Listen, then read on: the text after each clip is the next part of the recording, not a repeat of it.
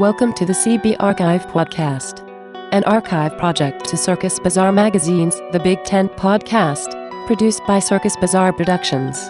This podcast uses software that automatically generates speech from text. Therefore, there may be inaccuracies in the creation of this speech. Although we endeavor to provide an accurate representation of the underlying documents, CB takes no responsibility for its accuracy for this reason. As a consequence, this podcast should only ever be used as a guide to the information that is presented. For referencing purposes, please consult with the primary source and original documentation.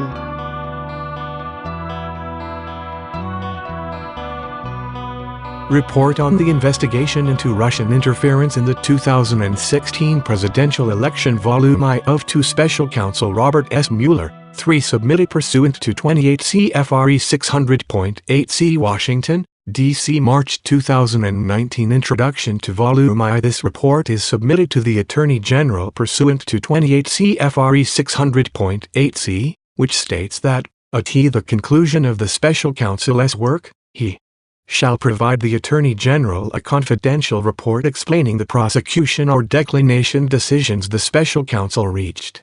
The Russian government interfered in the 2016 presidential election in sweeping and systematic fashion. Evidence of Russian government operations began to surface in mid-2016. In June, the Democratic National Committee and its cyber response team publicly announced that Russian hackers had compromised its computer network. Releases of hacked materials, hacks that public reporting soon attributed to the Russian government, began that same month. Additional releases followed in July through the organization WikiLeaks, with further releases in October and November. In late July 2016, soon after WikiLeaks' first release of stolen documents, a foreign government contacted the FBI about a May 2016 encounter with Trump campaign foreign policy advisor George Papadopoulos. Papadopoulos had suggested to a representative of that foreign government that the Trump campaign had received indications from the Russian government that it could assist the campaign through the anonymous release of information damaging to Democratic presidential candidate Hillary Clinton. That information prompted the FBI on July 31, 2016, to open an investigation into whether individuals associated with the Trump campaign were coordinating with the Russian government in its interference activities. That fall, two federal agencies jointly announced that the Russian government directed recent compromises of emails from U.S. persons and institutions, including U.S. political organizations, and has thefts and disclosures are intended to interfere with the U.S. election process. After the election, in late December 2016, the United States imposed sanctions on Russia for having interfered in the election.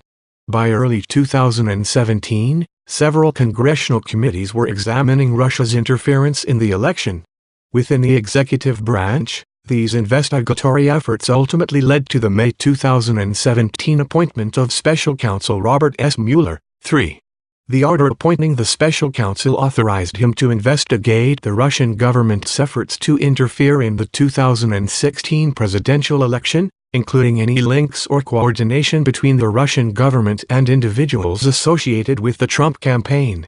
As set forth in detail in this report, the Special Counsel's investigation established that Russia interfered in the 2016 presidential election principally through two operations.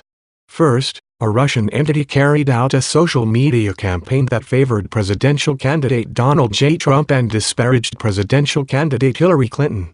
Second, a Russian intelligence service conducted computer intrusion operations against entities, employees, and volunteers working on the Clinton campaign and then released stolen documents. The investigation also identified numerous links between the Russian government and the Trump campaign.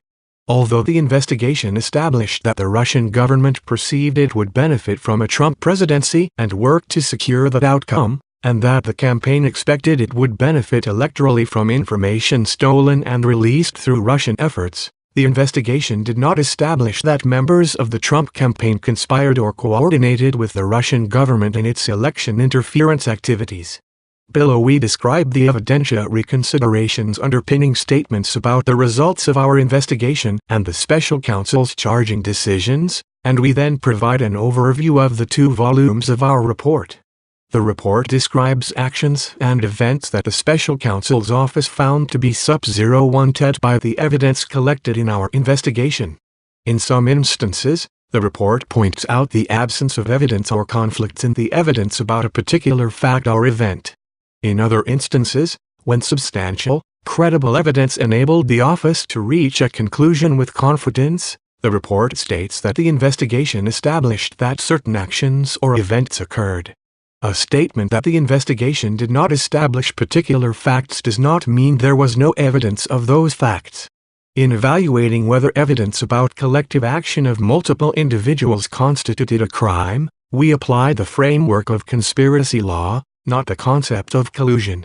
In so doing, the office recognized that the word collude was used in communications with the acting Attorney General confirming certain aspects of the investigation scope, and that the term has frequently been invoked in public reporting about the investigation.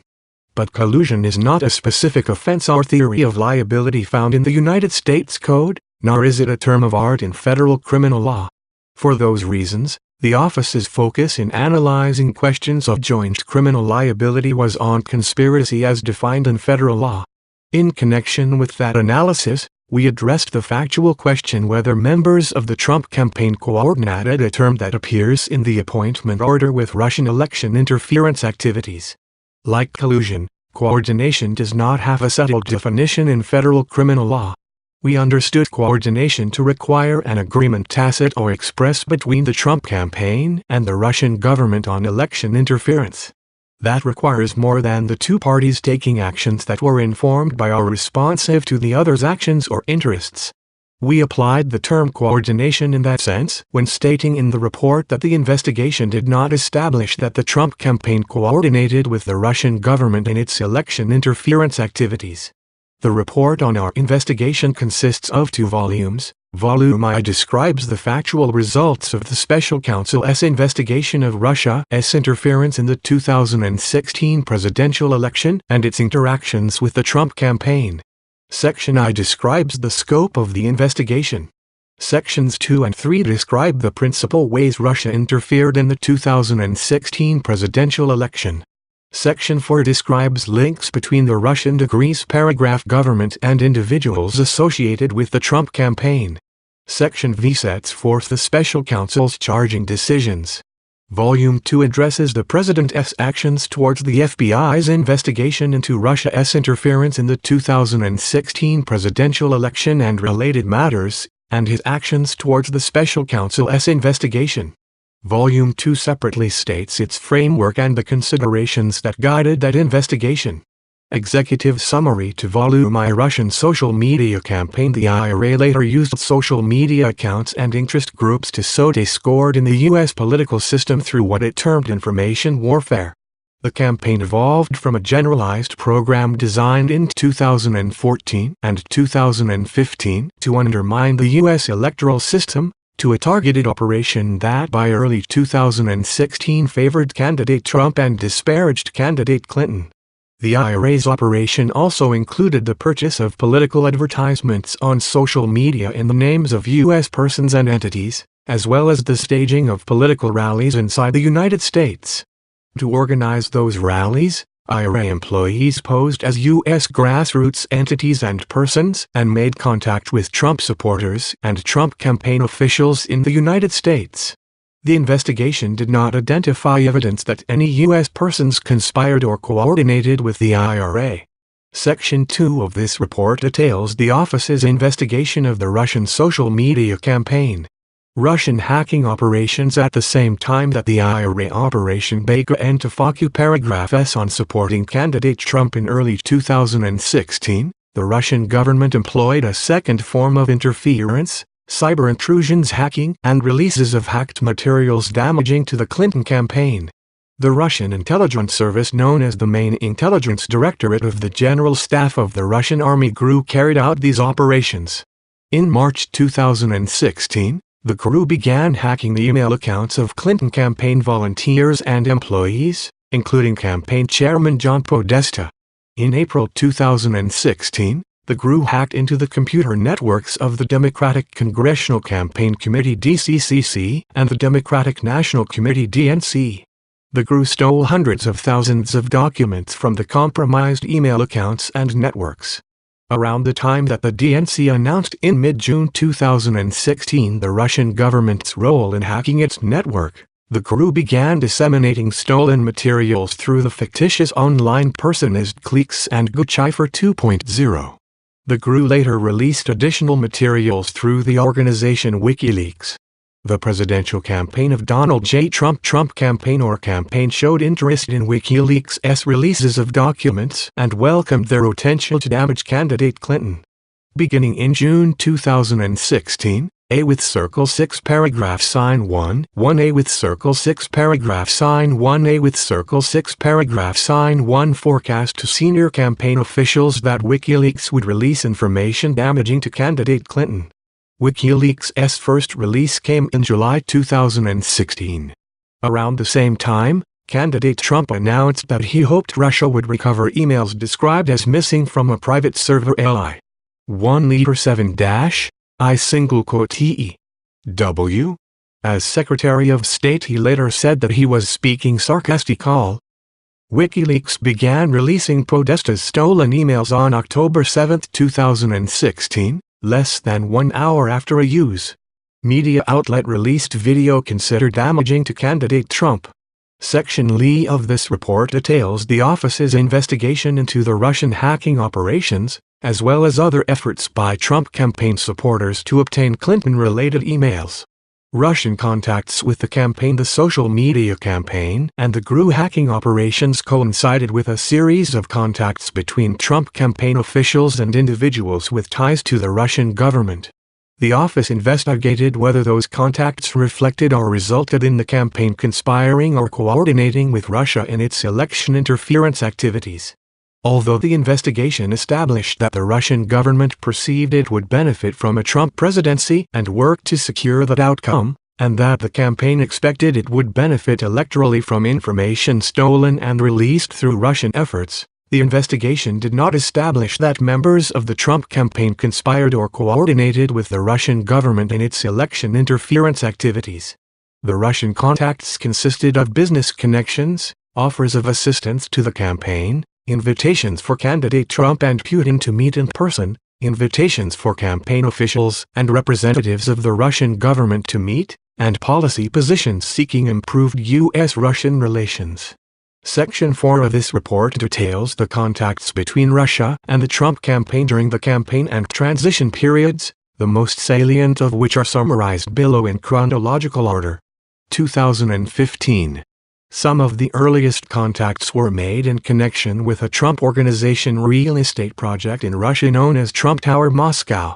Candidate Trump signed a letter of intent for Trump Tower Moscow by November 2015, and in January 2016 Trump Organization executive Michael Cohen emailed and spoke about the project with the Office of Russian Government Press Secretary Dmitry Peskov. The Trump Organization pursued the project through at least June 2016, including by considering travel to Russia by Cohen and candidate Trump. Spring 2016. Campaign foreign policy advisor George Papadopoulos made early contact with Joseph Mifsud, a London-based professor who had connections to Russia and traveled to Moscow in April 2016. Immediately upon his return to London from that trip, Mifsud told Papadopoulos that the Russian government had dirt on Hillary Clinton in the form of thousands of emails. 1 week later, in the first week of May 2016, Papadopoulos suggested to a representative of a foreign government that the Trump campaign had received indications from the Russian government that it could assist the campaign through the anonymous release of information damaging to candidate Clinton.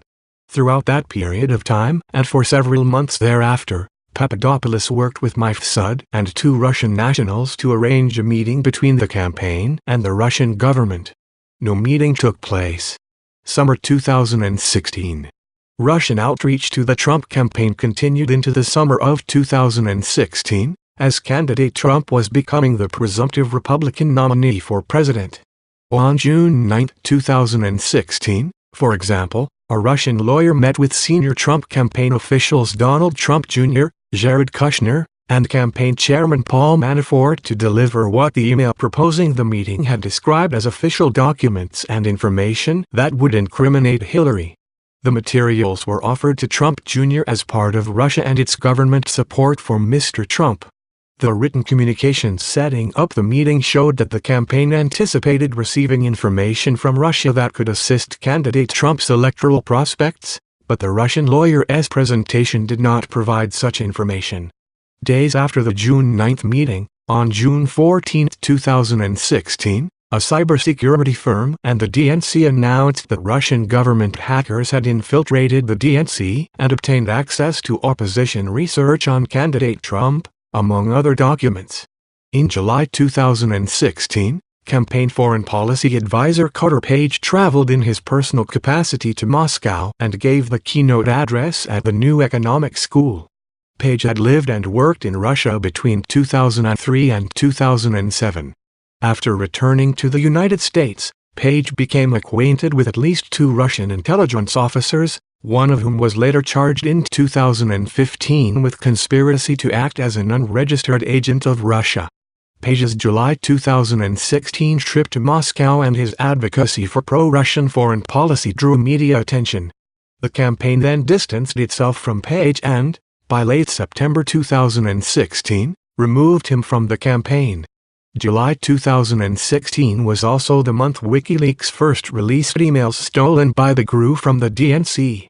On July 22, 2016, WikiLeaks posted thousands of internal DNC documents revealing information about the Clinton campaign. Within days, there was public reporting that U.S. intelligence agencies had high confidence that the Russian government was behind the theft of emails and documents from the DNC. And within a week of the release, a foreign government informed the FBI about its May 2016 interaction with Papadopoulos and his statement that the Russian government could assist the Trump campaign. On July 31, 2016, based on the foreign government Rep. 01 Ting, the FBI opened an investigation into potential coordination between the Russian government and individuals associated with the Trump campaign. Separately, on August 2, 2016, Trump campaign chairman Paul Manafort met in New York City with his longtime business associate Konstantin Kilimnik, who the FBI assesses to have ties to Russian intelligence. Kilimnik requested the meeting to deliver in person a peace plan for Ukraine that Manafort acknowledged to the special counsel's office was a backdoor way for Russia to control part of eastern Ukraine. Both men believed the plan would require candidate Trump's assent to succeed were he to be elected president. They also discussed the status of the Trump campaign and Manafort's strategy for winning Democratic votes in Midwestern states. Months before that meeting, Manafort had caused internal polling data to be shared with Kilimnik, and the sharing continued for some period of time after their August meeting. Fall 2016. On October 7, 2016, the media released video of candidate Trump speaking in graphic terms about women years earlier, which was considered damaging to his candidacy. Less than an hour later, WikiLeaks made its second release, thousands of Joint Podesta's emails that had been stolen by the GRU in late March 2016. The FBI and other U.S. government institutions were at the time continuing their investigation of suspected Russian government efforts to interfere in the presidential election. That same day, October 7, the Department of Homeland Security and the Office of the Director of National Intelligence issued a joint public statement that the Russian government directed the recent compromises of emails from U.S. persons and institutions, including from U.S. political organizations. Those thefts and the disclosures of the hacked materials through online platforms such as WikiLeaks, the statement continued, are intended to interfere with the U.S. election process. Post-2016 election. Immediately after the November 8 election, Russian government officials and prominent Russian businessmen began trying to make inroads into the new administration. The most senior levels of the Russian government encouraged these efforts. The Russian embassy made contact hours after the election to congratulate the president-elect and to arrange a call with President Putin. Several Russian businessmen picked up the effort from there. Kirill Dmitriev, the chief executive officer of Russia's sovereign wealth fund, was among the Russians who tried to make contact with the incoming administration. In early December, a business associate steered Dmitriev to Eric Prince, a supporter of the Trump campaign and an associate of senior Trump advisor Steve Bannon. Dmitriev and Prince later met face-to-face in January 2017 in the Seychelles and discussed U.S.-Russia relations. During the same period, another business associate introduced Dmitriev to a friend of Jared Kushner who had not served on the campaign or the transition team. Dmitriev and Kushner's friend collaborated on a short written reconciliation plan for the United States and Russia, which Dmitriev implied had been cleared through Putin. The friend gave that proposal to Kushner before the inauguration, and Kushner later gave copies to Bannon and incoming Secretary of State Rex Tillerson. On December 29, 2016, then-President Obama imposed sanctions on Russia for having interfered in the election. Incoming National Security Advisor Michael Flynn called Russian Ambassador Sergei Kislyak and asked Russia not to escalate the situation in response to the sanctions. The following day, Putin announced that Russia would not take retaliatory measures in response to the sanctions at that time. Hours later, President-elect Trump tweeted, "Great move on delay by V. Putin." The next day, on December 31, 2016, Kislyak called Flynn and told him the request had been received at the highest levels and Russia had chosen not to retaliate as a result of Flynn's request. On January 6, 2017, members of the intelligence community briefed President-elect Trump on a joint assessment drafted and coordinated among the Central Intelligence Agency, FBI, and National Security Agency that concluded with high confidence that Russia had intervened in the election through a variety of means to assist Trump's candidacy and harm Clinton's. A declassified version of the assessment was publicly released that same day. Between mid-January 2017 and early February 2017, 3 congressional committees, the House Permanent Select Committee on Intelligence (C), the Senate Select Committee on Intelligence (C), and the Senate Judiciary Committee (SJC), announced that they would conduct inquiries, or had already been conducting inquiries, into Russian interference in the election. Then FBI Director James Carney later confirmed to Congress the existence of the FBI's investigation into Russian interference that had begun before the election. On March 20, 2017, in open session testimony before C, Carney stated, "I have been authorized by the Department of Justice to confirm that the FBI, as part of our counterintelligence mission, is investigating the Russian government's efforts to interfere in the 2016 presidential election, and that includes investigating the nature of any links between individuals associated with the Trump campaign and the Russian government and whether there was any coordination between the campaign and Russia's efforts. As with any counterintelligence investigation, this will also include an assessment of whether any crimes were committed." The investigation continued under then-Director Carney for the next 7 weeks until May 9, 2017, when President Trump fired Carney as FBI Director, an action which is analyzed in Volume 2 of the Rep. 01T. On May 17, 2017, Acting Attorney General Rod Rosenstein appointed the special counsel and authorized him to conduct the investigation that Carney had confirmed in his congressional testimony, as well as matters arising directly from the investigation, and any other matters within the scope of 28 CFR 600.4a, which generally covers efforts to interfere with or obstruct the investigation. President Trump reacted negatively to the special counsel's appointment.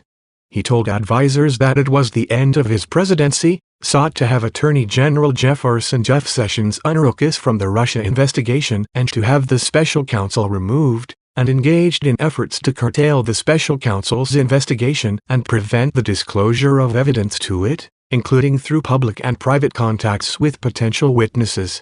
Those and related actions are described and analyzed in Volume 2 of the report.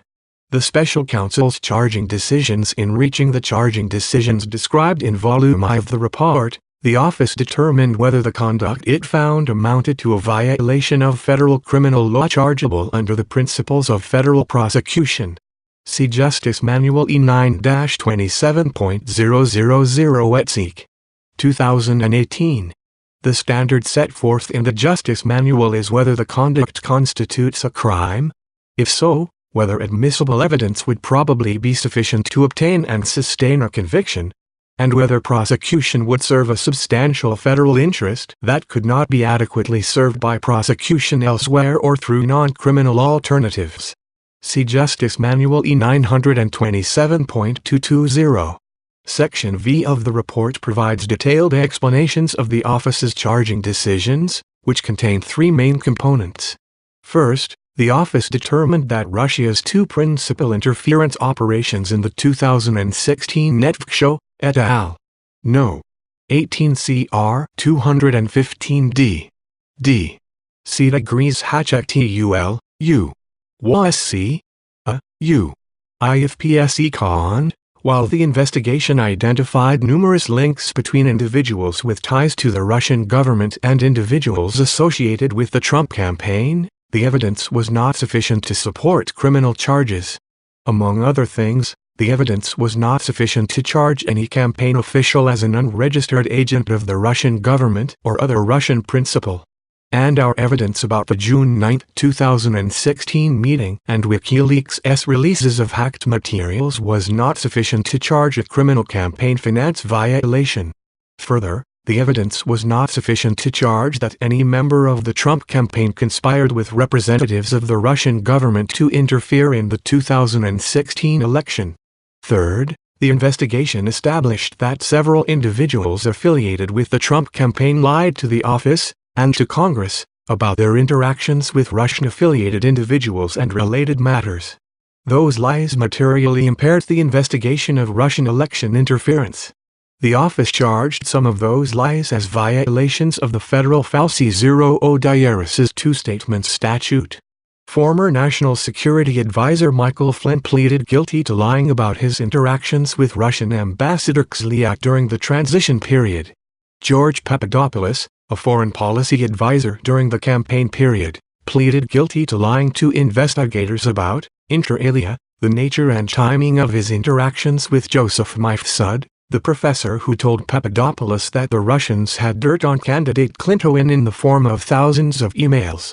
Former Trump Organization attorney Michael Cohen added via ILTV to making false statements to Congress about the Trump-Moscow Act.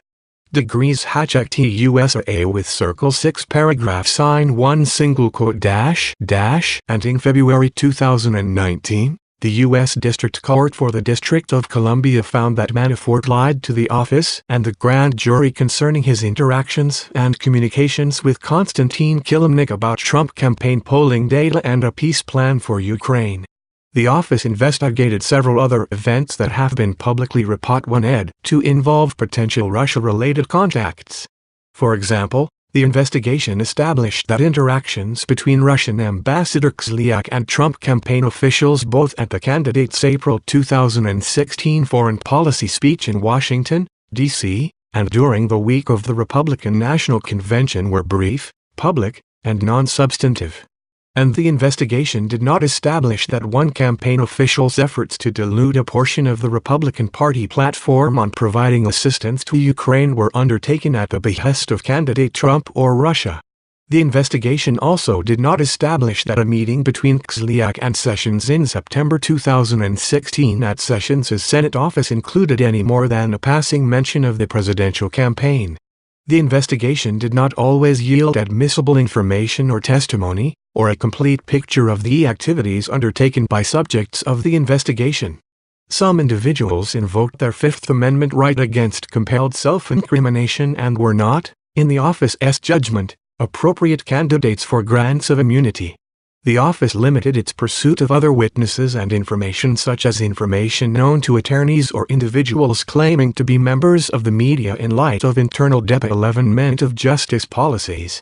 See, for example, Justice Manual E 9-13.400, 13.410.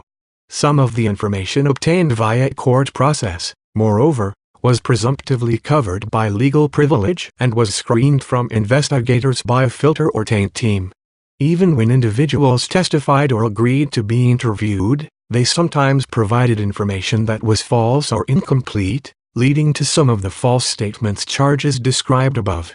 And the office faced practical limits on its ability to access relevant evidence as well. Numerous witnesses and subjects lived abroad, and documents were held outside the United States. Further, the office learned that some of the individuals we interviewed or whose conduct we investigated, including some associated with the Trump campaign, deleted relevant communications or communicated during the relevant period using applications that feature encryption or that do not provide for long-term retention of data or communications records. In such cases, the office was not able to corroborate witness statements through comparison to contemporaneous communications or fully question witnesses about statements that appeared inconsistent with other known facts. Accordingly, while this report embodies factual and legal determinations that the office believes to be accurate and complete to the greatest extent possible, given these identified gaps, the office cannot rule out the possibility that the unavailable information would shed additional light on or cast in a new light the events described in the report. With Circle 6 paragraph sign 1. The Special Counsel's investigation on May 17, 2017, Deputy Attorney General Roger Rosenstein, then serving as Acting Attorney General for the Russia investigation following the recusal of former Attorney General Jeff Sessions on March 2, 2016, appointed the Special Counsel to investigate Russian interference with the 2016 presidential election and related matters. Office of the Deputy General, Order No.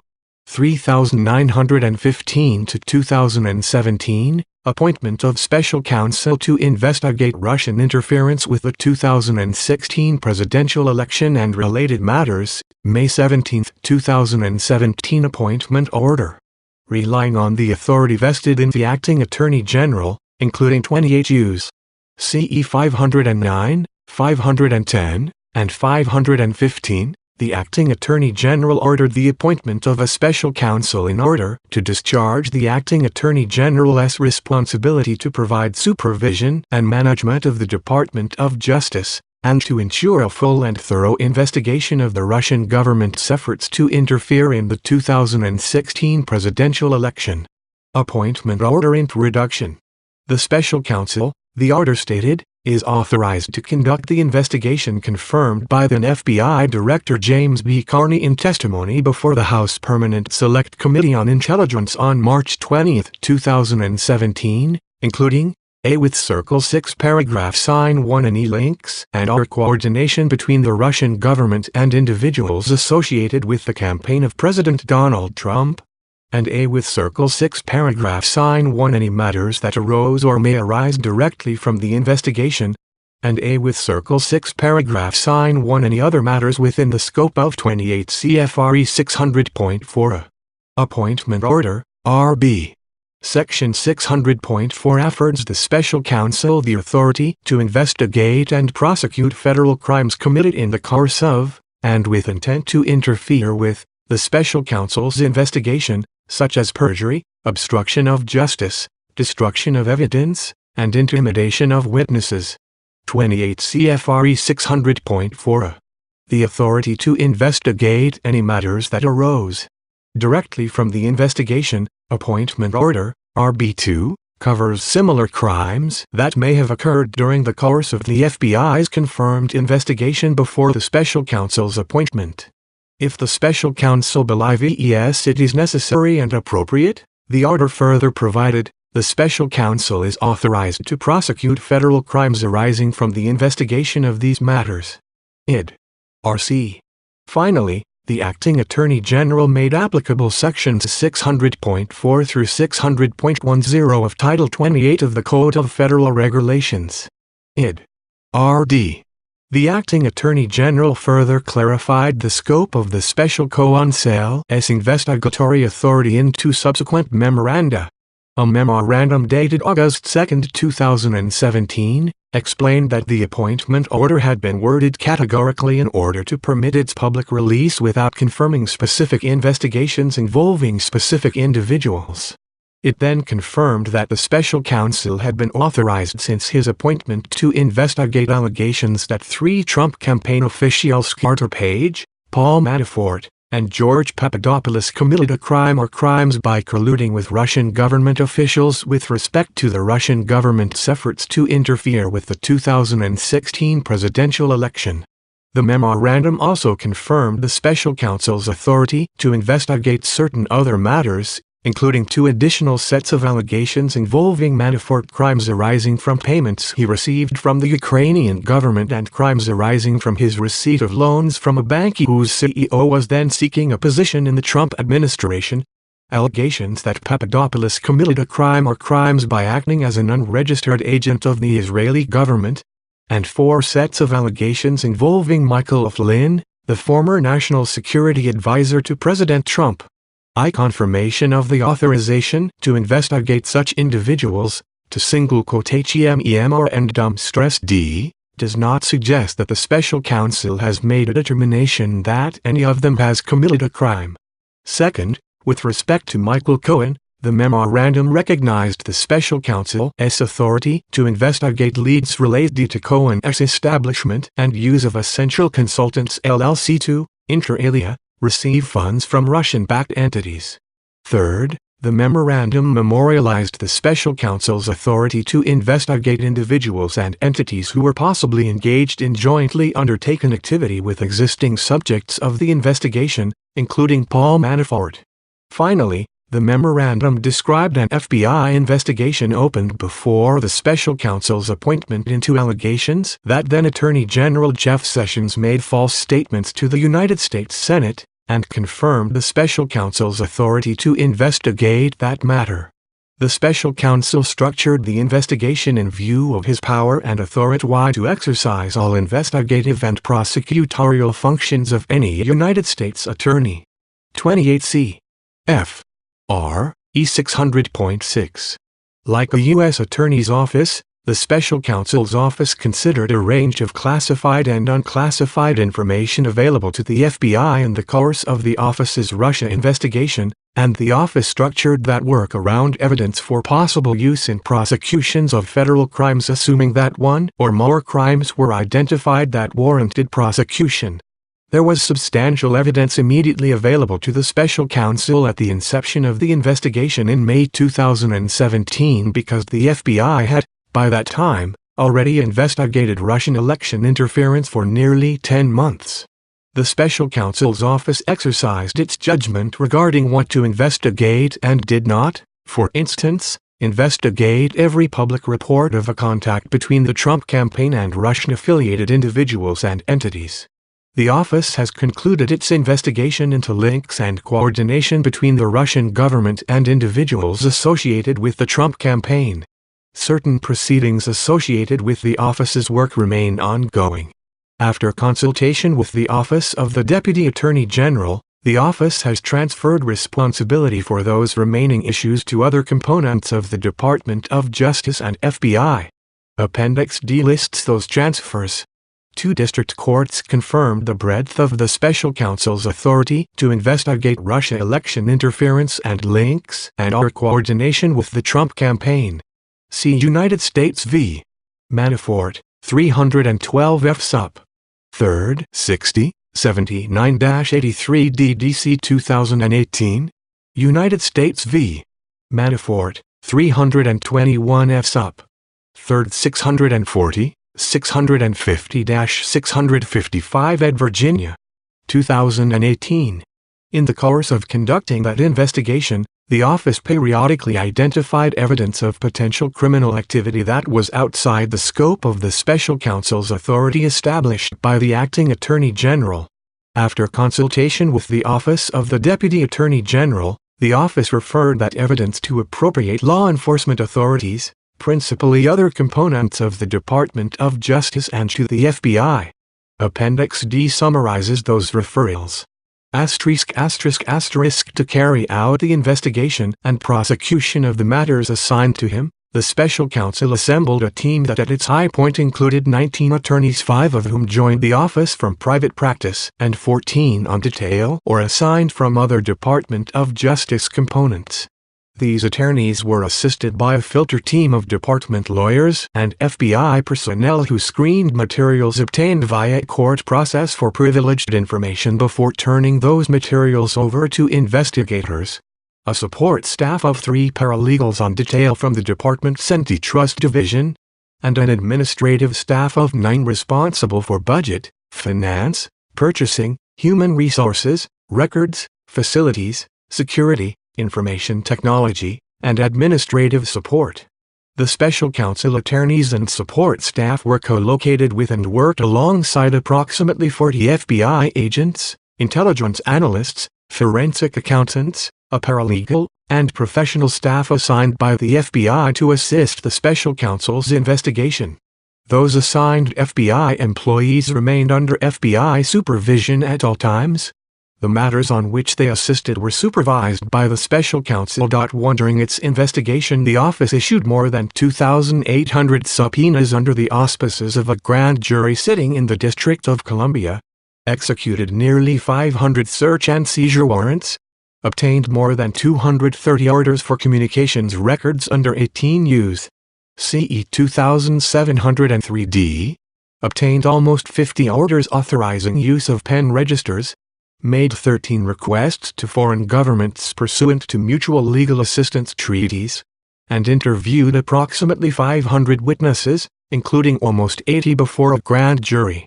From its inception, the office recognized that its investigation could identify foreign intelligence and counterintelligence information relevant to the FBI's broader national security mission. FBI personnel who assisted the office established procedures to identify and convey such information to the FBI. The FBI's Counterintelligence Division met with the office regularly for that purpose for most of the office's tenure. For more than the past year, the FBI also embedded personnel at the office who did not work on the special counsel's investigation, but whose purpose was to review the results of the investigation and to send in writing summaries of foreign intelligence and counterintelligence information to FBI and FBI field offices. Those communications and other correspondence between the office and the FBI contain information derived from the investigation, not all of which is contained in this volume. This volume is a summary. It contains, in the office's judgment, that information necessary to account for the special counsel's prosecution and declination decisions and to describe the investigation's main factual results. 1 FBI personnel assigned to the special counsel's office were required to adhere to all applicable federal law and all department and FBI regulations, guidelines, and policies. An FBI attorney worked on FBI-related matters for the office, such as FBI compliance with all FBI policies and procedures, including the FBI's Domestic Investigations and Operations Guide (DOG). That FBI attorney worked under FBI legal supervision, not the special counsel's supervision. With Circle 6 paragraph sign 1 Russian active measures social media campaign. The first form of Russian election influence came principally from the Internet Research Agency, LLC-IRA, a Russian organization funded by Yevgeny Viktorovich Prigozhin and companies he controlled, including Concord Management and Consulting LLC and Concord Catering, collectively Concord. 2. The IRA conducted social media operations targeted at large U.S. audiences with the goal of sowing discord in the U.S. political system. 3. These operations constituted Active Measures Act Bimporpromu 1, a term that typically refers to operations conducted by Russian security services aimed at influencing the course of international affairs. 4. The IRA and its employees began operations targeting the United States as early as 2014. Using fictitious U.S. personas, IRA employees operated social media accounts and group pages designed to attract U.S. audiences. These groups and accounts, which addressed divisive U.S. political and social issues, falsely claimed to be controlled by U.S. activists. Over time, these social media accounts became a means to reach large U.S. audiences. IRA employees traveled to the United States in mid-2014 on an intelligence-gathering mission to obtain information and photographs for use in their social media posts. IRA employees posted derogatory information about a number of candidates in the 2016 U.S. presidential election. By early to mid-2016, IRA operations included supporting the Trump campaign and disparaging candidate Hillary Clinton. The IRA made various expenditures to carry out those activities, including buying political advertisements on social media in the names of U.S. persons and entities. Some IRA employees, posing as U.S. persons and without revealing their Russian association, communicated electronically with individuals associated with the Trump campaign and with other political activists to seek to coordinate political activities, including the staging of political rallies. 5. The investigation did not identify evidence that any U.S. persons knowingly or intentionally coordinated with the IRA's interference operation. By the end of the 2016 U.S. election, the IRA had the ability to reach millions of U.S. persons through their social media accounts. Multiple IRA-controlled Facebook groups and the office is aware of reports that other Russian entities engaged in similar active MISAS operations targeting the United States. Some evidence collected by the office corroborates those Rep. 01TS, and the office has shared that evidence with other offices in the Department of Justice and FBI. 3. Harm to ongoing matter. See also SM 2,230,634, Serial 44 analysis. The FBI case numbers cited here, and other FBI case numbers identified in the report, should be treated as law enforcement sensitive given the context. The report contains additional law enforcement sensitive information. 4. As discussed in Part V below, the active measures investigation has resulted in criminal charges against 13 individual Russian nationals and 3 Russian entities, principally for conspiracy to defraud the United States, in violation of 18 U.S. CE 371. See Volume I, Section V. Infra.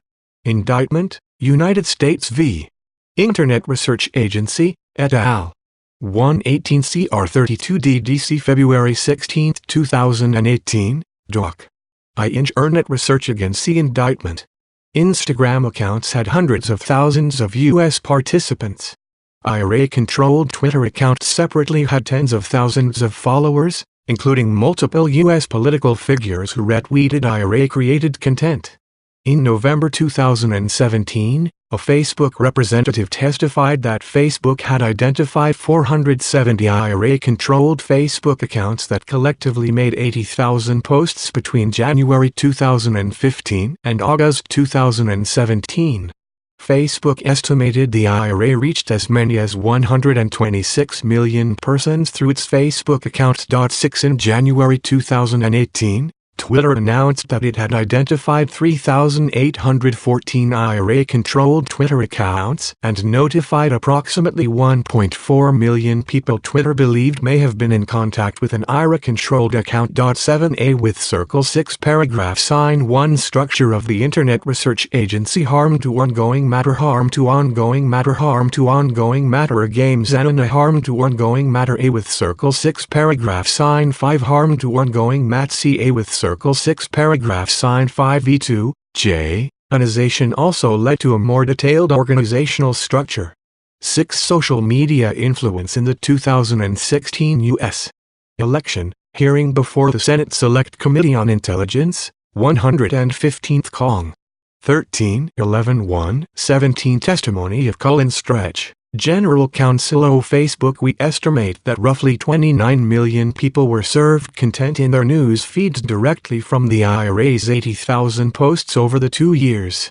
Posts from these pages were also shared, liked, and followed by people on Facebook, and, as a result, 3 times more people may have been exposed to a story that originated from the Russian operation.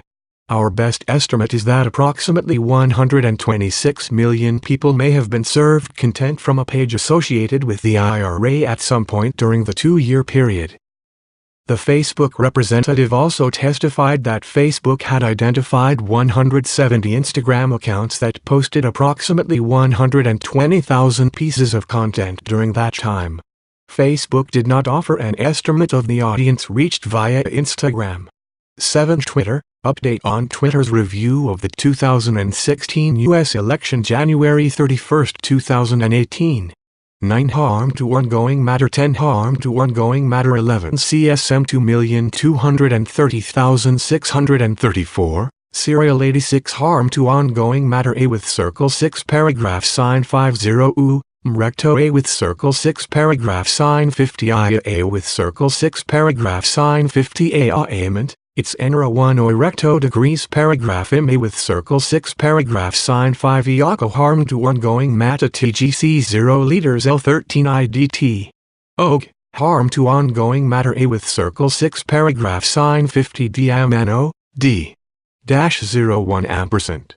A with circle 6 paragraph sign 5 DJ A with circle 6 paragraph sign 1 A with circle 6 paragraph sign 5, Ranans are and, CL, me, ITA with circle 6 paragraph sign 1 Lita 6 paragraph sign 1 Myat paragraph A with circle 6 paragraph sign 1 UMA with circle 6 paragraph sign 5 O plus COA with circle 6 paragraph sign 1 OGO ORA O0 A with circle 6 paragraph sign 1 Harm to ongoing mat A with circle 6 paragraph sign 1 Funding and oversight from Concord and Prigzhin until at least February 2018. Yevgeny Viktorovich Prigzhin and 2 Concord companies funded the IRA. Prigzhin is a wealthy Russian businessman who served as the head of Congo Road degrees paragraph harm to ongoing matter harm to ongoing matter harm to ongoing matter, IA with circle 6 paragraph sign 1, A with circle 6 paragraph sign 1131 and 204.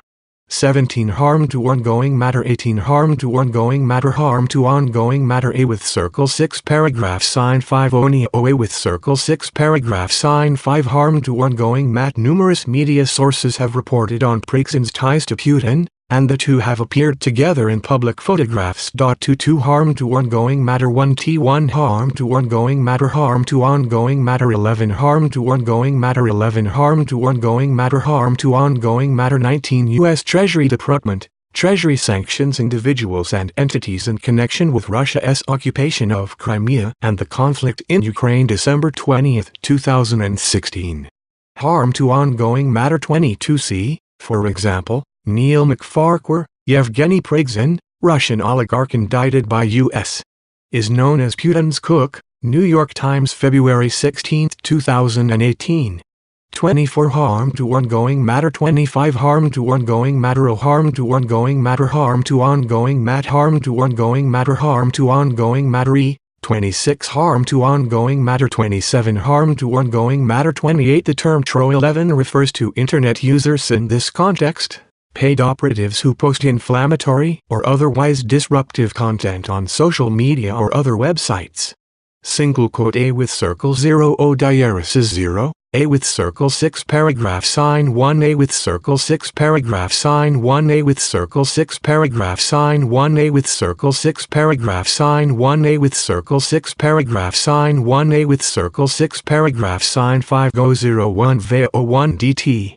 Rank. Harm to ongoing mat. Harm to ongoing mat. NMTFF Dear B1 IMEA 6 paragraph sign 1 GIA with circle 6 paragraph sign 1 degrees paragraph MHE paragraph A with circle 6 paragraph sign 11 E1 It harm to ongoing matter. A with circle 6 paragraph sign 1 The IRA targets U.S. elections. A with circle 6 paragraph sign 1 The IRA ramps up U.S. operations as early as 2014. D. A with circle 6 paragraph sign 50110 A with circle 6 paragraph sign 5 Outgo J, A with circle 6 paragraph sign 5 C Auno A with circle 6 paragraph sign 5 equals Ma Ana 0 B Go A with circle 6 paragraph sign 501 L A with circle 6 paragraph sign 5 DTO A with circle 6 paragraph sign 50 0 O U A with circle 6 paragraph sign 5 O Erratic FN 1 A Artmim KNC1 mile, IQA with circle 6 paragraph sign 1 A paragraph MMA with circle 6 paragraph sign 1 If E1 UA with circle 6 paragraph sign 5 I, 1 L0 O Boyo, DT subdivided the translator department into different responsibilities, ranging from operations on different social media platforms to analytics to 29 investigative technique serials 131 and 204. 30 CSM 2,230,634, serial 156. A with circle 6 paragraph sign 5 CSM 2,230,634, 31 Internet Research Agency indictment, R12B. See also 5, 26, 16 Facebook messages, ID 14799368956564747 United Muslims of America & harm to ongoing matter, SOA with circle 6 paragraph sign 5061. LA with circle 6 paragraph sign 1A with circle 6 paragraph sign 5. I, 89. Harm to ongoing matter graphics and IT. Harm to ongoing matter A with circle 6 paragraph sign 5 A with circle 6 paragraph sign 1 Harm to ongoing matter Harm to ongoing matter Harm to ongoing mat 0634. Serial 2034 CSM 2230634, Serial 204 Harm to ongoing matter Harm to ongoing matter Harm to ongoing matter A with circle 6 paragraph sign 5E equals 137 IRA employees also traveled to the United States on intelligence gathering missions. In June 2014, 4 IRA employees applied to the U.S. Department of State to enter the United States, while lying about the purpose of their trip and claiming to be 4 friends who had met at a party. 38 Ultimately, 2 IRA employees Anna Bogacheva and Alexandra Krylova received visas and entered the United States on June 4, 2014.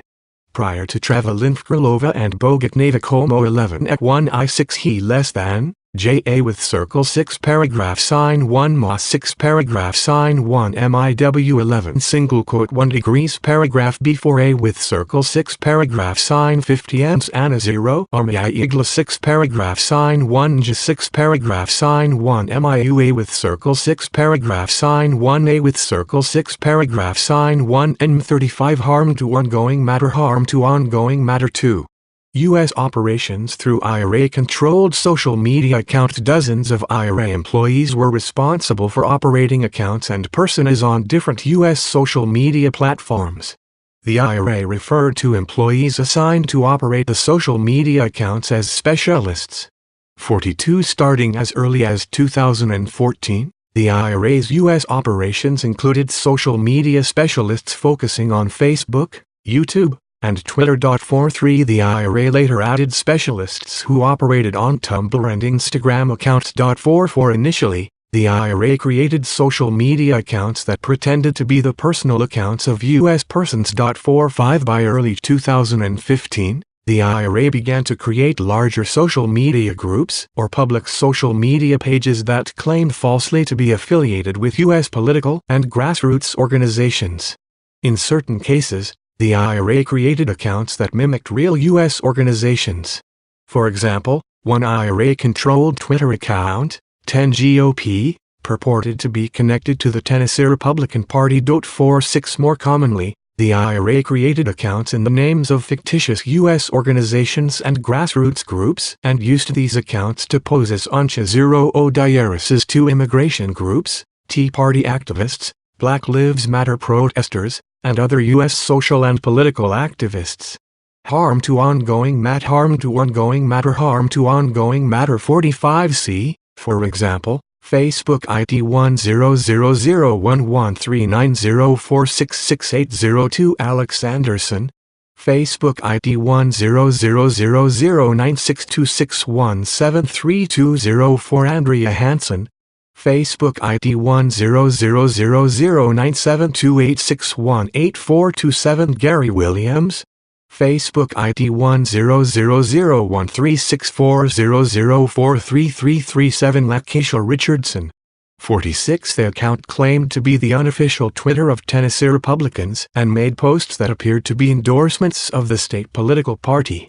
See, for example, 10GOP, 4-3-16 tweet Tennessee GOP backs read now Trump period #Maki America Agri at again #Tingop #Tennessee #Gop Harm to ongoing matter. The focus on the U.S. presidential campaign continued throughout 2016.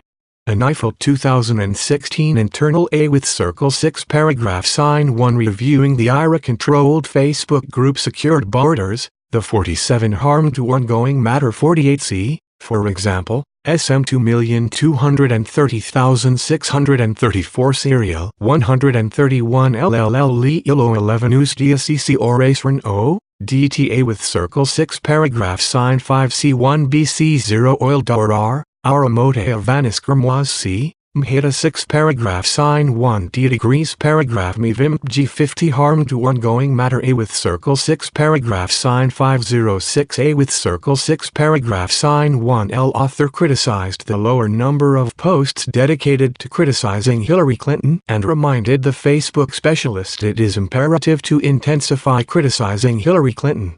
51 If ILA 6 paragraph sign 1 HT degrees paragraph L degrees paragraph Y Fu.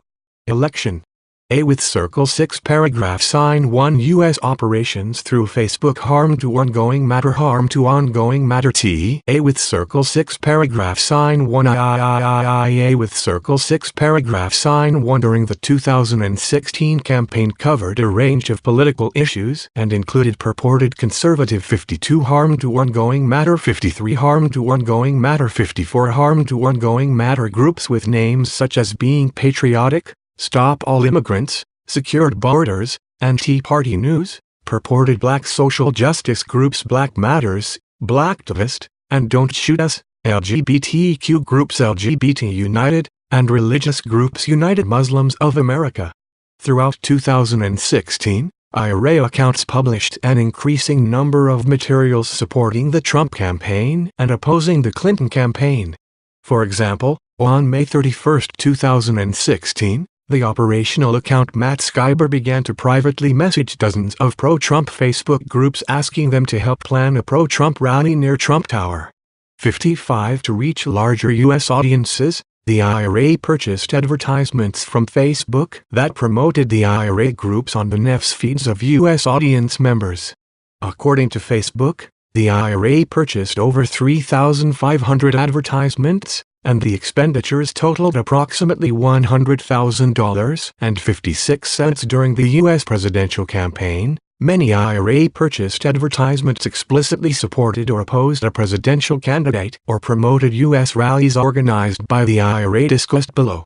As early as March 2016, the IRA purchased advertisements that overtly opposed the Clinton campaign. For example, on March 18, 2016, the IRA purchased an advertisement depicting candidate Clinton and a caption that read in part, "If one day God lets this liar enter the White House as a president, that day would be real national tragedy."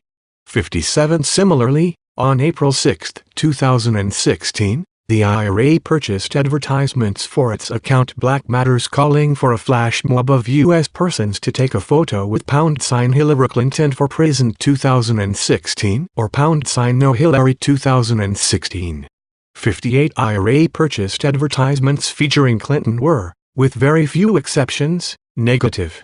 59 IRA purchased advertisements referencing candidate Trump largely supported his campaign. The first known IRA advertisement explicitly endorsing the Trump campaign was purchased on April 19, 2016. The IRA bought an advertisement for its Instagram account Tea Party News asking U.S. persons to help them make a patriotic team of young Trump supporters by uploading photos with the hashtag #KIDS4TRUMP. 60 In subsequent months, the IRA purchased dozens of advertisements supporting the Trump campaign, predominantly through the Facebook groups Being Patriotic, Stop All Invaders, and Secured Borders. 55 5/31 16 Facebook message, ID 100009922908461 Matt Skyber to a DMLAL TTLS. K. Ilbertio ID 56 Social media influence in the 2016 U.S. election. Hearing before the Senate Select Committee on Intelligence, 115th Cong. 13/11/1 17 Testimony of Colin Stretch, General Counsel of Facebook. 57 3 18 16 Facebook advertisement ID 6045505152575 58 4 6 16 Facebook advertisement ID 6043740225319 59 CSM 2,230,634 Serial 213 documenting politically oriented advertisements from the larger set provided by Facebook. 64 19 16 Facebook advertisement ID 6045151094235. Collectively, the IRA's social media accounts reached tens of millions of U.S. persons. Individual IRA social media accounts attracted hundreds of thousands of followers. For example, at the time they were deactivated by Facebook in mid-2017, the IRA's United Muslims of America Facebook group had over 300,000 followers, the Don't Shoot Us Facebook group had over 250,000 followers, the Being Patriotic Facebook group had over 200,000 followers, and the Secured Borders Facebook group had over 130,000 followers. 61 According to Facebook, in total the IRA-controlled accounts made over 80,000 posts before their deactivation in August 2017, and these posts reached at least 29 million news persons and may have reached an estimated 126 million people. 62A with Circle 6 paragraph sign 1 U.S. operations through Twitter NEOTCC. Blurdio artnc equals a of 1c The IRA's Twitter operations involved two strategy degrees paragraph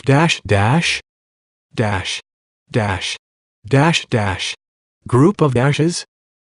Certain Twitter accounts to create individual US ORSNAs equals HEA.SRM at O was 6 paragraph sign 1A with Circle 6 paragraph sign 1 Ungo inch G MRA, single quote TTTTR, et R. Separately, the IRA operated a network of automated Twitter accounts commonly referred to as a bot network that enabled the IRA to amplify existing content on Twitter.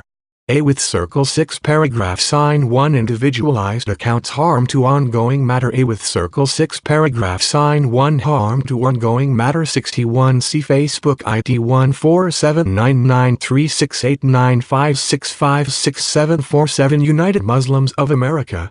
Facebook ID L157233400960126 Don T. Shoot.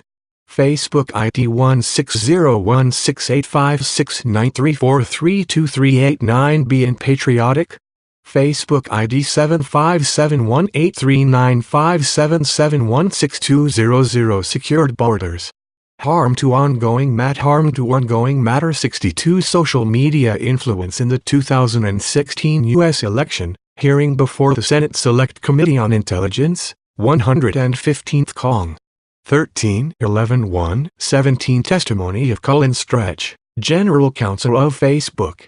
63 Harm to ongoing matter. 64 Harm to ongoing matter. 65 Harm to ongoing matter. 66 The IRA operated individualized Twitter accounts similar to the operation of its Facebook accounts, by continuously posting original content to the accounts while also communicating with U.S. Twitter users directly through public tweeting or Twitter's private messaging.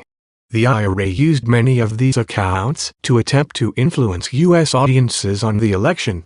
Individualized accounts used to influence the U.S. presidential election included 10 GOP described above.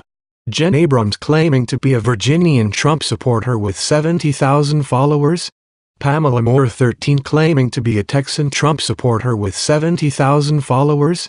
And America, Easton anti-immigration persona with 24,000 followers. 6.7 In May 2016, the IRA created the Twitter account March for Trump, which promoted IRA-organized rallies in support of the Trump campaign described below. 68 Using these accounts and others, the IRA provoked reactions from users and the media. Multiple IRA-posted tweets gained popularity. 70 U.S. media outlets also quoted tweets from IRA-controlled accounts and attributed them to the reactions of real U.S. persons. 71 Similarly, Numerous high 66 harm to ongoing matter 67 other individualized accounts included Missouri News, an account with 3,800 followers that posted pro-Sanders and anti-Clinton material. 68C March for Trump, 5/30/16 tweet first post from account. 7 Degrees, for example, one IRA account tweeted, "To those people who hate the Confederate flag. Did you know that the flag and the war wasn't about slavery? It was all about money." The tweet received over 40,000 responses. Jen Abrams 4/24/17 2:37 p.m. tweet. 71 Josephine Lucido and Chris Wells, most major outlets have used Russian tweets as sources for partisan opinion, study, Columbia Journalism Review March 8, 2018. See also Twitter steps up to explain # New York values to Ted Cruz. Washington Post January 15, 2016 citing IRA tweet. People are slamming the CIA or claiming Russia tried to help Donald Trump. U.S. News & World Report December 12, 2016. Profile U.S. persons, including former Ambassador Michael McFaul, 72 Roger Stone, 73 Sean Hannity, 74 and Michael Flynn Jr., 75 retweeted or responded to tweets posted to these IRA with Circle 0 Diaris's 2 controlled accounts. Multiple individuals affiliated with the Trump campaign also promoted IRA tweets discussed below. A with Circle 6 paragraph sign 1 IRA botnet activities in January 20 I8. Twitter publicly identified 3,8 I4 Twitter accounts associated with the IRA. 79 According to Twitter, in the 10 weeks before the 2016 U.S. presidential election, these accounts posted approximately 175,993 tweets, approximately 8.4% of which were election degrees. Paragraph 72 McFaul 4/30/16 tweet responding to tweet by Jen Abrams. 73 Roger Stone 5/30/16 tweet retweeting Pamela Mueller 3. Roger Stone 4/26/16 tweet same. 74 Sean Hannity 6/21/17 tweet retweeting Pamela Mueller 13. 75 Flynn 6/22/17 tweet Jen Abrams. This is what happens when you add the voiceover of an old documentary about mental illness onto video of SJWs. 76 A botnet refers to a network of private computers or accounts controlled as a group to send specific automated messages. On the Twitter network, botnets can be used to promote and republish or retweet specific tweets or hashtags in order for them to gain larger audiences. 77 Harm to ongoing matter 78 Harm to ongoing matter 79 Eli Rosenberg, Twitter to tell 677,000 users they were hacked by the Russians. Some signs show the problem continues. Washington Post January 19, 2019. Related. Twitter also announced that it had notified approximately 1.4 million people who Twitter believed may have been in contact with an IRA-controlled account. 81A with Circle 6 paragraph sign 1 U.S. operations involving political rallies. The IRA organized and promoted political rallies inside the United States while posing as U.S. grassroots activists. First, the IRA used one of its pre-existing social media personas, Facebook groups and Twitter accounts, for example, to announce and promote the event. The IRA then sent a large number of direct messages to followers of its social media account asking them to attend the event. From those who responded with interest in attending, the IRA then sought a U.S. person to serve as the event's coordinator. In most cases, the IRA account operator would tell the U.S. person that they personally could not attend the event due to some pre-existing conflict or because they were somewhere else in the United States. 82 The IRA then further promoted the event by contacting U.S. media about the event and directing them to speak with the coordinator. 3 After the event, the IRA posted videos and photographs of the event to the IRA's social media accounts. 84 The office identified dozens of U.S. rallies organized by the IRA. The earliest evidence of a rally was a Confederate rally in November 2015. 85 The IRA continued to organize rallies even after the 2016 U.S. presidential election. The attendance at rallies varied. Some rallies appear to have drawn few, if any, Pawantichi ants, while others drew hundreds. The reach and success of these A with circle 6 paragraph sign 1, A with circle 6 paragraph sign 1, A with circle 6 paragraph sign 1, harm to ongoing matter 80 Twitter, update on Twitter's review of the 2016 U.S. election updated January 31, 2018. Twitter also reported identifying 50,258 automated accounts connected to the Russian government, which tweeted more than 1 million times in the 10 weeks before the election.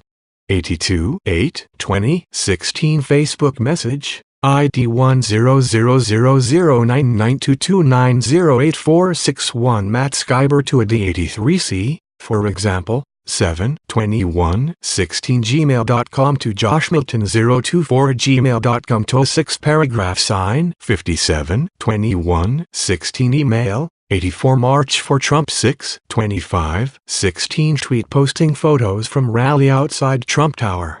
85 Instagram ID 2,228,012,168 Stand for Freedom 11-3-15 Post Good evening buds. Well, I am planning to organize a Confederate rally in Houston on the 14th of November and I want more people to attend. FJJ- A with circle 6 paragraph sign 5. IA with circle 6 paragraph sign 5 From June 2016 until the end of the presidential campaign, almost all of the U.S. rallies organized by the IRA focused on the U.S. election, often promoting the Trump campaign and opposing the Clinton campaign. Pro-Trump rallies included 3 in New Miners for Trump Bring Back Our Jobs A with circle 6 paragraph sign 5 York. A series of pro-Trump rallies in Florida in August 2016, and a series of pro-Trump rallies in October 2016 in Pennsylvania. The Florida rallies drew the attention of the Trump campaign, which posted about the Miami rally on candidate Trump's Facebook account as discussed below. 860 Help Mr. Trump Fix IT. Acha 1 Mema Akare with circle 6 paragraph sign 5.0. IDL Dio 00 I1 11 1 1 degrees paragraph 111, 1 degrees paragraph 11.1 1 111, 1 HIM A 6 paragraph sign 1 Ma 6 paragraph sign 1 U-A with circle 6 paragraph sign 1 MNMA with circle 6 paragraph sign 5 DLLG IL1 LL single quote 111 earn 111 %1 IO1 MK 1 Rawls Miss 1 at Liel single quote LLFL E A1 single quote 11,111 A with circle 6 paragraph sign 5 single quote G2HLLL single quote LNL I 1111 IRA poster for Pennsylvania rallies organized by the IRA A with circle 6 paragraph sign 1 targeting and recruitment of U.S. persons 01 DT single quote G010 P T O Targowerske with circle 6 paragraph sign 50 Kuio single quote 0 to ad operanum A with circle 6 paragraph sign 5 Gok A with circle 6 paragraph sign 5 W Accusio 000 Oosted A with circle 6 paragraph sign 5 DTL Mu GLA 6 paragraph sign 1 Amend degrees paragraph I11 A with circle 6 paragraph sign 1 A with circle 6 paragraph sign 11 degrees paragraph MO IRA employees frequently used VES1 G1 Vieknik Twitter, Facebook, and LNSDAGRAM to contact and recruit U.S. persons who followed the group. The IRA recruited U.S. persons from across the political spectrum. For example, the IRA targeted the family of 0 Diarises 2 and a number of black social justice activists. 86 The pro-Trump rallies were organized through multiple Facebook, Twitter, and email accounts. See, for example, Facebook ID 100009922908461 Matt Skyber, Facebook ID 160168569343238 Being Patriotic, Twitter account March for Trump, beingpatriotic@gmail.com. Rallies were organized in New York on June 25, 2016. Florida on August 20, 2016, and Pennsylvania on October 2, 2016. 87 Harm to Ongoing Matter. 88 Harm to Ongoing Matter while posing as a grassroots group called Black Matters US. 89 In February 2017, the persona Blackfist purporting to want to teach African Americans to protect themselves when contacted by law enforcement hired a self-defense instructor in New York to offer classes sponsored by Blackfist.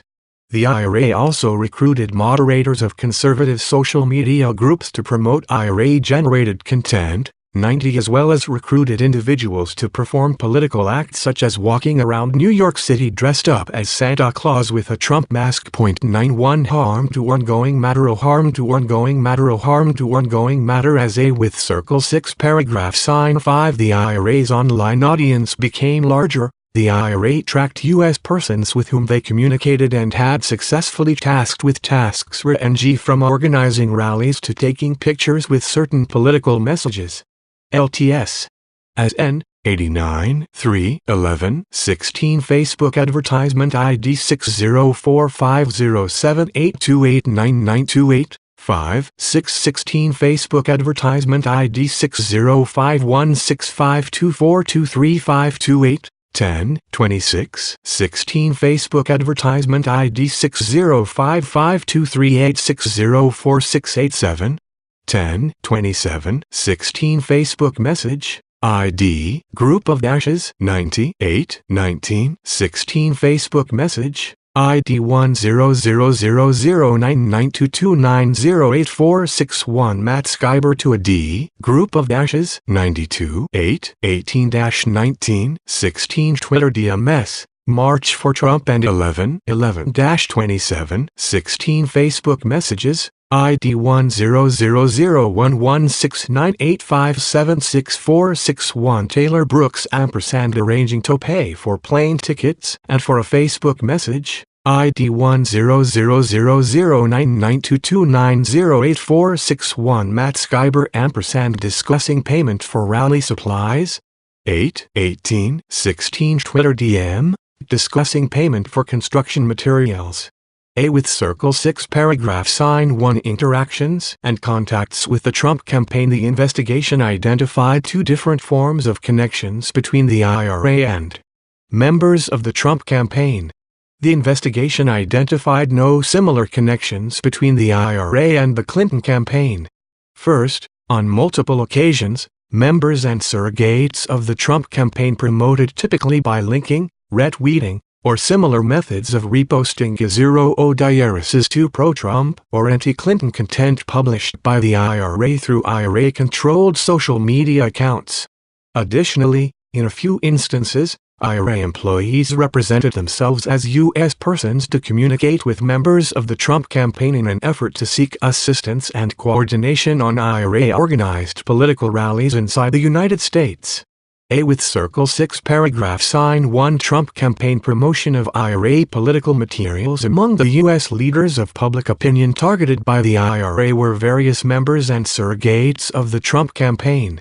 In total, Trump campaign affiliates promoted dozens of tweets, posts, and other political content created by the IRA. Posts from the IRA-controlled Twitter account 10GOP were cited or retweeted by multiple Trump campaign officials and surrogates, including Donald J. Trump Jr., 96 Eric 96C, E.G., Donald Trump Jr. 10, 26, 16 Tweet Route 10 GOP, breaking thousands of names changed on voter rolls in Indiana. Police investigating # voter fraud. # drain swamp. Donald Trump Jr. 11, 2, 16 Tweet Route 10 GOP, breaking # voter fraud by counting tens of thousands of ineligible mail-in Hillary votes being reported in Broward County, Florida. Donald Trump Jr. 11, 8, 16 Tweet Route 10 GOP, this vet passed away last month before he could vote for Trump. Here he is in his # MAGA hat. # voted # election day. Trump Jr. retweeted additional 10 GOP content subsequent to the election. Trump 9,7 Kellyanne Conway, 98 Brad Parscale, 99 and Michael T. Flynn. 100. These posts included allegations of voter fraud, 101, as well as allegations that Secretary Clinton had mishandled classified information. 102. A November 7, 2016 post from the IRA-controlled Twitter account Pamela Moore 13 was retweeted by Donald J. Trump Jr. 103. On September 19, 2017, President Trump's personal account Ray Alden L. Trump responded to a tweet from the IRA-controlled account L0GOP, the backup account of 10 GOP, which had already been deactivated by Twitter. The tweet read, "We love you, Mr. President." 104 IRA employees monitored the reaction of the Trump campaign and, later, Trump administration officials to their tweets.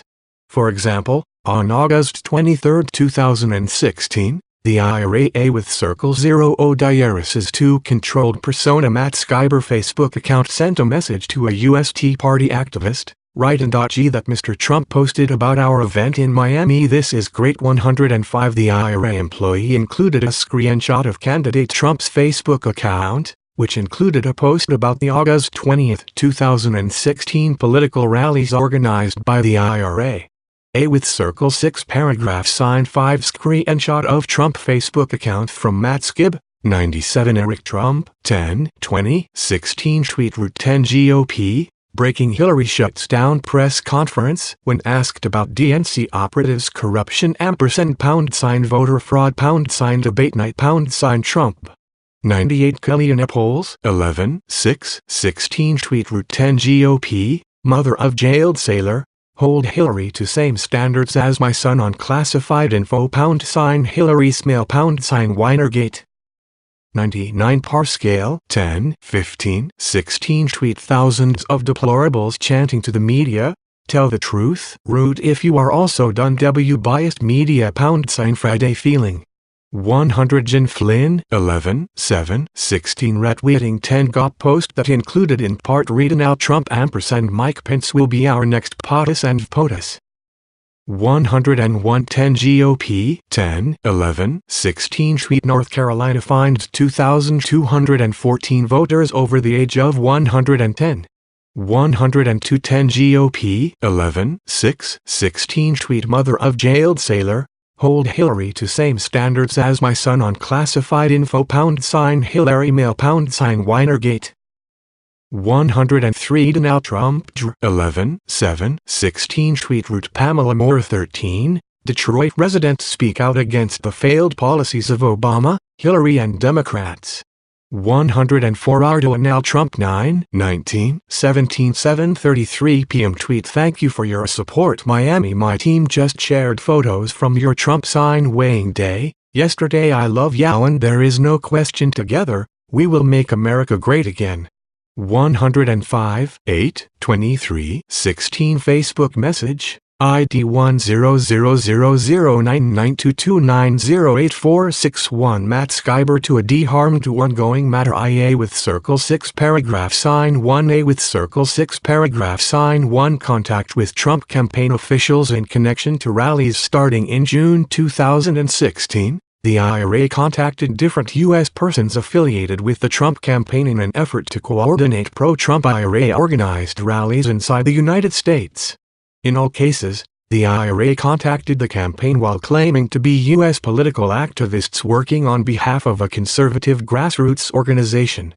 The IRA's contacts included requests for signs and other materials to use at rallies, 107 as well as requests to promote the rallies and help coordinate logistics. 108 While certain campaign volunteers agreed to provide the requested support, for example, agreeing to set aside a number of signs, the investigation has not identified evidence that any Trump campaign official understood the requests were coming from foreign nationals.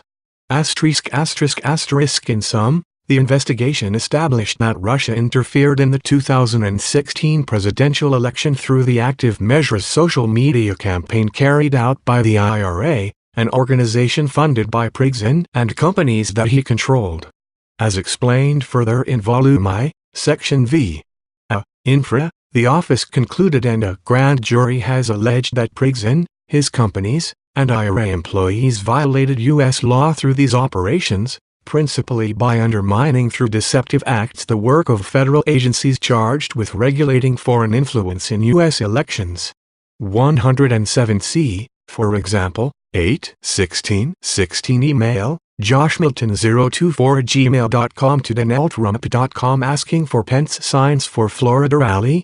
8/18/16 email, joshmilton024@gmail.com to donaldtrump.com akin for Trump Pence signs for Florida rally. 8/12/16 email, joshmilton024@gmail.com to donaldtrump.com asking for contact phone numbers for Trump campaign affiliates in various Florida cities and signs. 108/8/15/16 email, to joshmilton024 locations to the Florida Goes Trump list. 8/16/16 email, to joshme12n024@gmail.com volunteering to send an email blast to followers. A with Circle 6 paragraph sign 1 Russian hacking and dumping operations beginning in March 2016. Units of the Russian Federation's main intelligence directorate of the General Staff GRU hacked the computers and email accounts of organizations, degrees paragraph employees, and volunteers supporting the Clinton campaign, including the email account of campaign chairman John Podesta. Starting in April 2016, the GRU hacked into the computer networks of the Democratic Congressional Campaign Committee (DCCC) and the Democratic National Committee (DNC). The GRU targeted hundreds of email accounts used by Clinton campaign employees, advisors, and volunteers. In total, the GRU stole hundreds of thousands of documents from the compromised email accounts and networks. 109 The GRU later released stolen Clinton campaign and DNC documents through online personas, Cliques and Guccifer 2.0, and later through the organization WikiLeaks. The release of the documents was designed and timed to interfere with the 2016 U.S. presidential election and undermine the Clinton campaign. La Int Nawak Mija with Circle 6 paragraph sign 5 ank less than greater than r ank single quote 0, r, to leal dash, the Trump campaign about WikiLeaks' activities. The investigation was unable to resolve. WikiLeaks' release of the stolen Podesta emails on October 7, 2016, the same day a video from years earlier was published of Trump using graphic language about women. A with Circle 6 paragraph sign 1 GRU hacking directed at the Clinton campaign. A with Circle 6 paragraph sign 1 GRU units target the Clinton campaign. 2 military units of the GRU carried out a computer intrusions into the Clinton campaign, DNC, and DCCC, military units 26,165 and 74,455. 110 Military Unit 26,165 is a GRU cyber unit dedicated to targeting military, political, governmental, and non-governmental organizations outside of Russia, including in the United States. 111 The unit was subdivided into departments with different specialties. One department, for example, developed specialized malicious software malware, while another department conducted large-scale spear phishing campaigns. 112 A Bitcoin mining operation. 109 As discussed in Section V below, our office charged 12 GRU officers for crimes arising from the hacking of these computers, principally with conspiring to commit computer intrusions, in violation of 18 U.S. CE 1030 and 371. See Volume I, Section V. B. Infra. Indictment T. United States v. Teichshow, No. I. 18 CR 215 D. D. C. July 13, 2018, Doc. 1 Teichshow Indictment T. 110 Teichshow Indictment, R1. 111 Separate from this office's indictment of GRU officers. In October 2018, a grand jury sitting in the Western District of Pennsylvania returned an indictment charging certain members of Unit 26,165 with hacking the U.S. Anti-Doping Agency, the World Anti-Doping Agency, and other international sport associations. United States v. Alexei Sergeyevich Morenets, No. 18-263 WDPA 112. A spear phishing email is designed to appear as though it originates from a trusted source, and solicits information to enable the sender to gain access to an account or network, or causes the recipient to secure bitcoins used to purchase computer infrastructure used in hacking operations. 113 Military Unit 74455 is a related GRU unit with multiple departments that engaged in cyber operations. Unit 74455 assisted in the release of documents stolen by Unit 26165, the promotion of those releases, and the publication of anti-Clinton content on social media accounts operated by the GRU. Officers from Unit 74455 separately hacked computers belonging to state boards of elections, secretaries of state, and U.S. companies that supplied software and other technology related to the administration of U.S. elections. 114 Beginning in mid-March 2016, Unit 26165 had primary responsibility for hacking the DCCC and DNC, as well as email accounts of individuals affiliated with the Clinton campaign. 115 Unit 26165 used 3 Group of dashes A with circle 6 paragraph sign 50 ado org A with circle 6 paragraph sign 5 investigative technique 00 org or GA with circle 6 paragraph sign 5 investigative technique began before the GRU had obtained any credentials or gained access to these networks, indicating that the later DCCC and DNC intrusions were not crimes of opportunity, but rather the result of targeting. 116 GRU officers also sent hundreds of spear phishing emails to the work and personal email accounts of Clinton campaign employees and volunteers. Between March 10, 2016 and March 15, 2016, Unit 26165 appears to have sent approximately 90 spear phishing emails to email accounts at HillaryClinton.com.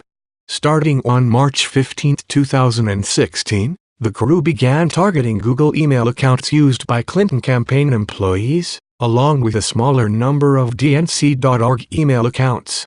117 The GRU spear phishing operation enabled it to gain access to numerous email accounts of Clinton campaign employees and volunteers, including campaign chairman John Podesta, junior volunteers assigned to the Clinton campaign's advance team, informal Clinton campaign advisors, and a DNC employee. 118 GRU officers stole tens of thousands of emails from spear phishing victims, including various Clinton campaign-related communications. Download malware that enables the sender to gain access to an account or network. Tyke Show Indictment 10. 1111A with circle 6 paragraph sign 5113 Bitcoin mining consists of unlocking new bitcoins by solving computational problems. IL kept its newly mined coins in an account on the Bitcoin exchange platform CEX.io. To make purchases, the GRU routed funds into other accounts through transactions designed to obscure the source of funds. Tyke Show Indictment 62.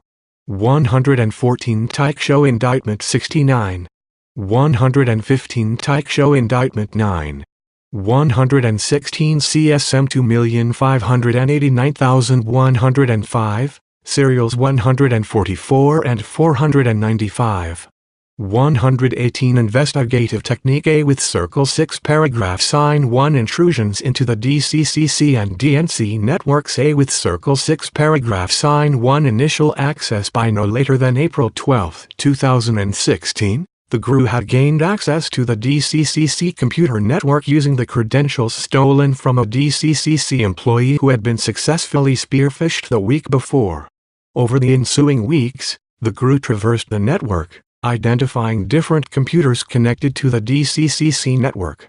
By stealing network access credentials along the way, including those of IT administrators with unrestricted access to the system, the GRU compromised approximately 29 different computers on the DCCC network. 119 Approximately 6 days after first hacking into the DCCC network, on April 18, 2016, GRU officers gained access to the DNC network via a virtual private network VPN connection 120 between the DCCC and DNC networks. 1-to-1 between April 18, 2016 and June 8, 2016. Unit 26165 compromised more than 30 computers on the DNC network, including the DNC mail server and shared file server. 122A with Circle 6 paragraph sign 1 implantation of malware on DCCC and DNC networks. Unit 26165 implanted on the DCCC and DNC networks 2 types of customized malware,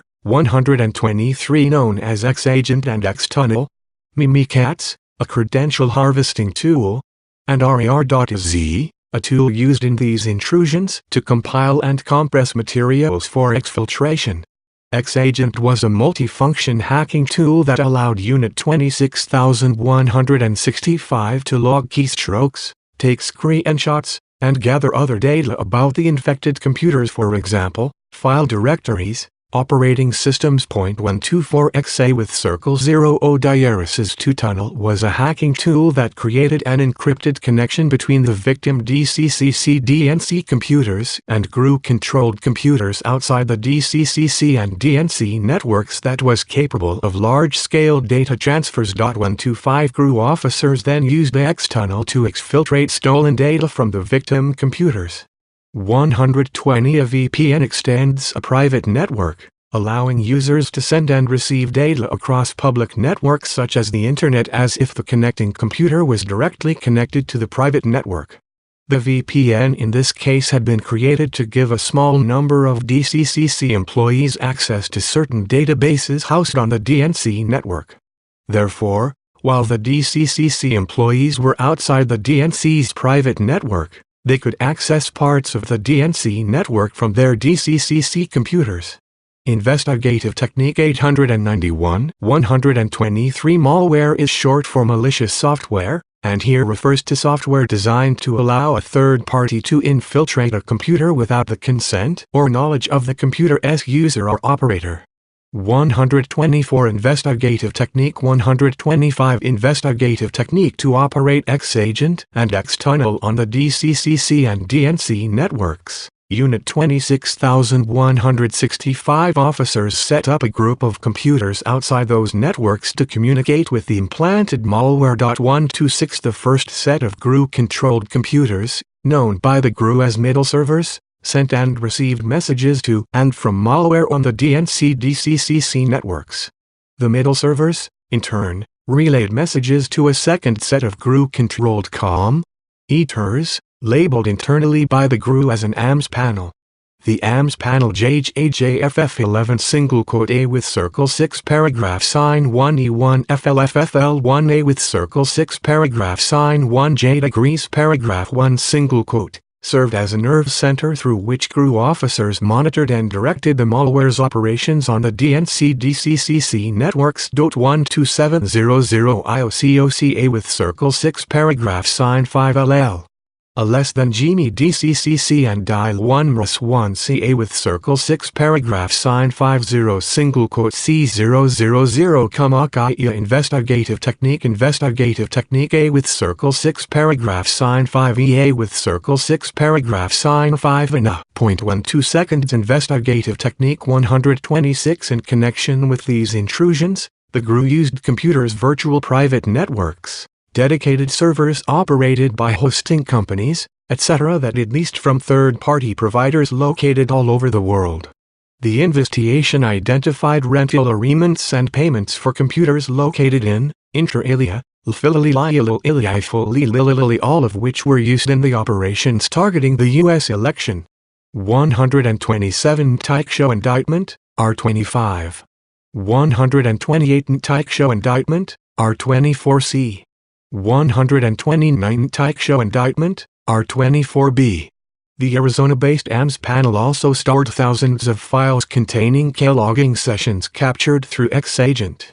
These sessions were captured as GRU officers monitored DCCC and DNC employees' work on infected computers regularly between April 2016 and June 2016. Data captured in these logging sessions included passwords, internal communications between employees, banking information, and sensitive personal information. With Circle 6 paragraph sign 1 theft of documents from DNC and DCCC networks. Officers from Unit 26165 stole thousands of documents from the DCCC and DNC networks, including significant amounts of data pertaining to the 2016 U.S. federal elections. Stolen documents included internal strategy documents, fundraising data, opposition research, and emails from the work inboxes of DNC employees. The GRU began stealing DCCC data shortly after it gained access to the network. On April 14, 2016, approximately 3 days after the initial intrusion, GRU officers downloaded RER.exe onto the DCCC's document server. The following day, the GRU searched one compromised DCCC computer for files containing search terms that included Hillary, DNC, Cruz, and Trump. 131 On April 25, 2016, the GRU collected and compressed PDF and Microsoft documents from folders on the DCCC's shared files server that pertained to the 2016 election. 132 The GRU appears to have compressed and exfiltrated over 70 gigabytes of data from this file server. 133 The GRU also stole documents from the DNC network shortly after gaining access. On April 22, 2016, the GRU copied files from the DNC network to GRU-controlled computers. Stolen documents included the DNC's opposition research into candidate Trump. 134 Between approximately May 25, 2016 and June 1, 2016, GRU officers accessed the DNC's mail server from a GRU-controlled computer leased inside the United States. 135 During these connections, 113 Tyke Show Indictment, I-27-29. Investigative Technique 131 Investigative Technique A with Circle 6 paragraph sign 1 Investigative Technique SM 2589105 hack, Serial 5. Investigative Technique 135 Investigative Technique, SEESM 2589105 GJ, Serial 649. As part of its investigation, the FBI later received images off DNC servers and copies of relevant traffic logs. Tyke Show Indictment, I-28-29. Unit 26165 officers appear to have stolen thousands of emails and attachments, which were later released by WikiLeaks in July 2016. 136A with Circle 6 paragraph sign 1 Dissemination of the hacked materials. The GRU's operations extended beyond stealing materials, and included releasing documents stolen from the Clinton campaign and its supporters. The GRU carried out the anonymous release through two fictitious online personas that it created, Cleeks and Guccifer 2.0, and later through the organization WikiLeaks. With Circle 6 paragraph sign 1 Cleeks. The GRU began planning the releases at least as early as April 19, 2016, when Unit 26165 registered the domain Cleeks.com through a service that anonymized the registrant. 137 Unit 26165 paid for the registration using a pool of Bitcoin that it had mined. 138 The Cleeks.com landing page pointed to different tranches of stolen documents, arranged by victim or subject matter. Other Cleeks.com pages contained indexes of the stolen emails that were being released bearing the sender, recipient, and date of the email. To control access and the timing of releases, pages were sometimes password protected for a period of time and later made unrestricted to the public. Starting in June 2016, the GRU posted stolen documents onto the website Cleeks.com, including documents stolen from a number of individuals associated with the Clinton campaign. These documents appeared to have originated from personal email accounts, in particular, Google and Microsoft accounts, rather than the DNC and DCCC computer networks.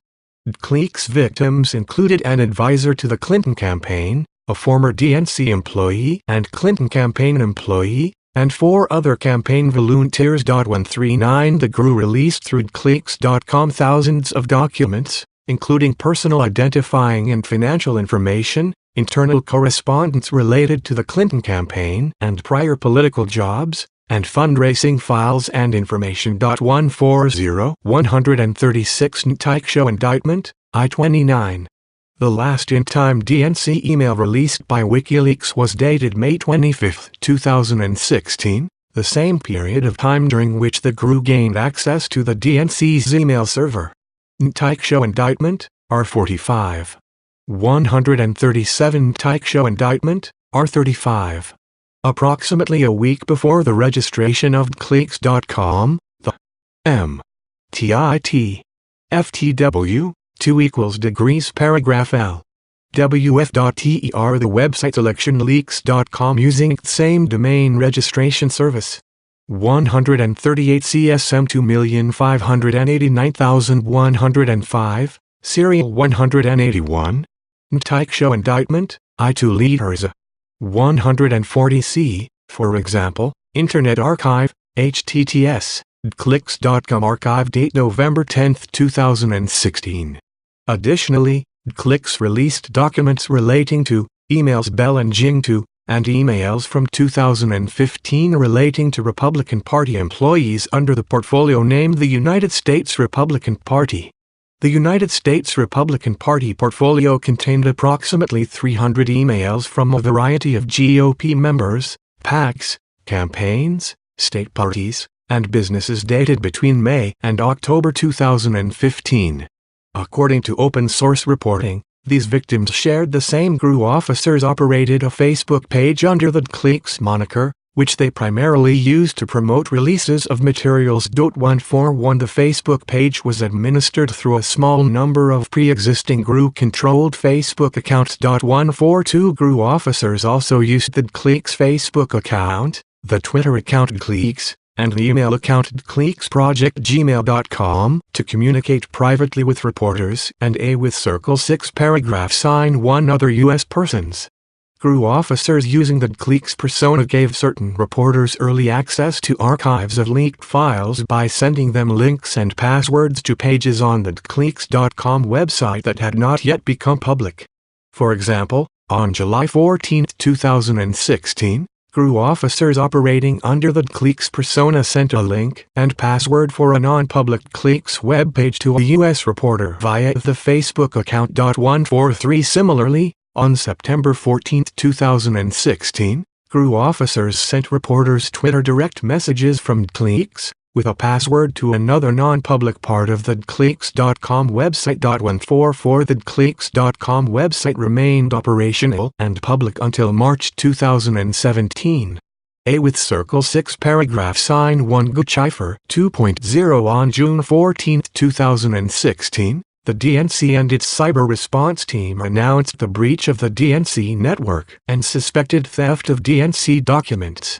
In the statements, the cyber response team alleged that Russian state-sponsored actors, which they referred to as Fancy Bear, were responsible for the breach. 145 Apparently in response to that announcement, on June 15, 2016, GRU officers using the persona Guccifer 2.0 created a WordPress blog.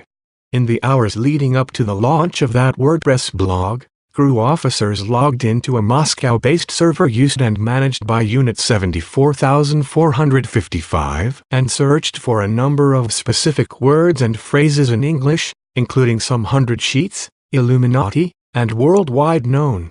Approximately 2 hours after the last of those searches, Guccifer 2.0 published its first post, attributing the DNC server hack to a lone Romanian hacker and using several of the unique English words and phrases that the GRU officers had searched for that day. 146 Tennessee-based web hosting company, called SmartEck Corporation. William Bostone, RNC email was, in fact, hacked by Russians. The Smoking Gun December 13, 2016. 141 Tyke Show Indictment, R38. 142C, for example, Facebook account 10000888256235441 Alice Donovan. 143 7 14 16 Facebook message, ID 7930581007953441 DC leaks to a D144C, E. 9 14 16 Twitter DM, 9 14 16 Twitter DM, clicks to. The messages read, Hi https, t.coqtvkujqcox pass, kvfsgoo 14 gpgu and amp. Enjoy. 145 Dmitry Alperovich, Bears in the Midst, Intrusion into the Democratic National Committee, CrowdStrike blog June 14, 2016. CrowdStrike updated its post after the June 15, 2016 post by Guccifer 2.0 claiming responsibility for the intrusion. 146 Teichshow indictment, R41-42. That same day, June 15, 2016, the GRU also used the Guccifer 2.0 WordPress blog to begin releasing to the public documents stolen from the DNC and DCCC computer networks. The Guccifer 2.0 persona ultimately released thousands of documents stolen from the DNC and DCCC in a series of blog posts between June 15, 2016 and October 18, 2016. 147 released documents included opposition research performed by the DNC, including a memorandum analyzing potential criticisms of candidate Trump, internal policy documents such as recommendations on how to address politically sensitive issues, analyses of specific congressional races, and fundraising documents.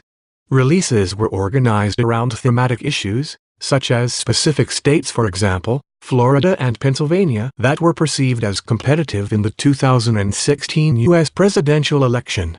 Beginning in late June 2016, the GRU also used the Guccifer 2.0 persona to release documents directly to reporters and other interested individuals. Specifically, on June 27, 2016, Guccifer 2.0 sent an email to the news outlet The Smoking Gun offering to provide exclusive access to some leaked emails linked to Hillary Clinton's staff.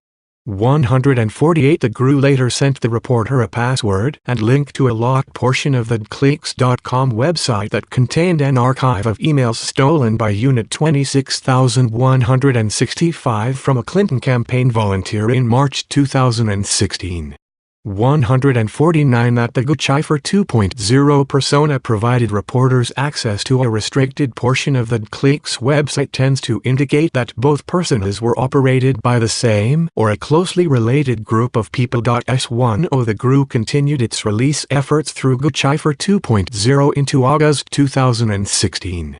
For example, on August 15, 2016, the Guccifer 2.0 persona sent a candidate for the U.S. Congress documents related to the candidate's opponent. 1SD On August 22, 2016, the Guccifer 2.0 persona transferred approximately 2.5 gigabytes of Florida-related data stolen from the DCCC to a U.S. blogger covering Florida politics. S12 On August 22, 2016, the Guccifer 2.0 persona sent a U.S. reporter documents stolen from the DCCC pertaining to the Black Lives Matter movement. S13 147 releases of documents on the Guccifer 2.0 blog occurred on June 15, 2016, June 20, 2016, June 21, 2016, July 6, 2016, July 14, 2016,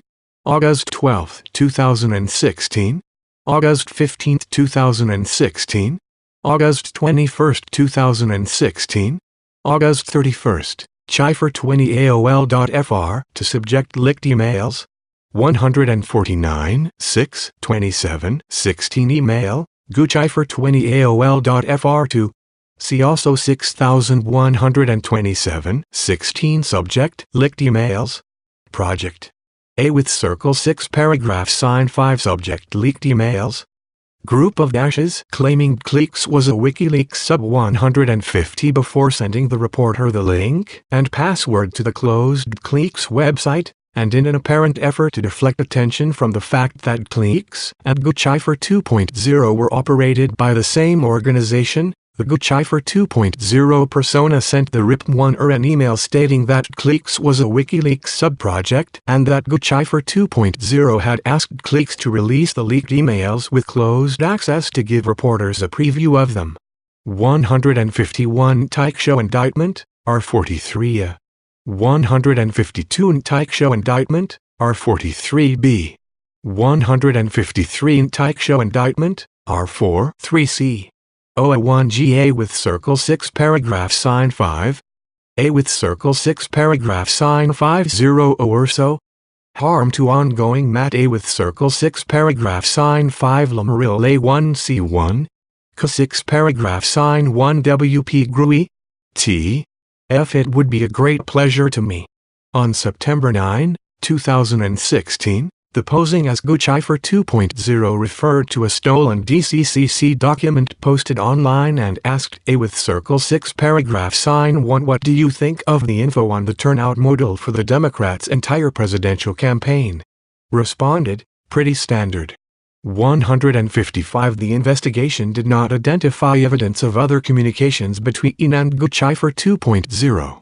A with circle 6 paragraph sign 1 use off WikiLeaks in order to expand its interference in the 2016 U.S. presidential election. The GRU units transferred many of the documents they stole from the DNC and the chairman of the Clinton campaign to WikiLeaks.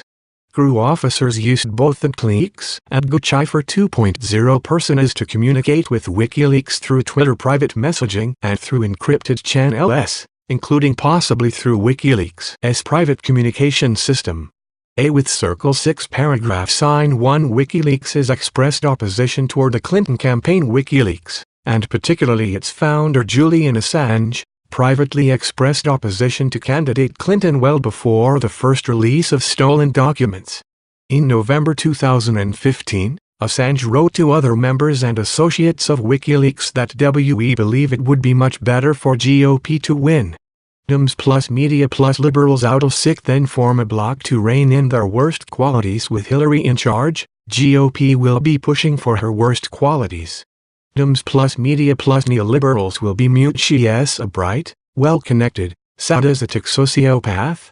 156 In March 2016, WikiLeaks released a searchable archive of approximately 30,000 Clinton emails that had been obtained through FOIA litigation. 157 While designing the archive, one WikiLeaks member explained the reason for building the archive to another associate. 154,155 Harm to ongoing matter. 156 1 Leader 1915 Twitter group chat, group ID 59424293785848626, WikiLeaks et al.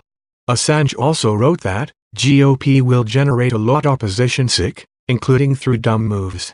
Hillary will do the same thing, but co-opt the liberal opposition and the GOP opposition. Hence Hillary has greater freedom to start wars than the GOP and has the will to do so. Id. 157 WikiLeaks, Hillary Clinton Email Archive, available at https://wikileaks.org Clinton emails. We want this repository to become the place to search for background on Hillary's plotting at the State Department during 2009 to 2013. Firstly because it's useful and will annoy Hillary, but secondly because we want to be seen to be a resource player in the U.S. election, because IDSIC may encourage people to send us even more important licks. 158 A with circle 6 paragraph sign 1 WikiLeaks' first contact with Guccifer 2.0 and Cliques shortly after the GRU's first release of stolen documents through Cliques.com in June 2016. GRU officers also used the Cliques persona to contact WikiLeaks about possible coordination in the future release of stolen emails. On June 14, 2016, Cliques sent a direct message to WikiLeaks, noting, "You announced your organization was preparing to publish more Hillary's emails. We are ready to support you. We have some sensitive information too, in t.ucsh, ztji.ijg. R.A with circle 0 and tilde 6.ua with circle 0 o diaresis 0 o. See, around the same time, WikiLeaks initiated communications with the GRU persona GuCipher 2.0 shortly after it was used to release documents stolen from the DNC.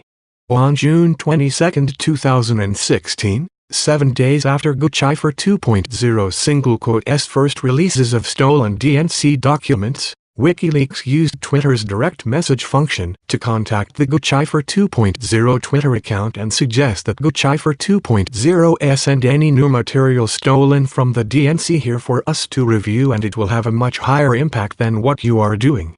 160 On July 6, 2016, WikiLeaks again contacted GuCipher 2.0 through Twitter's private messaging function, writing, "If you have anything Hillary related, we want it in the next 6 days pre-Fable sick because the DNC is approaching and she will solidify Bernie supporters behind her after." The GuCipher 2.0 persona responded, "Okay. I see." WikiLeaks also explained, "We think Trump has only a 25% chance of winning against Hillary. So conflict between Bernie and Hillary is interesting." 161A with Circle 6 paragraph sign 1 The GRU's transfer of stolen materials to WikiLeaks. Both the GRU and WikiLeaks sought to hide their communications, which has limited the office's ability to collect all of the communications between them. Thus, although it is clear that the stolen DNC and Podesta documents were transferred from the GRU to WikiLeaks, Investigative Technique 158 3/14/16 Twitter DM, WikiLeaks to less than 2 weeks earlier, the same account had been used to send a private message opposing the idea of Clinton in White House with her bloodlet and a mission sick of empire with hawkish liberal interventionist appointees. 11/19/15 Twitter group chat, group ID 5942429378584862776, WikiLeaks et al. 159 6/14/16 Twitter DM, cliques to WikiLeaks. 116 Tyke Show indictment, R47. 161 7/6/16 Twitter DMS, WikiLeaks ampersand GuCipher 2. L, R, N T, E. Z40 equals F. F. To the Internet from the Ecuadorian Embassy in London, on July 14, 2016, GRU officers used a GuCipher 2.0 email account to send WikiLeaks an email bearing the subject Big Archive and the message A New Attempt. 163 The email contained an encrypted attachment with the name WKDNC Linky. Text.jpg.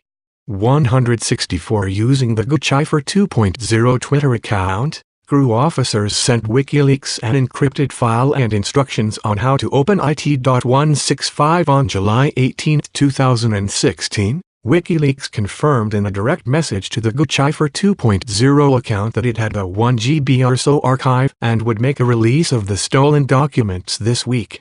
166 On July 22, 2016, WikiLeaks released over 20,000 emails and other documents stolen from the DNC computer networks. 167 The Democratic National Convention began 3 days later. Similar communications occurred between WikiLeaks and the GRU-operated personaed cliques. On September 15, 2016, cliques wrote to WikiLeaks, "Hi there, I'm from DC Leaks. How could we discuss some submission-related issues? I'm trying to reach out to you via your secured chat but getting no response. I've got something that might interest you. You won't be disappointed, I promise." 168 The WikiLeaks account responded, "Hi there," without further elaboration. The cliques account did not respond immediately. The same day, the Twitter account GuCipher2 sent cliques a direct message, which is the first known contact between the personas. 169 During subsequent communications, the 163 This was not the GRU's first attempt at transferring data to WikiLeaks. On June 29, 2016, the GRU used a GuCipher 2.0 email encrypted file to a WikiLeaks email account. 6/29/16 Email, GuCipher2mail.com The email appears to have been undelivered. 164 CSM 2,589,105 cliques, Serial 28 Analysis. 165 6 27 16 Twitter DM, Guccifer2 to WikiLeaks. 166 7 18 16 Twitterium, Guccifer2 ampersand WikiLeaks. 167 DNC email archive, WikiLeaks July 22, 2016, available at https://wikileaks.org DNC emails. 168 9 15 16 Twitter DM, Cleaks to WikiLeaks. 169 9 15 16 Twitter DM, Guccifer2 to Cleaks. Guccifer 2.0 persona informed Cleaks that WikiLeaks was trying to contact Cleaks and arrange for a way to speak through encrypted emails. 170 An analysis of the metadata collected from the WikiLeaks site revealed that the stolen Podesta emails show a creation date of September 19, 2016. 171 Based on information about Assange's computer and its possible operating system, this date may be when the GRU staged the stolen Podesta emails for transfer to WikiLeaks, as the GRU had previously done in July 2016 for the DNC emails. 172 The WikiLeaks site also released PDFs and other documents taken from Podesta that were attachments to emails in his account. These documents had a creation date of October 2, 2016, which appears to be the date the attachments were separately staged by WikiLeaks on its site. 173 degrees Hatchek Wikimail. Text.jpg. 174 Liliel.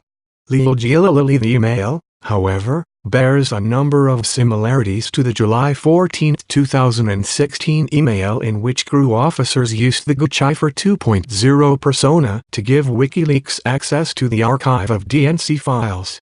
On September 22, 2016, the same day of Cleaks' email to WikiLeaks, the Twitter account Cleaks sent a single message to WikiLeaks with a string of characters. M. OS and ZM. Ampersand degrees paragraph M. The office cannot rule out that stolen documents were transferred to WikiLeaks through intermediaries who visited during the summer of 2016. For example, public reporting identified Attenbrud Mueller U, Lasky. A0 U Diaris is 5T, 2TI, R. HN, Y, assisted with the transfer of his Soanacumen SOLGS. 170 CSM 2,589,105 Cleaks, serial 28, 9, 15, 16 Twitter DM, Guccifer2 ampersand WikiLeaks. 171 CSM 2,284,941, serials 63 and 64 Investigative technique. At the time, certain Apple operating systems used a setting that left a downloaded file's creation date the same as the creation date shown on the host computer. This would explain why the creation date on WikiLeaks' version of the files was still September 19, 2016. CSM 228494I, serial 62 Investigative technique 173. When WikiLeaks saved attachments separately from the stolen emails, its computer system appears to have treated each attachment as a new file and given it a new creation date. CSM 2,284,941, serials 63 and 64. 174 C9, 22, 16 email, clicksproject@gmail.com. 175 Ellen Nakashima et al. A German hacker offers a rare look inside the secretive world of Julian Assange and WikiLeaks. Washington Post, January 17, 2018. Investigative technique. On October 7, 2016, WikiLeaks released the first emails stolen from the Podesta email account. In total, WikiLeaks released 33 tranches of stolen emails between October 7, 2016 and November 7, 2016. The releases included private speeches given by Clinton, 177 internal communications between Podesta and other high-ranking members of the Clinton campaign, 178, and correspondence related to the Clinton Foundation. 179 in total. WikiLeaks released over 50,000 documents stolen from Podesta's personal email account. The last in-time email released from Podesta's account was dated March 21, 2016, 2 days after Podesta received a spear phishing email sent by the GRU. With Circle 6 paragraph sign 1 WikiLeaks statements dissembling about the source of stolen materials as reports attributing the DNC and DCCC hacks to the Russian government emerged. WikiLeaks and Assange made several public statements apparently designed to obscure the source of the materials that WikiLeaks was releasing. The file transfer evidence described above and other information uncovered during the investigation discredit WikiLeaks' claims about the source of material that it posted. Beginning in the summer of 2016, Assange and WikiLeaks made a number of statements about Seth Rich, a former DNC staff member who was killed in July 2016. The statements about Rich implied falsely that he had been the source of the stolen DNC emails. On August 9, 2016, the WikiLeaks Twitter account posted, "Announce, WikiLeaks has decided to issue a $20K reward for information leading to conviction for the murder of DNC staffer Seth Rich." 180 Likewise, on August 25, 2016, Assange was asked in an interview, "Why are you so interested in Seth Rich's killer?" and responded, "We're very interested in anything that might be a threat to alleged WikiLeaks sources." The interviewer responded to Assange's statement by commenting, "I know you don't want to reveal your source, but it certainly sounds like you're suggesting a man who leaked information to WikiLeaks was then murdered."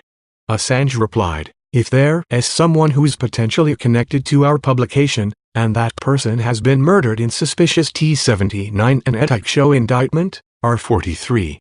180 Wisconsin Kill Leaks 8/9/16 tweet. Circumstances, it doesn't necessarily mean that the two are connected.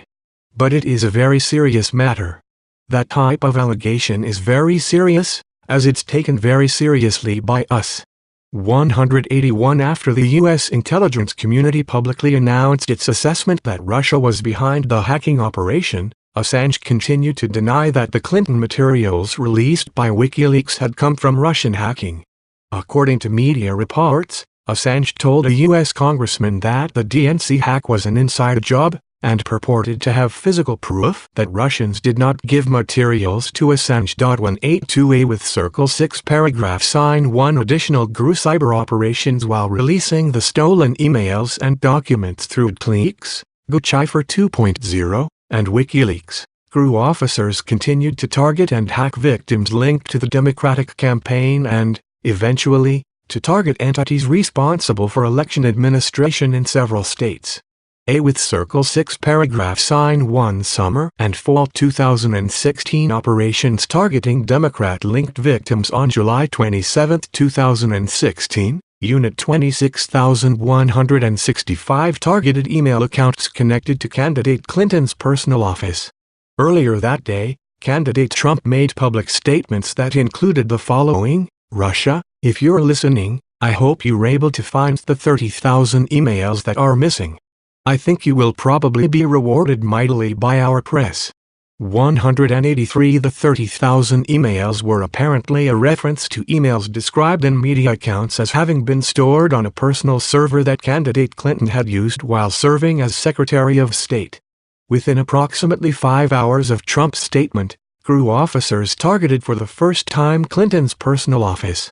After candidate Trump's remarks, Unit 26,165 created and sent malicious links targeting 15 email accounts at the domain, including an email account belonging to Clinton. The investigation did not find evidence of earlier GRU attempts to compromise accounts hosted on this domain.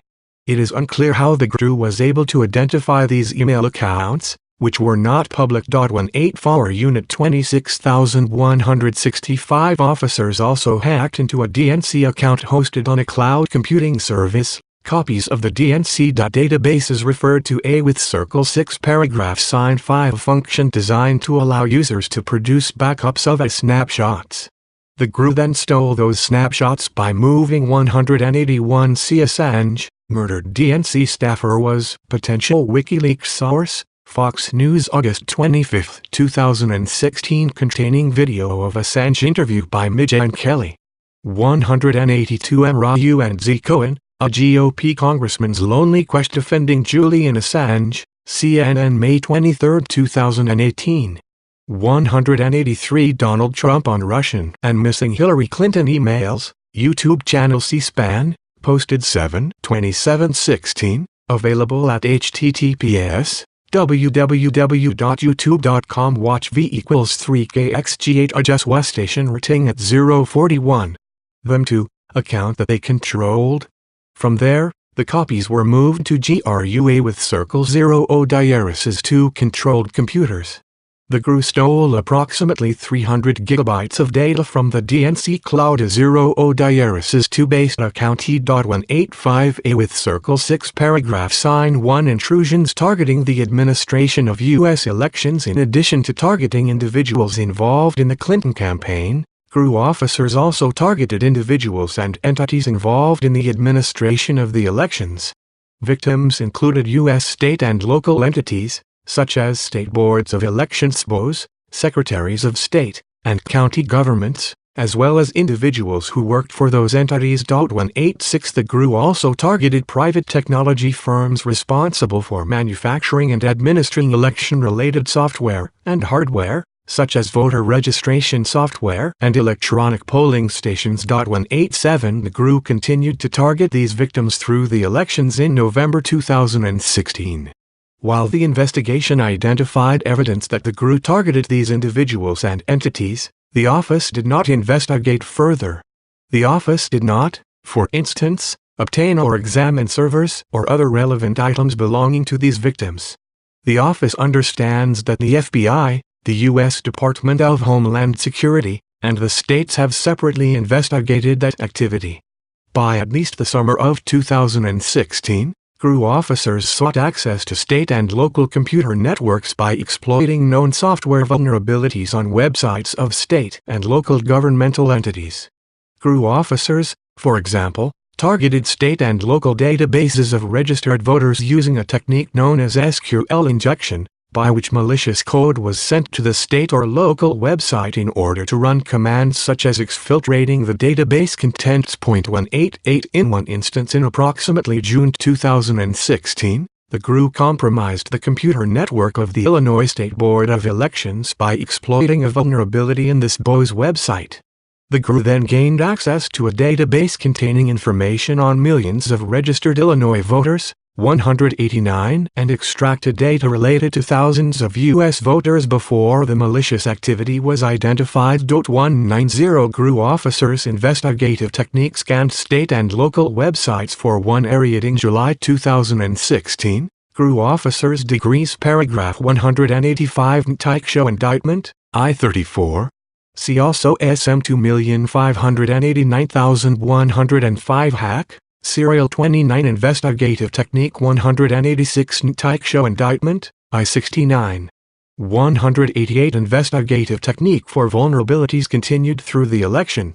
Unit 74455 also sent spear phishing emails to public officials involved in election administration and personnel involved in voting technology. In August 2016, GRU officers targeted employees of voting technology company that developed software used by numerous U.S. counties to manage voter rolls, and installed malware on the company network. Similarly, in November 2016, the GRU sent spear phishing emails to over 120 email accounts used by Florida county officials responsible for administering the 2016 U.S. election. 191 The spear phishing emails contained an attached Word document coded with malicious software commonly referred to as a Trojan that permitted the GRU to access the infected computer. 192 The FBI was separately responsible for this investigation. We understand the FBI believes that this operation enabled the GRU to gain access to the network of at least one Florida county government. The office did not independently verify that belief and, as explained above, did not undertake the investigative steps that would have been necessary to do so. With Circle 6 paragraph sign 1 Trump campaign and the dissemination of hacked materials throughout the summer and fall of 2016.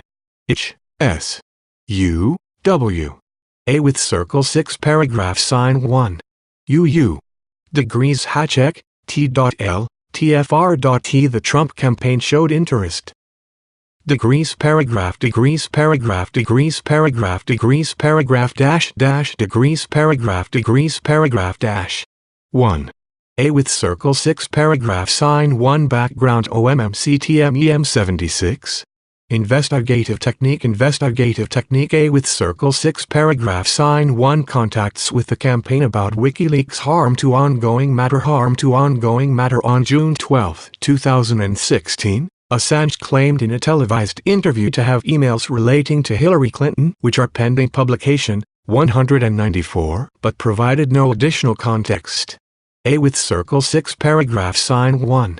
A with circle 6 paragraph sign 1. A with circle 6 paragraph sign 1 ma.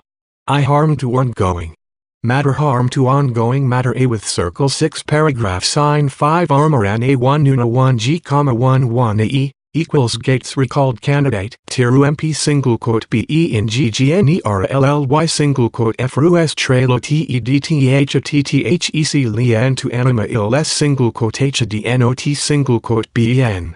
Found. 196A11, 11 CAWU D become QMO 1 and Q. N 111, W. 11 Bill 194 C Mahita Gayanan. Julian Assange timed DNC email release for Democratic Convention, timed July 27, 2016 Q. Outing the June 12, 2016 television interview.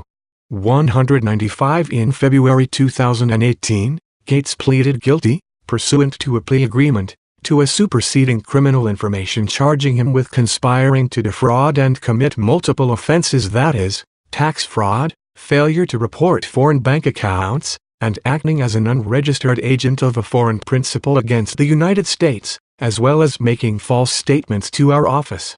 Superseding criminal information, United States v. Richard W. Gates 3, L. L7 CR 201 DDC February 23, 2018, Doc. 195 Gates superseding criminal information. Plea agreement, United States v. Richard W. Gates 3, 117 CR 201 DDC February 23, 2018, Doc. 205 Gates plea agreement. Gates has provided information and in-com testimony that the office has deemed to be reliable. 196 Gates 10, 25, 18, 302, at 1-2. 197 as explained further in Volume I, Section IV.A.8, Arifra, Manafort entered into a plea agreement with our office. We determined that he breached the agreement by being untruthful in proffer sessions and before the grand jury. We have generally recounted his version of events in this report only when his statements are sufficiently corroborated to be trustworthy.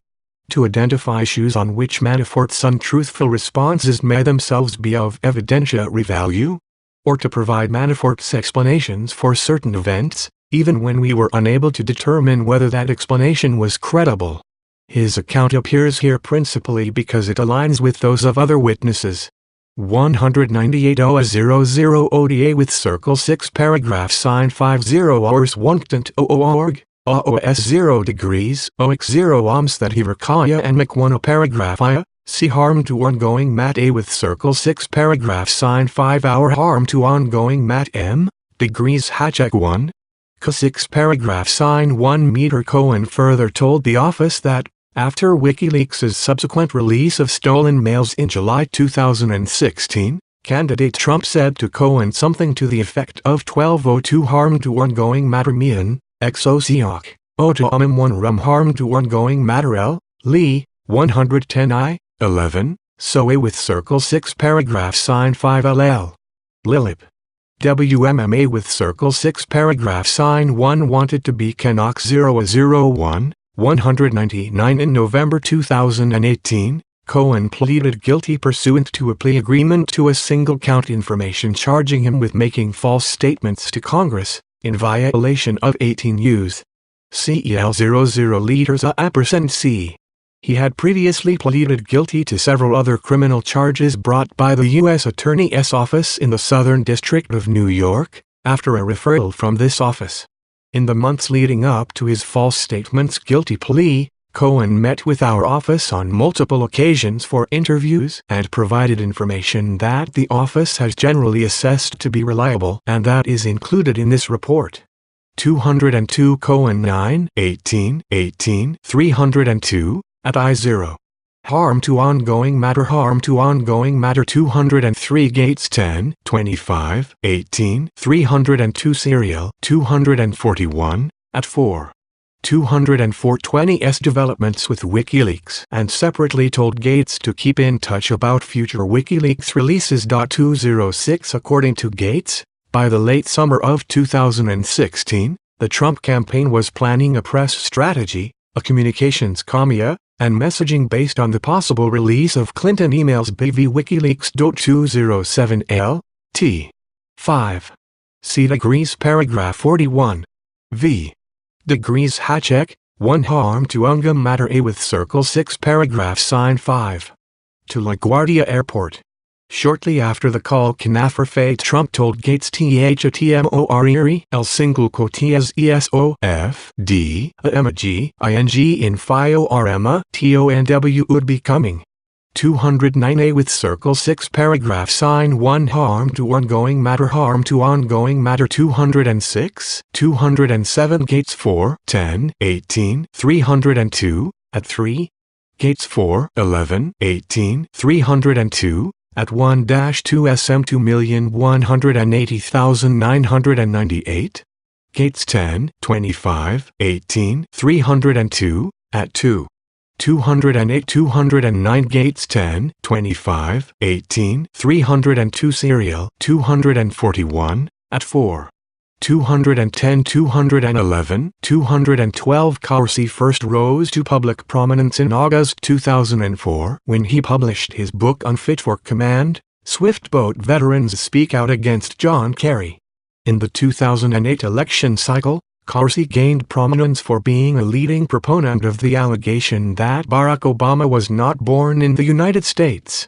Corsi told the office that Donald Trump expressed interest in his writings, and that he spoke with Trump on the phone on at least 6 occasions. Corsi 9, 6, 18, 302, at 3. 213 Corsi 10, 31, 18, 302, at 2. Corsi was first interviewed on September 6, 2018 at the Special Counsel's offices in Washington, D.C. He was accompanied by counsel throughout the interview.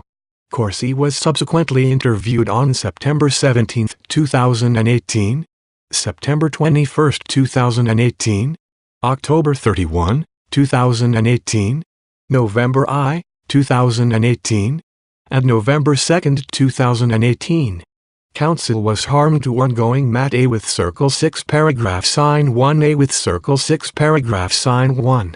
A with Circle 6 paragraph sign 1 A with Circle 6 paragraph sign 5 G Lee. E. A with Circle 6 paragraph sign 1 A with Circle 6 paragraph sign 1 111 I1 harm to ongoing matter. According to Malik, Corsi asked him to put Corsi in touch with Assange, whom Corsi wished to interview. Malik recalled that Corsi also suggested that individuals in the orbit of UK politician Nigel Farage might be able to contact Assange and asked if Malik knew them. Malik told Corsi that he would think about the request, but made no actual attempt to connect Corsi with Assange. 218 Harm to ongoing matter present for all interviews, and the interviews beginning on September 21, 2018 were conducted pursuant to a proffer agreement that precluded affirmative use of his statements against him in limited circumstances. 214 215 Corsi 10, 31, 18, 302, at 4. 216 217 218 Malik denied ever communicating with Assange West to contact Assange because he believed he had no. Malik stated to investigators that beginning in or about August 2016, he and Corsi had multiple FaceTime discussions about WikiLeaks. Degrees paragraph had made a connection to Assange and that the hacked emails of John Podesta would be released prior to Election Day and would be helpful to the Trump campaign. In one conversation in or around August or September 2016, Corsi told Malik that the release of the protest emails was coming, after which we were going to be in the driver's seat. 221 Harm to ongoing matter 1 if 11 Harm to ongoing matter 111 Harm to ongoing matter Harm to ongoing matter 111 Harm to ongoing matter Harm to ongoing matter Harm to ongoing matter A with circle 6 paragraph sign 1 Harm to ongoing matter 223 Harm to ongoing matter 224 Harm to ongoing matter 225 Harm to ongoing matter 226 Harm to ongoing matter 227 Harm to ongoing matter 228 A with circle 6 paragraph sign 1 Harm to ongoing matter Harm to ongoing matter Harm to ongoing matter Harm to ongoing matter Harm to ongoing mat 111 Harm to ongoing matter Harm to ongoing matter Harm to ongoing matter O Harm to ongoing matter Harm to ongoing matter 230 Harm to ongoing matter 231 Harm to ongoing matter 234 Harm to ongoing matter 235 Harm to ongoing matter 236 Harm to ongoing matter A with circle 6 paragraph sign 1 station emails.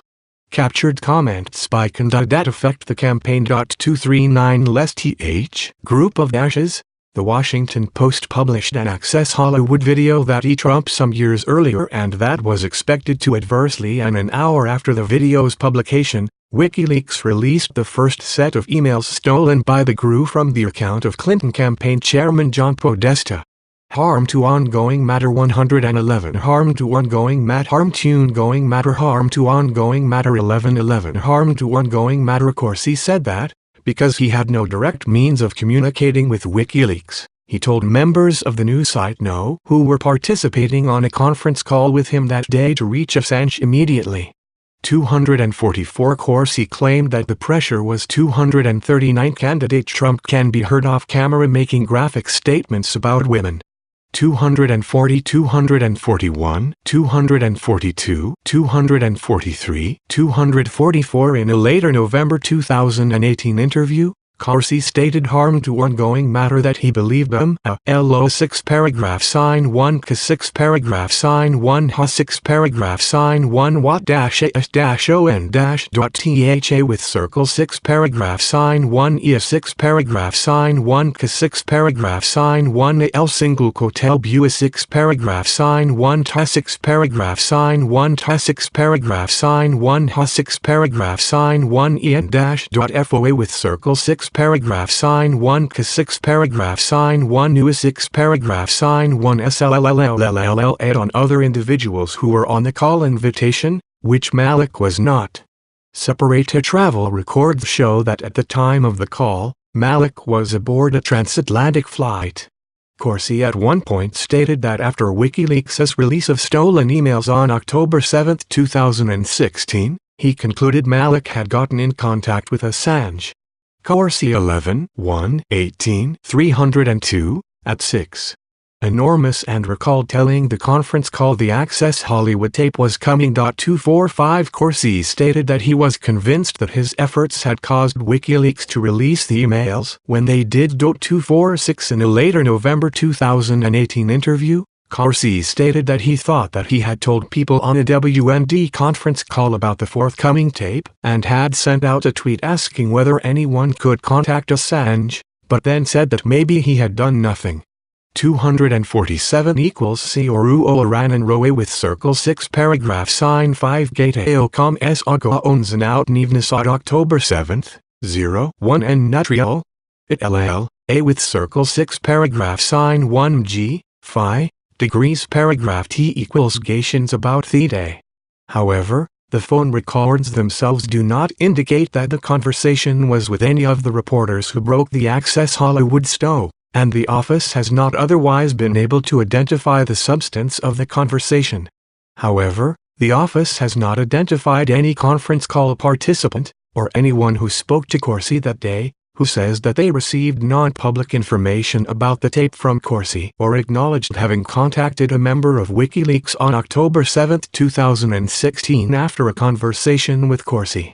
A with circle 6 paragraph sign 1 Donald Trump Jr. interaction with WikiLeaks. Donald Trump Jr. had direct electronic communications with WikiLeaks during the campaign period. On September 20, 2016, An individual named Jason Fishbein sent WikiLeaks the password for an unlaunched website focused on Trump's unprecedented and dangerous ties. 245 During the same interview, Corsi also suggested that he may have sent out public tweets because he knew Assange was reading his tweets. Our office was unable to find evidence of any such tweets. 246,247 Corsi 11 1 18 302 at 6. A with circle 6 paragraph sign 1, harm to ongoing matter 0 harm to ongoing matter, ILI, IID harm to ongoing matter to Russia, Putin Trump. Org.252 WikiLeaks publicly tweeted, "Let's bomb Iraq progress for America pact to launch PutinTrump.org single quote at 9:30 a.m. Oops PW is PutinTrump.org. Several hours later, WikiLeaks sent a Twitter direct message to Donald Trump Jr., a PAC-run anti-Trump site PutinTrump.org is about to launch. The PAC is a recycled pro-Iraq war PAC. We have guessed the password. It is Putin Trump. See about for who is behind it. Any comments?" 253 Several hours later, Trump Jr. emailed a variety of senior campaign staff, "Guys, I got a weird Twitter DM from WikiLeaks. See below. I tried the password and it works, and the About section they reference contains the next pi in terms of who is behind it.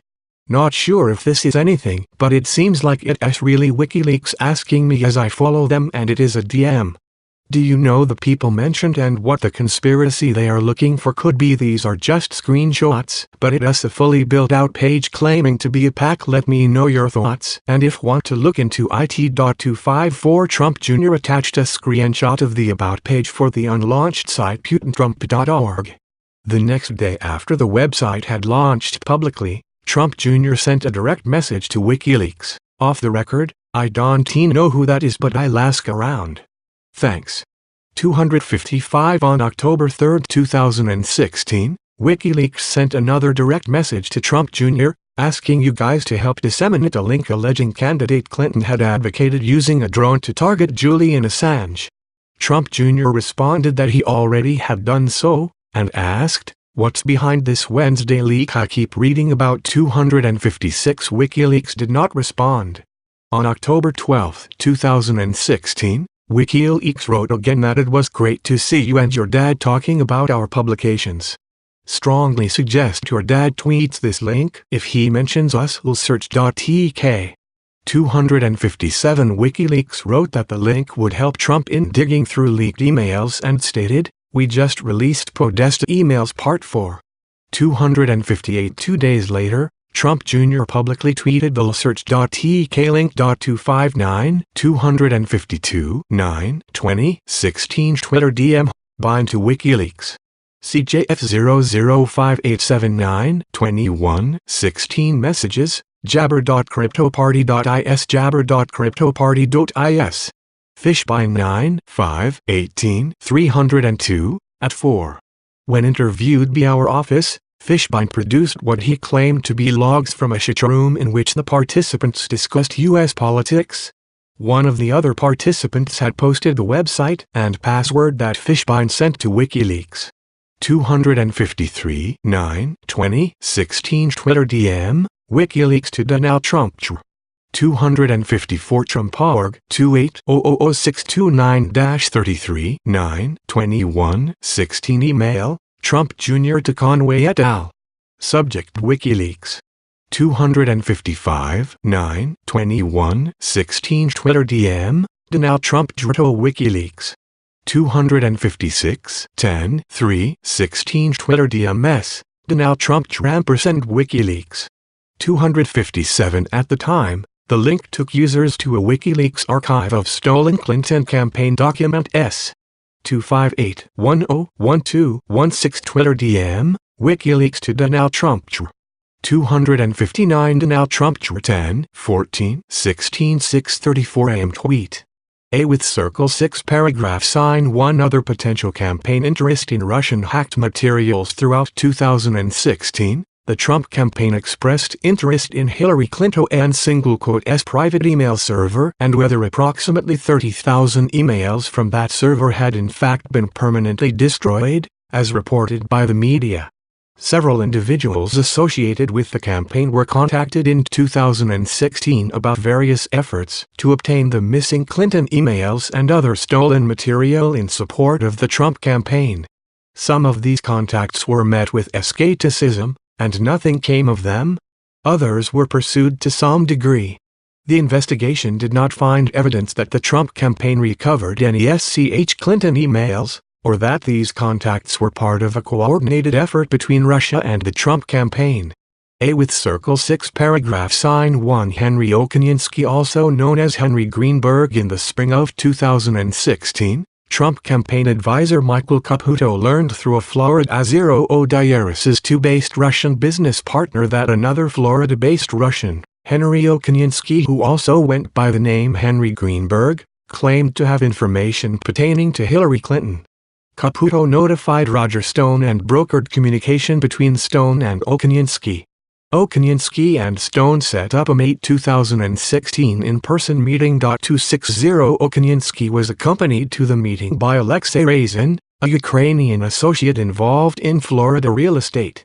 At the meeting, Razin offered to sell Stone derogatory information on Clinton that Razin claimed to have obtained while working for Clinton. Razin claimed to possess financial statements demonstrating Clinton's involvement in money laundering with Razin's companies. According to Okoniewski, Stone asked if the amounts in question totaled millions of dollars, but was told it was closer to hundreds of thousands. Stone refused the offer, stating that Trump would not pay for opposition research. 261 Okoniewski claimed to the office that Razin's motivation was financial.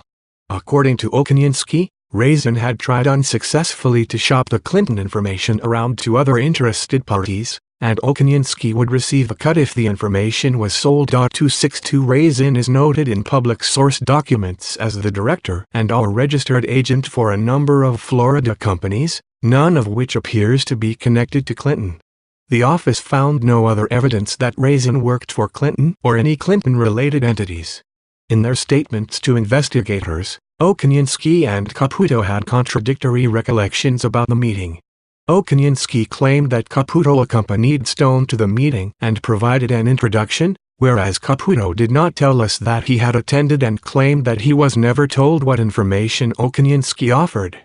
Caputo also stated that he was unaware Okoniewski sought to be paid for the information until Stone informed him after the fact. 263 26 degrees Caputo 5 2 18 302 at 4. Okoniewski 7 13 18 302 at L. 261 Okoniewski 7 13 18 302 at 1-2. 262 Okoniewski 7 13 18 302 at 2. 263 Caputo 5 2 18 302 at 4. Okoniewski 7 13 18 302 at L. The office did not locate Razin in the United States, although the office confirmed Razin had been issued a Florida driver's license. The office otherwise was unable to determine the content and origin of the information he purportedly offered to Stone. Finally, the investigation did not identify evidence of a connection between the outreach or the meeting and Russian interference efforts. With Circle 6 paragraph sign 1 campaign efforts to obtain deleted Clinton emails after candidate Trump stated on July 27, 2016, that he hoped Russia would find the 30,000 emails that are missing. Trump asked individuals affiliated with his campaign to find the deleted Clinton emails. 264 Michael Flynn, who would later serve as national security advisor in the Trump administration, recalled that Trump made this request repeatedly, and Flynn subsequently contacted multiple people in an effort to obtain the emails. 265 Barbara Ladine and Peter Smith were among the people contacted by Flynn. Ladine, a longtime Senate staffer who had previously sought the Clinton emails, provided updates to Flynn about her efforts throughout the summer of 2016. 266 Smith, an investment advisor who was active in Republican politics, also attempted to locate and obtain the deleted Clinton emails. 267 Ladine began her efforts to obtain the Clinton emails before Flynn's request, as early as December 2015. 268 On December 3, 2015, she emailed Smith a proposal to obtain the emails, stating, "Here is the proposal I briefly mentioned to you. The person I described to you would be happy to talk with you either in person or over the phone. The person can get the emails which 1. Were classified and 2. Were purloined by our enemies. That would demonstrate what needs to be demonstrated." 269 Attached to the email was a 25-page proposal stating that the Clinton email server was, in all likelihood, breached long ago, and that the Chinese, Russian, and Iranian intelligence services could reassemble the server's email content. 270 The proposal called for a 3-phase approach. The first 2 phases consisted of open-source analysis.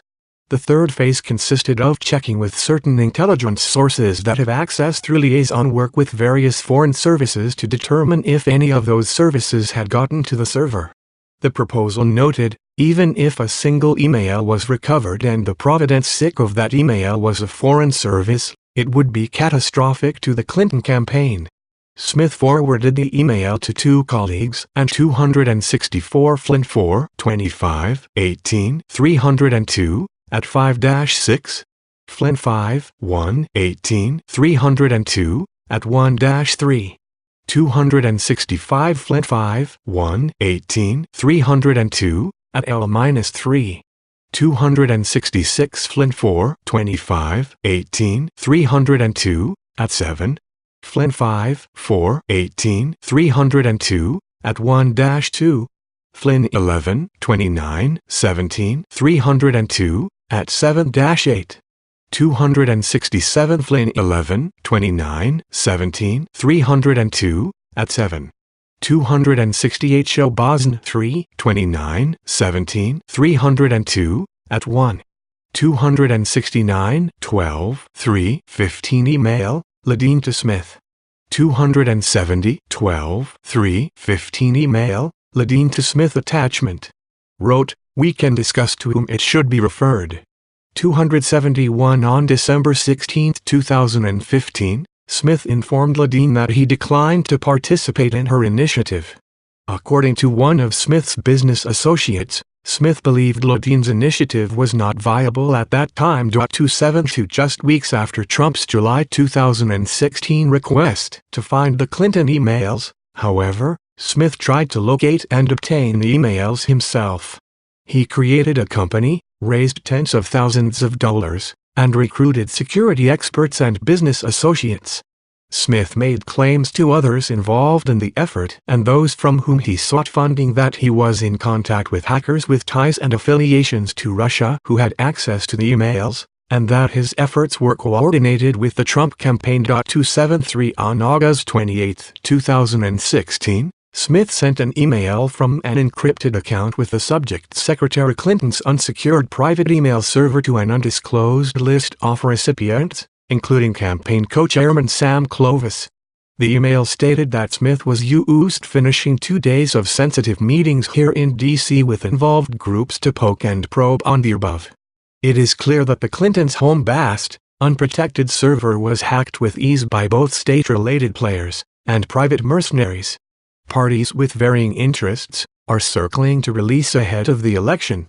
274 On September 2, 2016, Smith directed a business associate to establish KLS Research LLC in furtherance of his search for the deleted Clinton emails. 275 One of the purposes of KLS research was to manage the funds Smith raised in support of his initiative. 276 KLS Research received over $30,000 during the presidential campaign, although Smith represented that he raised even more money. 277 Smith recruited multiple people for his initiative, including security experts to search for and authenticate the emails. 278 In early September 2016, as part of his recruitment and fundraising effort, Smith circulated a document stating that his initiative was in coordination with the Trump campaign, to the extent permitted as an independent expenditure organization.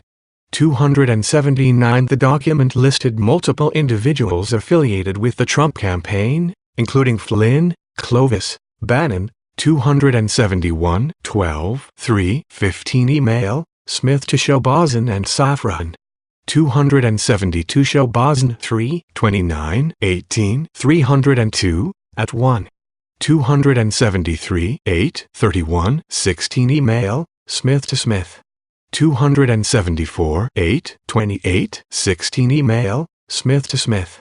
275 Incorporation Papers Ofcals Research LLC, 726, 17 show Bosn 3, 29, 18, 302, at 2.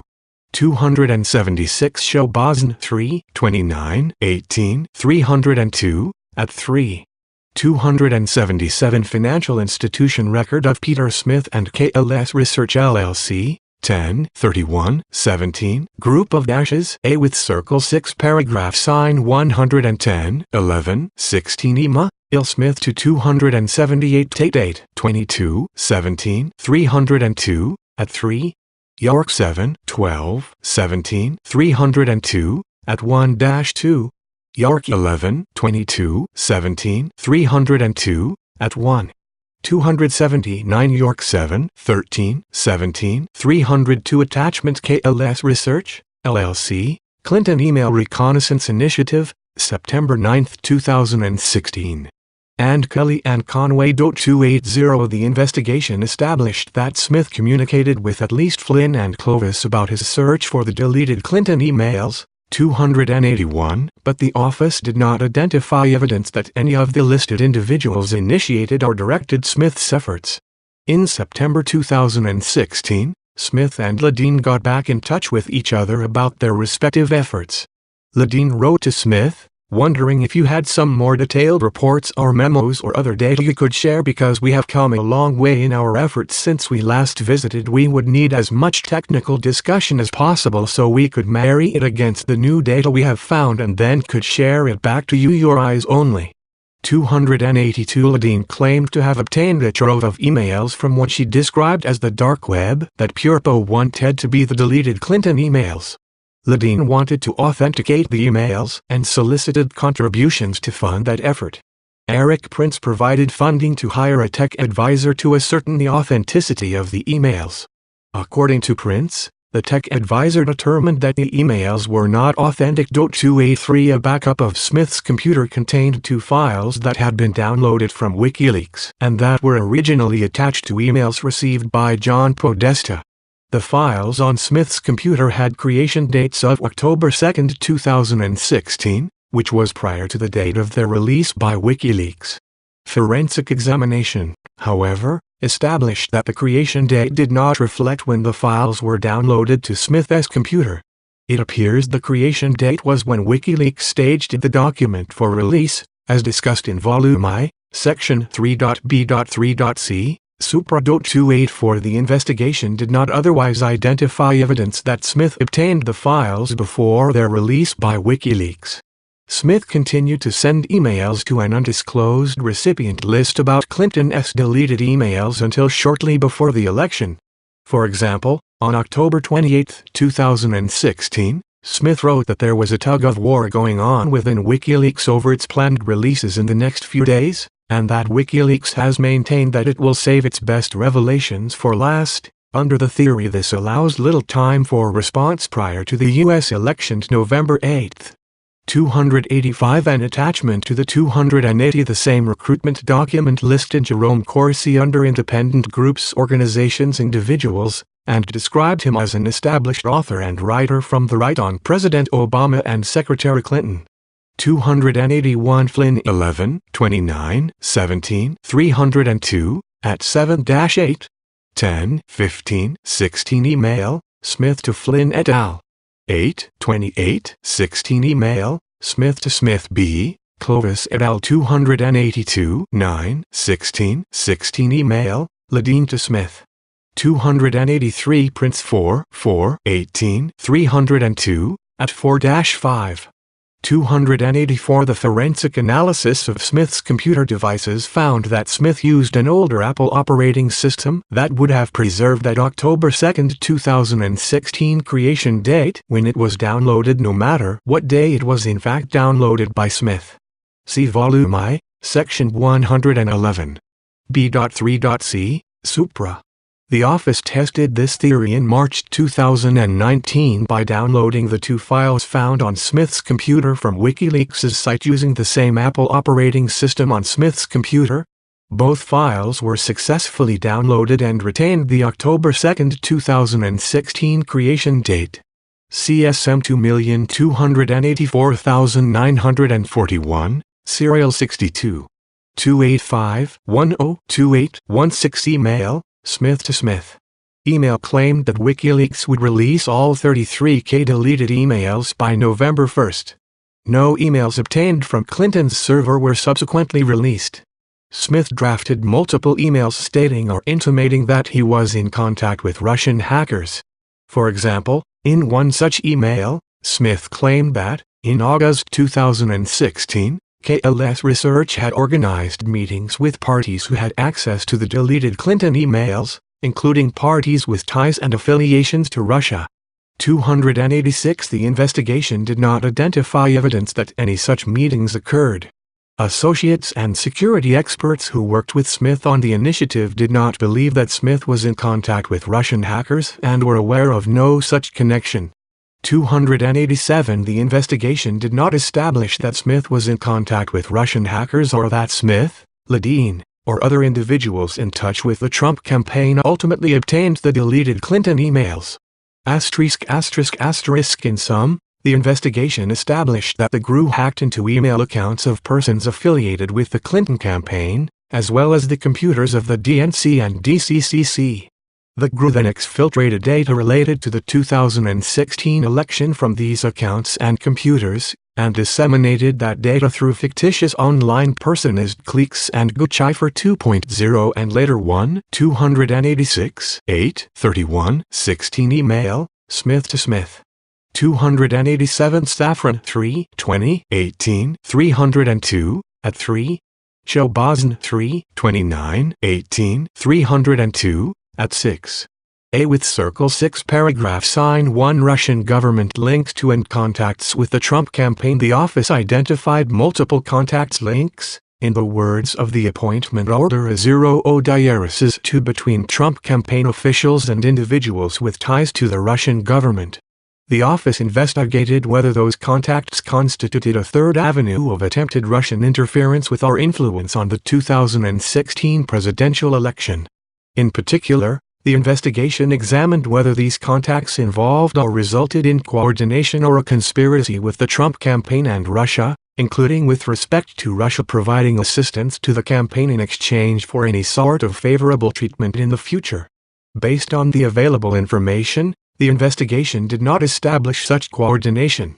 This section describes the principal links between the Trump campaign and individuals with ties to the Russian government, including some contacts with campaign officials or associates that have been publicly reported to involve Russian contacts.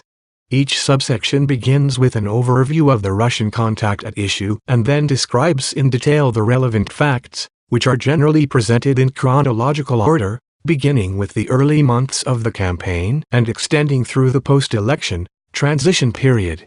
A campaign period September 2015 November 8, 2016 Russian government-connected individuals and media entities began showing interest in Trump's campaign in the months after he announced his candidacy in June 2015. 288 Because Trump's status as a public figure at the time was attributable in large part to his prior business and entertainment dealings, this office investigated whether a business contact with Russia-linked individuals and entities during the campaign period. The Trump Tower Moscow Project, see Volume L, Section 4. Infra led to or involved coordination of election assistance. Outreach from individuals with ties to Russia continued in the spring and summer of 2016, when Trump was moving toward and eventually becoming the Republican nominee for president. As set forth below, the office also evaluated a series of links during this period, outreach to two of Trump's then recently named foreign policy advisors, including a representation that Russia had dirt on Clinton in the form of thousands of emails. Volume I, Sections IV.A.2 and IV.A.3, dealings with a DC-based think tank that specializes in Russia and has connections with its government. Volume I, Section IV.A.4, a meeting at Trump Tower between the campaign and a Russian lawyer promising dirt on candidate Clinton that was part of Russia and its government support for Trump. Volume I, Section IV.A.5. Events at the Republican National Convention. Volume I, Section IV.A.6. Post-convention contacts between Trump campaign officials and Russia's ambassador to the United States. Volume I, Section IV.A.7. And contacts through campaign chairman Paul Manafort, who had previously worked for a Russian oligarch and a pro-Russian political party in Ukraine. Volume I, Section IV.A.8. 288. For example, on August 18, 2015, on behalf of the editor-in-chief of the internet newspaper VZGLYAD, Georgy Satrian emailed campaign press secretary Hope Hicks asking for a phone or in-person candidate interview. 8/18/15 email, Satrian to Hicks. 1 day earlier, the publication's founder and former Russian parliamentarian Konstantin Rykov had registered two Russian websites Trump2016.ru and Donaldtrump2016.ru. No interview took place. With Circle 6 paragraph sign 1 Trump Tower Moscow project. The Trump Organization has pursued and completed projects outside the United States as part of its real estate portfolio. Some projects have involved the acquisition and ownership through subsidiary corporate structures of property. In other cases, the Trump Organization has executed licensing deals with real estate developers and management companies, often local to the country where the project was located. 289. Between at least 2013 and 2016, the Trump Organization explored a similar licensing deal in Russia involving the construction of a Trump-branded property in Moscow. The project, commonly referred to as a Trump Tower Moscow or Trump Moscow project, anticipated a combination of commercial, hotel, and residential properties all within the same building. Between 2013 and June 2016, several employees of the Trump Organization, including Thenaziro O'Dyaris's president of the organization Donald J. Trump, pursued a Moscow deal with several Russian counterparties. From the fall of 2015 until the middle of 2016, Michael Cohen spearheaded the Trump Organization's pursuit of a Trump Tower Moscow project, including by reporting on the project's status to candidate Trump and other executives in the Trump Organization. 2.90 with Circle 6 paragraph sign 1 Trump Tower Moscow venture with the Crocus Group. 2013 to 2014. The Trump Organization and the Crocus Group, a Russian real estate conglomerate owned and controlled by Arazag Galarov, began discussing a Russia-based real estate project shortly after the conclusion of the 2013 Miss Universe pageant in Moscow. 291 Donald J. Trump Jr. served as the primary negotiator on behalf of the Trump Organization. Emina Galarov, son of Arazag Galarov and Iroklai Kavladze, represented the Crocus Group during negotiations. 292 with the occasional assistance of Rob 1T Goldstone. 293 In December 2013, Kavladze and Trump Jr. negotiated and signed preliminary terms of 289C, for example, interview of Donald J. Trump, Jr., Senate Judiciary Committee, 115th Cong. 151-52 September 7, 2017 discussing licensing deals of specific projects. 290 as noted in Volume I, Section 3.d. L. Supra. In November 2018, Cohen pleaded guilty to making false statements to Congress concerning, among other things, the duration of the Trump Tower Moscow project. See in Format IN, R7A, United States v. Michael Cohen, 118 CR 850 SDNY November 29, 2018, Doc. 2 Cohen information. 291 See interview of Donald J. Trump, Jr., Senate Judiciary Committee, 115th Cong.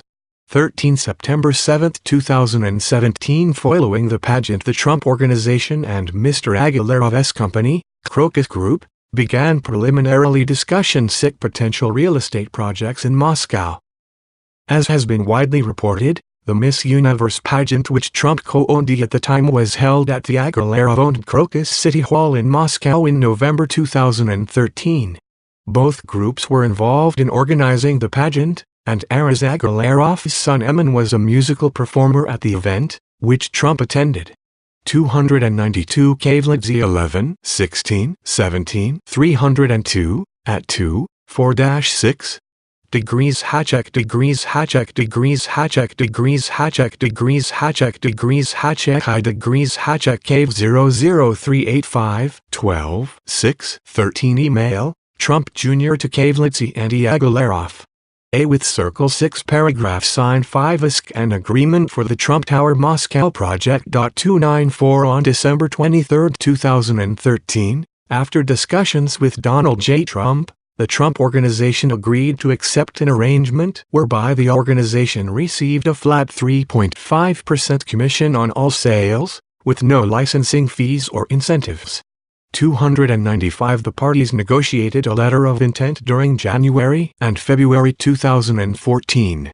296 From January 2014 through November 2014, the Trump Organization and Crocus Group discussed development plans for the Moscow Project. Sometime before January 24, 2014, the Crocus Group sent the Trump Organization a proposal for a 800-unit, 194-meter building to be degrees paragraph constructed at an Agalarov-owned site in Moscow called Crocus City, which had also been the site of the Miss Universe pageant. 297 In February 2014, Ivanka Trump met with Emin Agalarov and toured the Crocus City site during a visit to Moscow. 298 From March 2014 through July 2014, the groups discussed design standards and other architectural elements. 299 For example, in July 2014, members of the Trump Organization sent Crocus Group counterparties questions about the demographics of these prospective buyers in the Crocus City area, the development of neighboring parcels in Crocus City, and concepts for redesigning portions of the building. 300 In August 2014, the Trump Organization requested specifications for a competing Marriott-branded tower being built in Crocus City. 301 Beginning in September 2014, the Trump Organization stopped responding in a timely fashion to correspondence and proposals from the Crocus Group. 302 Communications between the two groups continued through November 2014 with decreasing frequency. What appears to be the last communication is dated November 24, 2014. 303 The project appears not to have developed past the planning stage, and no construction occurred. 294,295 As Cave 00452 12 23 13 Email TRMNP Jr. to Kavladze and Agalarov.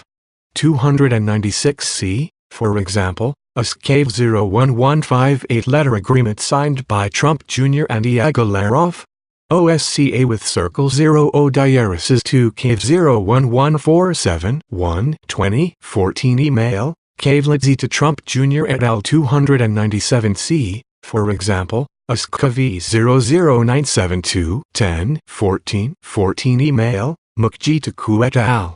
Email from Crocus Group Contractor about specifications.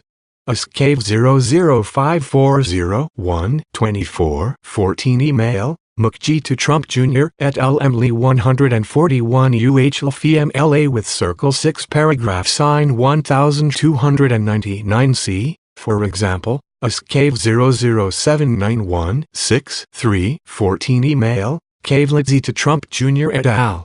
ASCAVE 00799 6 10 14 Email Trump Jr. to Kavladze et al.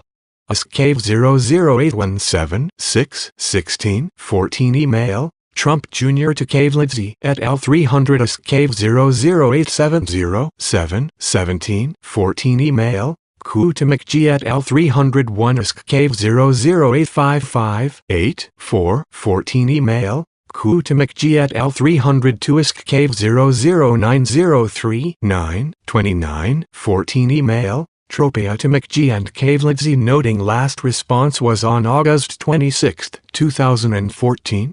ASCAVE 00906 9 29 14 Email Kavladze to Tropea and McG suggesting silence proves my fear that those guys are bailing out of the project. USKV 009721041414 email, Mukjitaku et al. Email from Crocus Group contractor about development specifications. 303 USK Cave 01140112414 email, Kutamikji et al. With Circle 6 paragraph sign 1 communications with JC Expert Investment Company and Georgie RTSKHILADZE summer and fall 2015. In the late summer of 2015, the Trump Organization received a new inquiry about pursuing a Trump Tower project in Moscow. In approximately September 2015, Felix Satter, a New York Zero Diaresis 2-based real estate advisor, contacted Michael Cohen, then Executive Vice President of the Trump Organization and Special Counsel to Donald J. Trump. 304 Satter had previously worked with the Trump Organization and advised it on a number of domestic and international projects. Satter had explored the possibility of a Trump Tower project in Moscow while working with the Trump Organization and therefore knew of the organization's general interest in completing a deal there. 305 Satter had also served as an informal agent of the Trump Organization in Moscow previously and had accompanied Ivanka Trump and Donald Trump Jr. to Moscow in the MID 2000-ish. 306 Satter contacted Cohen on behalf of IC Expert Investment Company LLC. Expert, a Russian real estate development corporation controlled by Andrei Vladimirovich Rozov. 307 Satter had known Rozov since approximately 2007 and, in 2014, had served as an agent on behalf of Rozov during Rozov's purchase of a building in New York City. 308 Satter later contacted Rozov and proposed that IC Expert pursue a Trump Tower Moscow project in which LC Expert would license the name and brand from the Trump Organization but construct the building on its own. Satter worked on the deal with Rozov and another employee of LC Expert. 309 Cohen was the only Trump Organization representative to negotiate directly with LC Expert or its agents. In approximately September 2015, Cohen obtained approval to negotiate with IC Expert from candidate Trump, who was then president of the Trump Organization. Cohen provided updates directly to Trump about the project throughout 2015 and into 2016, assuring him the project was continuing. 3 degrees 1 Cohen also discussed the Trump Moscow project with Ivanka Trump as to design elements such as possible architects to use for the project. 311 and Donald J. Trump Jr. about his experience in Moscow and possible involvement in the project. 312 during the fall of 2015. Provided information to our office in 2017 interviews conducted under a proffer agreement. 306 Satter 9, 19, 17, 302, at 1-2, 5. 307 Satter 9, 19, 17, 302, at 3. 308 Rozov 1, 25, 18, 302, at 1. 309 Rozov 1, 25, 18, 302, at I. See also 11, 2, 15 email, Cohen to Rozov et al. Sending letter of intent. 31 degrees, Cohen 9, 12, 18, 302, at 1-2, 4-6. 311 Cohen 9, 12, 18, 302, at 5. 312 Cohen 9, 12, 18, 302, at 4-5. Also during the fall of 2015, Cohen communicated about the Trump Moscow proposal with Georgie RTSKHILADZE, a business executive who previously had been involved in a development deal with the Trump Organization in Batumi, Georgia. 313 Cohen stated that he spoke to RTSKHILADZE in part because RTSKHILADZE had pursued business ventures in Moscow, including a licensing deal with the Aguilera-owned Crocus Group. 314 On September 22, 2015, Cohen forwarded a preliminary design study for the Trump Moscow project to RTSKHILADZE, adding, "I look forward to your reply about this spectacular project in Moscow." RTSKHILADZE forwarded Cohen's email to an associate and wrote, "If we could organize the meeting in New York at the highest level of the Russian government and Mr. Trump, this project would definitely receive the worldwide attention." 315 On September 24, 2015, RTSKHILADZE sent Cohen an attachment that he described as a proposed letter to the mayor of Moscow from Trump.org, explaining that we need to send this letter to the mayor of Moscow, second guy in Russia. He is aware of the potential project and will pledge his support. 316 In a second email to Cohen sent the same day, RTSKHILADZE provided a translation of the letter, which described the Trump-Moscow project as a symbol of stronger economic, business and cultural relationships between New York and Moscow and therefore United States and the Russian Federation. 317 On September 27, 2015, RTSKHILADZE sent another email to Cohen, proposing that the Trump Organization partner on the Trump-Moscow project with Global Development Group LLC, which he described as being controlled by Mikhail Poseikin, a Russian architect, and Simon Izhharadze. 318 Cohen told the office that he ultimately declined the proposal and instead continued to work with LC Expert, the company represented by Felix Satter. 319A with Circle 6 paragraph sign 1 letter of intent and contacts to Russian government October 2015 January 2016 A with Circle 6 paragraph sign 1 Trump signs the letter of intent on behalf of the Trump Organization between approximately October 13, 2015 and November 2, 2015. The Trump Organization through its subsidiary Trump Acquisition, LLC and IC Expert completed a letter of intent LOI for a Trump Moscow property. The LOI, signed by Trump for the Trump Organization and Rosov on behalf of IC Expert, was intended to facilitate further discussions in order to attempt to 313 RTSKHILADZE was a U.S.-based executive of the Georgian company Silk Road Group. In approximately 2011, Silk Road Group and the Trump Organization entered into a licensing agreement to build a Trump-branded property in Batumi, Georgia. RTSKHILADZE was also involved in discussions for a Trump-branded project in Astana, Kazakhstan. The office twice interviewed RTSKHILADZE, 314 Cohen 9, 12, 18, 302, at 12. See also RTSKHILADZE 5, 10, 18, 302, at 1.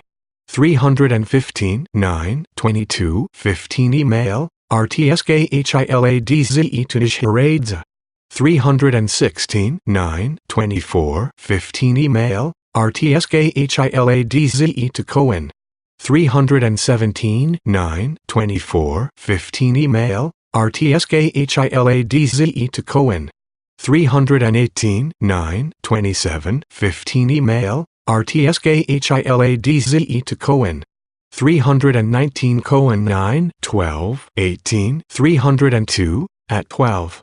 Enter into a mutually acceptable agreement related to the Trump-branded project in Moscow. 320 The LOI contemplated a development with residential, hotel, commercial, and office components, and called for approximately 250 first-class, luxury residential condominiums, as well as one first-class, luxury hotel consisting of approximately 15 floors and containing not fewer than 150 hotel rooms.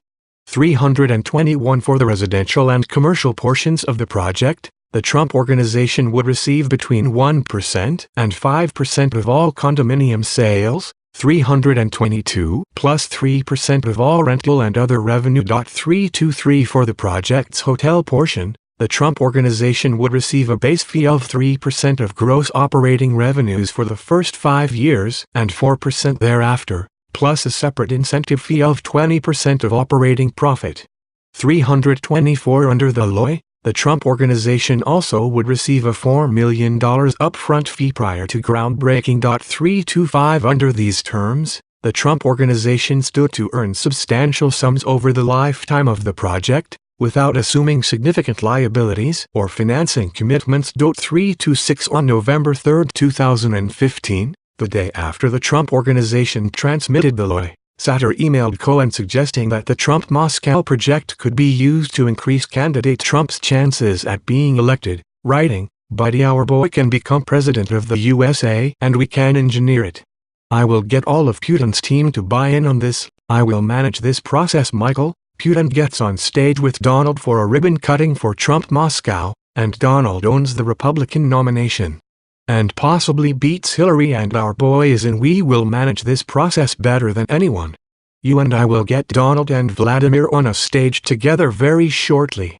That the game changer. 327 later that day, Satter followed up, "Donald don't he stare down, he negotiates and understands the economic issues, and Putin only want to deal with a pragmatic leader, and a successful businessman is a good candidate for someone who knows how to negotiate. Business, politics, whatever, it all is the same for someone who knows how to deal." 320 11/2/15 email, Cohen to Rozov et al. Attachment herein after Loy. See also I0-13-15 email, Satter to Cohen and Davis attaching proposed letter of intent. 32-1 Loy, p. 2.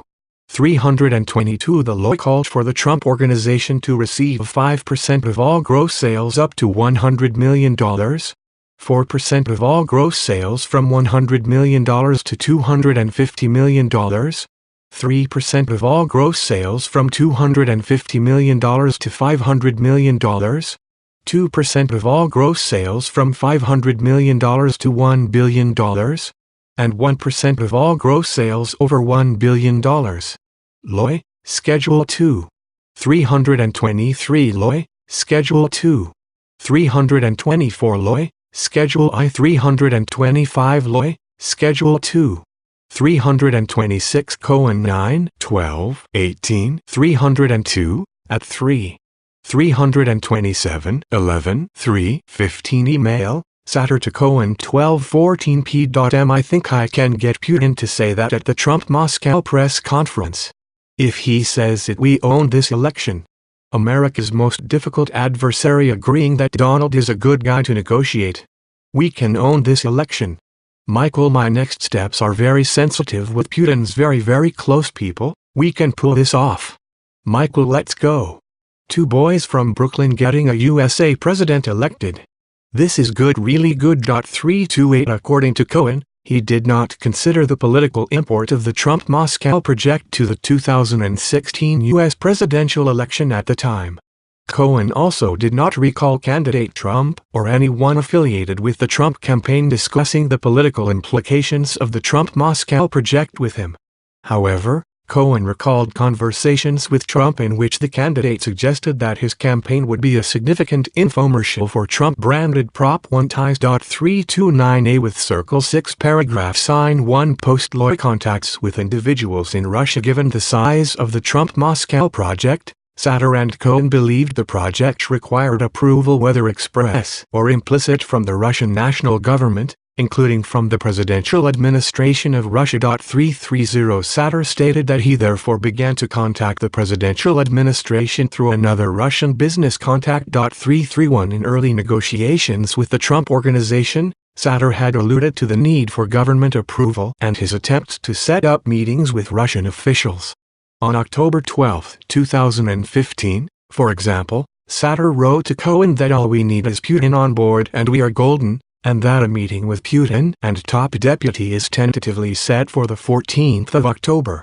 332 This meeting was being coordinated by associates in Russia and that he had no direct interaction with the Russian government. 333 Approximately a month later, after the LOI had been signed, Lana Urchova emailed Ivanka Trump on behalf of Urchova's then-husband Dmitry Klikov, to offer Klikov's assistance to the Trump campaign. 334 Klikov was at that time Director of External Communications for PJSC Federal Grid Company of Unified Energy System, a large Russian electricity transmission. 328 11/3/15 email, Satter to Cohen 12:40 p.m. 329 Cohen 9/12/18 302, at 3-4. Cohen 8/7/18 302, at 15. 330 Satter 12/15/17 302, at 2. 331 Satur 12, 15, 17, 302, at 3-4. 332-10-12-15 email, Satur to Cohen 807A.M 333, 334 Ivanka Trump received an email from a woman who identified herself as Lana E. Alexander, which said in part, "If you ask anyone who knows Russian to Google my husband Dmitry Klikov, you will see who he is close to and that he has done Putin's political campaigns." 11, 16, 15 email, Urchova to I. Trump Company, and had been previously employed as an aide and press secretary to Russia's energy minister. Ivanka Trump forwarded the email to Cohen. 335 He told the office that, after receiving this inquiry, he had conducted an internet search for Klikov's name and concluded incorrectly that Klikov was a former Olympic weightlifter.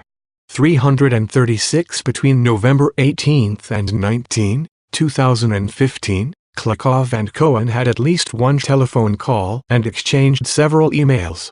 Describing himself in emails to Cohen as a trusted person who could offer the campaign political synergy and synergy on a government level, Klikov recommended that Cohen travel to Russia to speak with him and an unidentified intermediary.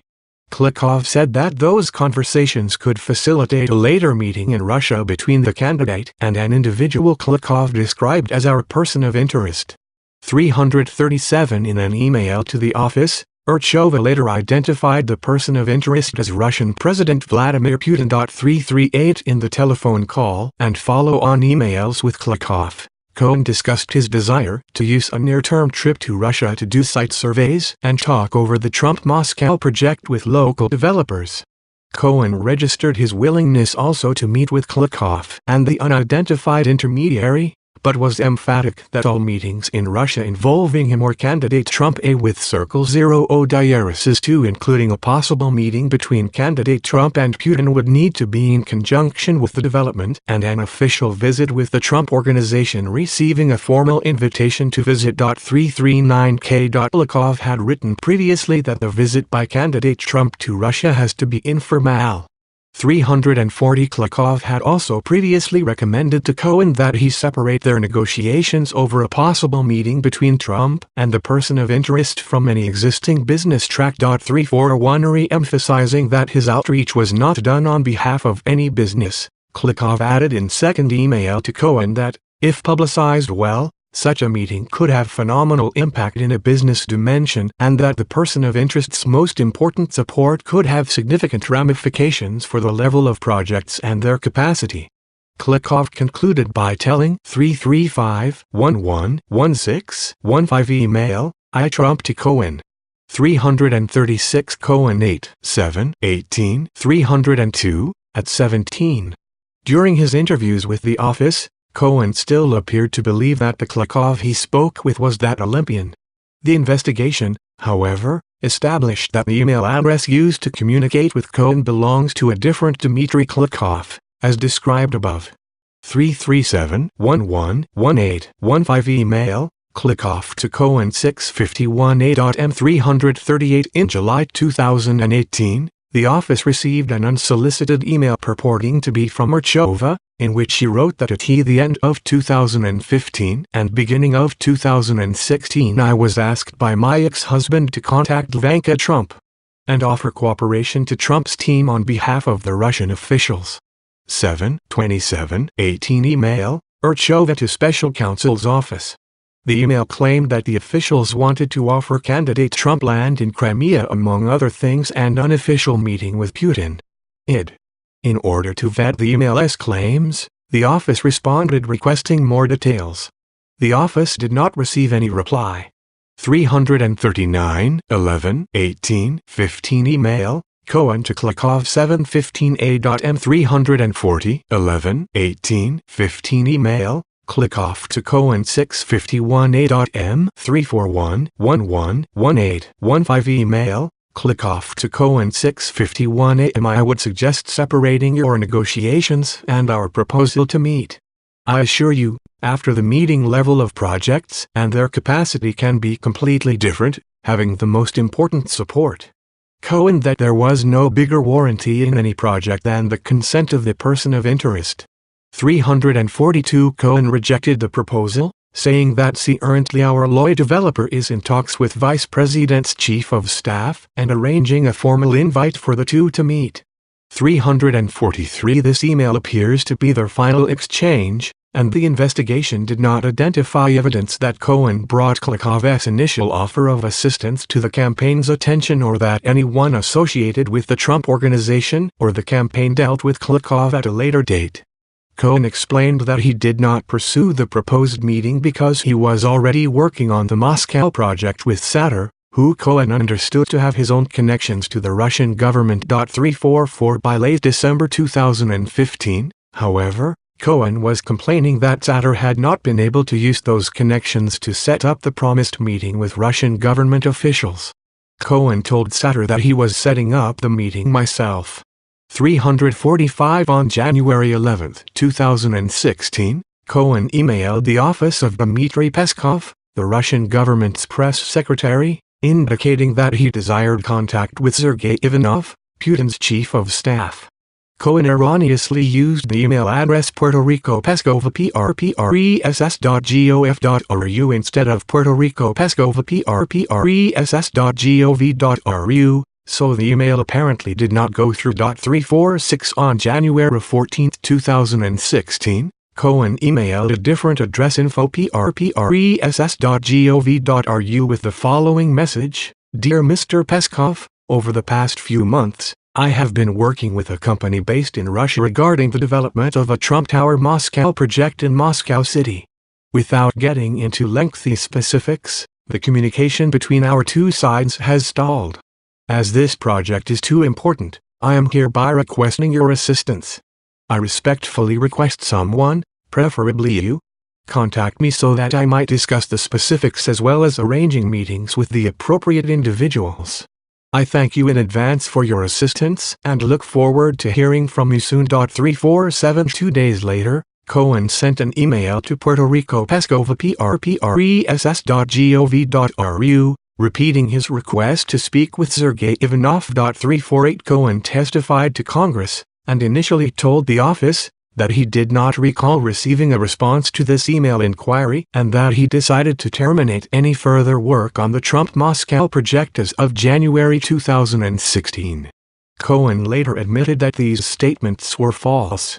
In 342 11 19 15 email, Klykov to Cohen 748.m 343 11 19 15 email, Cohen to Klykov 1256p.m 344 Cohen 9 18 18 302 at 12 345 FS 0000 30 15 text message, Cohen to Satter 6:17 p.m.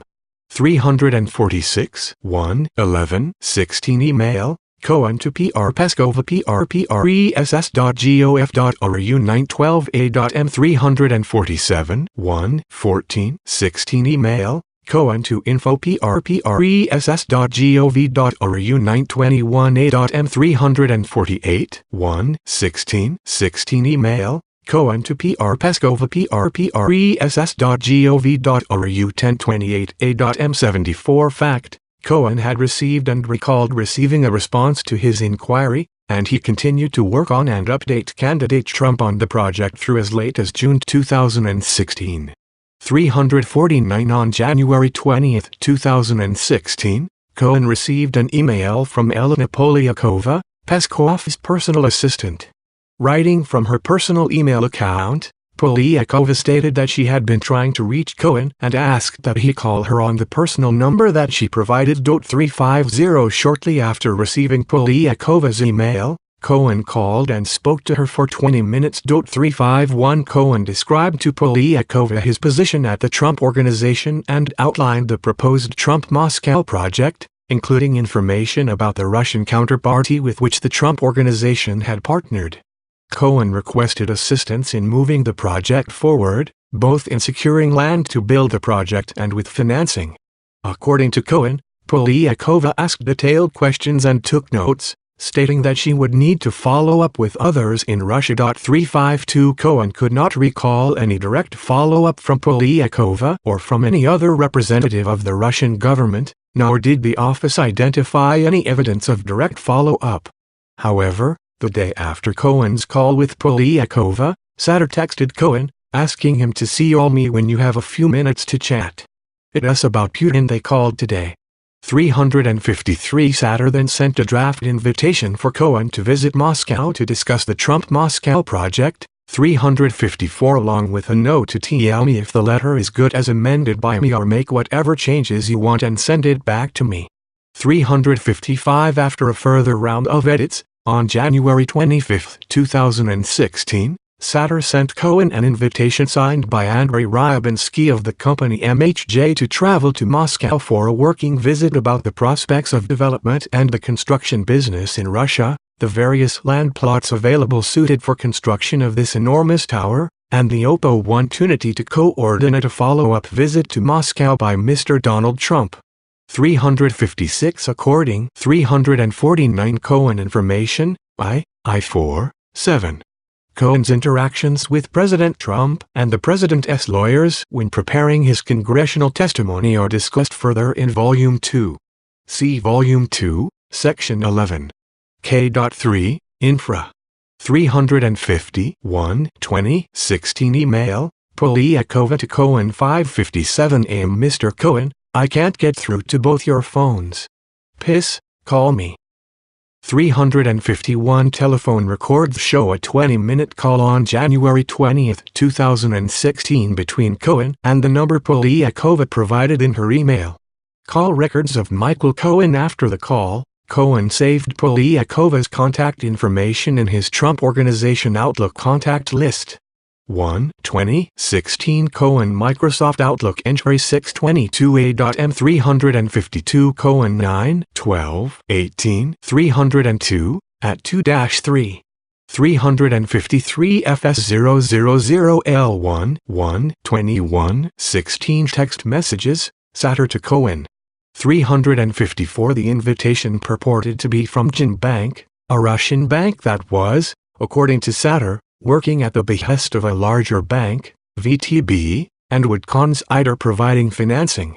FS00008123115 text messages, Satter and Cohen. Additional information about Jin Bank can be in Infra. 355 FS000LI1 21/16 text message, Satter to Cohen 7:44 p.m. 1/21/16 email, Satter to Cohen 6:49 p.m. 356 1/25/16 email, Satter to Cohen 12:01 p.m. attachment.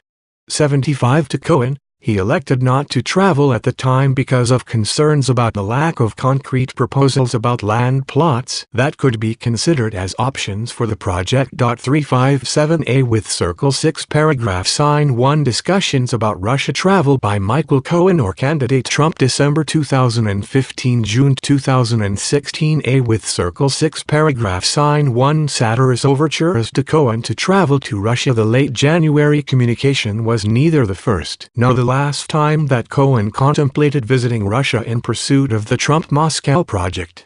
Beginning in late 2015, Satter repeatedly tried to arrange for Cohen and candidate Trump, as representatives of the Trump Organization, to travel to Russia to meet with Russian government officials and possible financing partners. In December 2015, Satter sent Cohen a number of emails about logistics for traveling to Russia for meetings. 358 On December 19, 2015, Satter wrote, "Please call me, I have Evgeny Dvoskin on the other line." 359 He needs a copy of your and Donald's passports. They need a scan of every page of the passports. Invitations and visas will be issued this week by VTB Bank to discuss financing for Trump Tower Moscow. Politically, neither Putin's office nor Ministry of Foreign Affairs cannot issue invite, so they are inviting commercially business. VTB is Russia's two biggest bank, and VTB Bank CEO Andrei Kostin will be at all meetings with Putin so that it is a business meeting, not political. We will be invited to Russian consulate this week to receive invite and have visa issued. 360 In response, Cohen texted Satter an image of his own passport. 361 Cohen told the office that at one point he requested a copy of candidate Trump's passport from Rona Graf, Trump's executive assistant at the Trump Organization, and that Graf later brought Trump's passport to Cohen's. 357 Cohen 9/12/18 302 at 6-7 358 for example, 12/1/15 email, Satter to Cohen 12:41 p.m. Please scan and send me a copy of your passport for the Russian Ministry of Foreign Affairs. 359 Toll records show that Satter was speaking to Evgeny Dvoskin. Call records of Felix Satter. Dvoskin is an executive of Gen Bank, a large bank with lending focused in Crimea, Ukraine.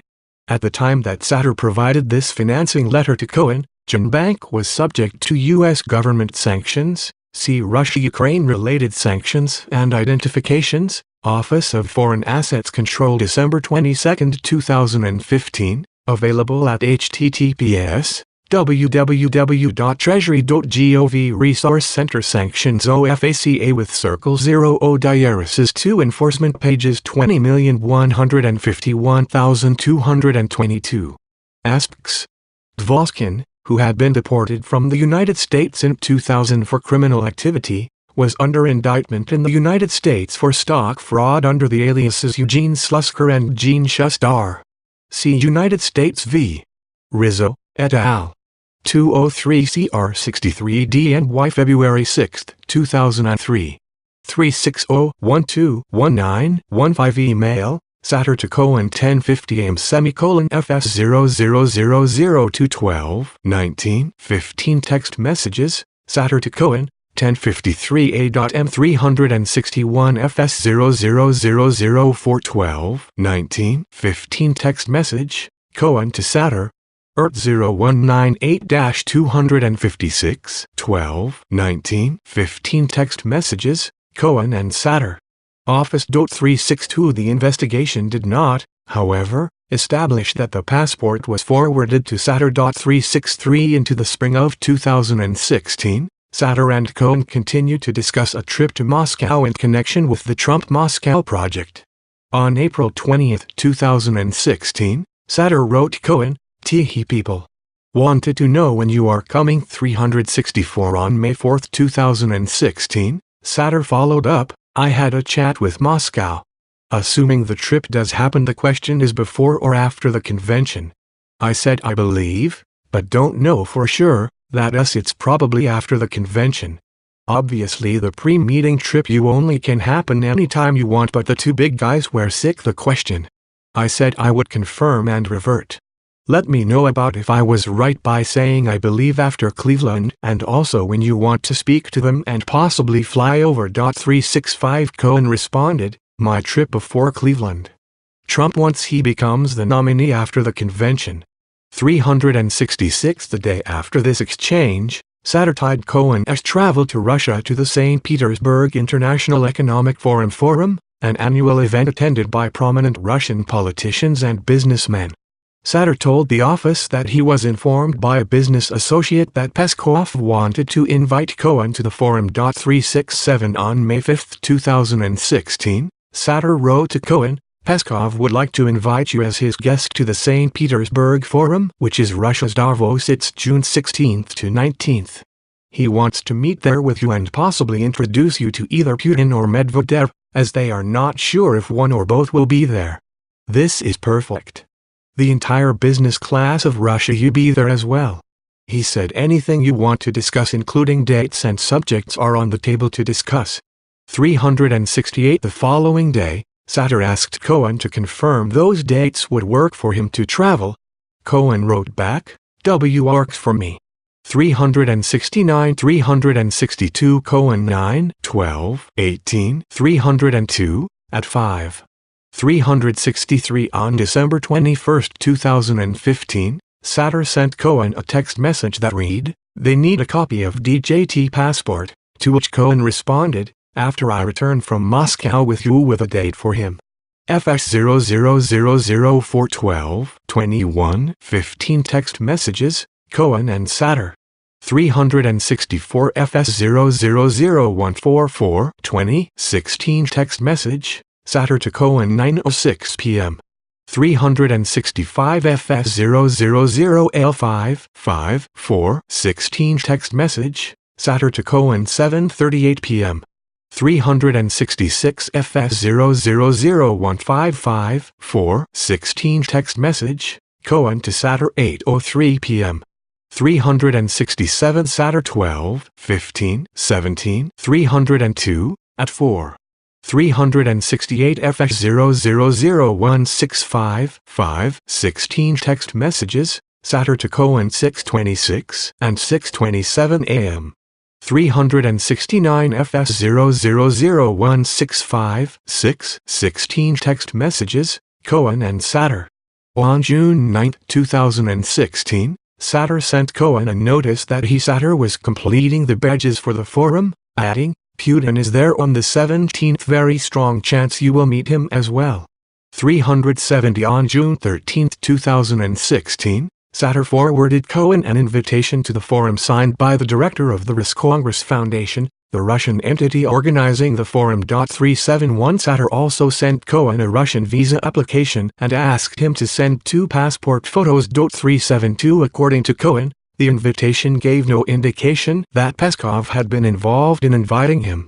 Cohen was concerned that Russian officials were not actually involved or were not interested in meeting with him as Satter had alleged, and so he decided not to go to the forum. 373 On June 14, 2016, Cohen met Satter in the lobby of the Trump Tower in New York and informed him that he would not be traveling at that time. 374A with Circle 6 paragraph Sign 1 Candidate Trump's opportunities to travel to Russia. The investigation identified evidence that, during the period the Trump-Moscow project was under consideration, the possibility of candidate Trump visiting Russia arose in 2 contexts. First, in interviews with The Office, Cohen stated that he discussed the subject of traveling to Russia with Trump twice, once in late 2015, and again in spring 2016. 375 According to Cohen, Trump indicated a willingness to travel if it would assist the project significantly. On one occasion, Trump told Cohen to speak with then-campaign manager Corey Lewandowski to coordinate the candidate's schedule. Cohen recalled that he spoke with Lewandowski, who suggested that they speak again when Cohen had actual dates to evaluate. Cohen indicated, however, that he knew that travel prior to the Republican National Convention would be impossible given the candidate's pre-existing commitments to the campaign. 376 Second, like Cohen, Trump received and turned down an invitation to the St. Petersburg International Economic Forum. In late December 2015, Mira Duma, a contact of Ivanka Trump's from the fashion industry, first passed along invitations for Ivanka Trump and candidate Trump from Sergei Prikodko, a deputy prime minister of the Russian Federation. 377 On January 14, 2016, Rona Graf sent an email to Duma stating that Trump was honored to be asked to participate in the highly prestigious forum event, but that he would have to decline the invitation given his very grueling and full travel schedule as a presidential candidate. 378 Graph 37 degrees FS000186916 text messages, Satter and Cohen. 371 6:13:16 email, Satter to Cohen 210p.m. 372 FS00018 6:13:16 text message, Satter to Cohen 2:20 p.m. 6:13:16 email, Satter to Cohen. 373 Cohen 9:12:18 302 at 6-8. 374 FS000196146 text messages, Cohen and Satter 12:06 and 2:50 p.m. 375 Cohen 9:12:18 302 at 2. 376 Cohen 9:12:18 302 at 7. 377 122115 email, Mira to Ivanka Trump 6:57 a.m. attachments. Trump.org 1600571716 email, iTrump to Graf 9:18 a.m. 378 1:14:16 email, Graf to Mira. Asked Duma whether she recommended that Graf send a formal note to the Deputy Prime Minister declining his invitation, Duma replied that a formal note would be great. 379 It does not appear that Graf prepared that note immediately. According to written answers from President Trump, 380 Graf received an email from Deputy Prime Minister Prokodko on March 17, 2016, again inviting Trump to participate in the 2016 forum in St. Petersburg. 381 2 weeks later, on March 31, 2016, Graf prepared for Trump's signature a two-paragraph letter declining the invitation. 382 The letter stated that Trump's schedule has become extremely demanding because of the presidential campaign, that he already had several commitments in the United States for the time of the forum, but that he otherwise would have gladly given every consideration to attending such an important event.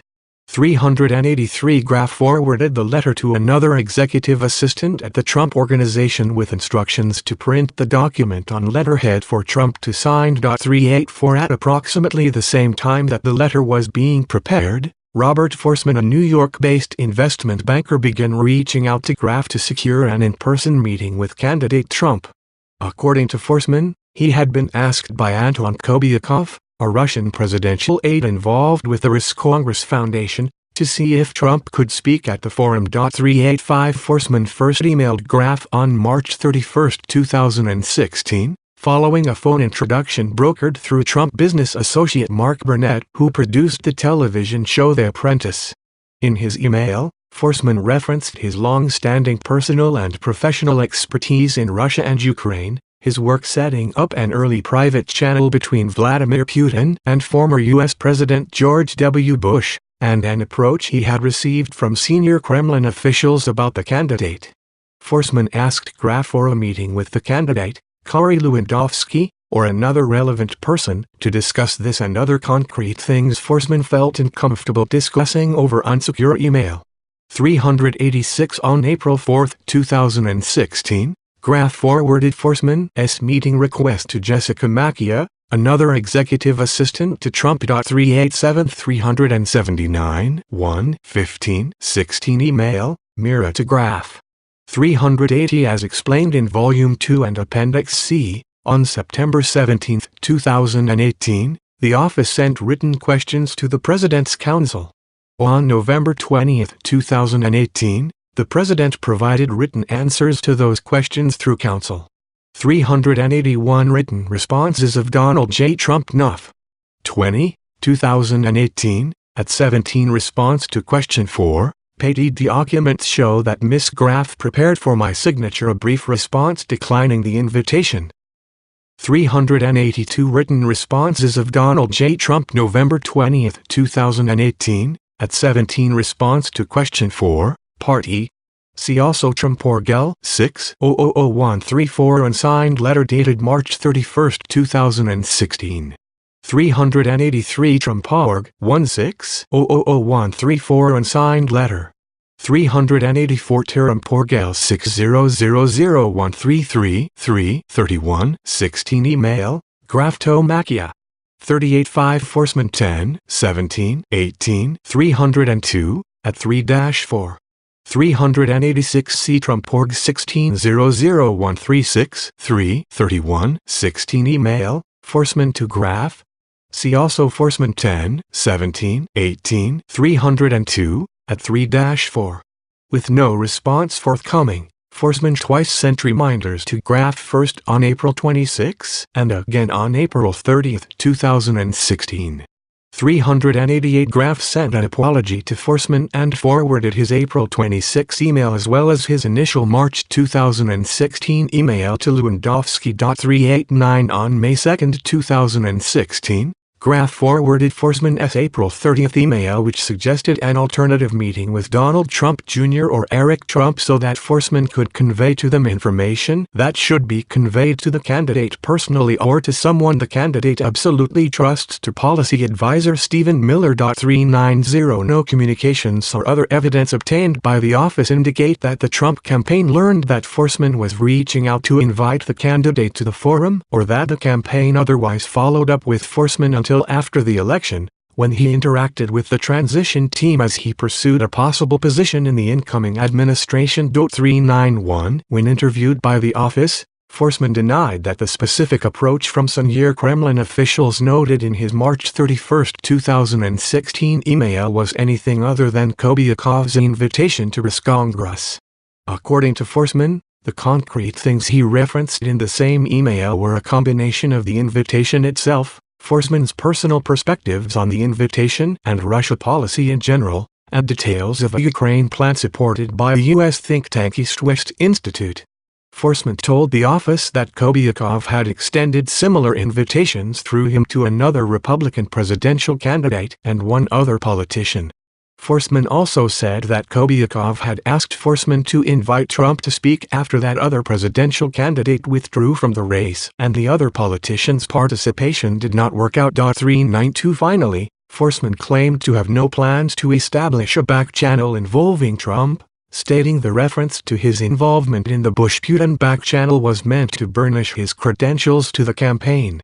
Forsman commented that he had not recognized any of the experts announced as Trump's foreign policy team in March 2016, and wanted to secure an in-person meeting with the candidate to share his professional background and policy views, including that Trump should decline Kobyakov's invitation to speak at the forum. 393A with Circle 6 paragraph sign 1 George Papadopoulos was a foreign policy advisor to the Trump campaign from March 388 see Trump.org 16000137 4 26 16 email, Forsman to Graf, Trump.org 16000141 4 30 16 email, Forsman to Graf.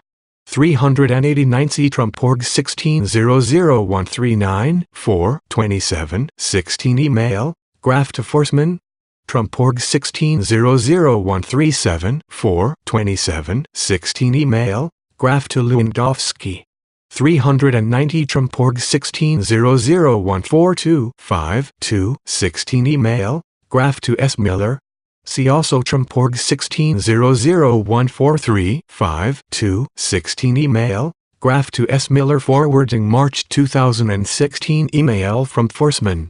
391 Forsman's contacts during the transition period are discussed further in Volume I, Section IV.B.3, Infra.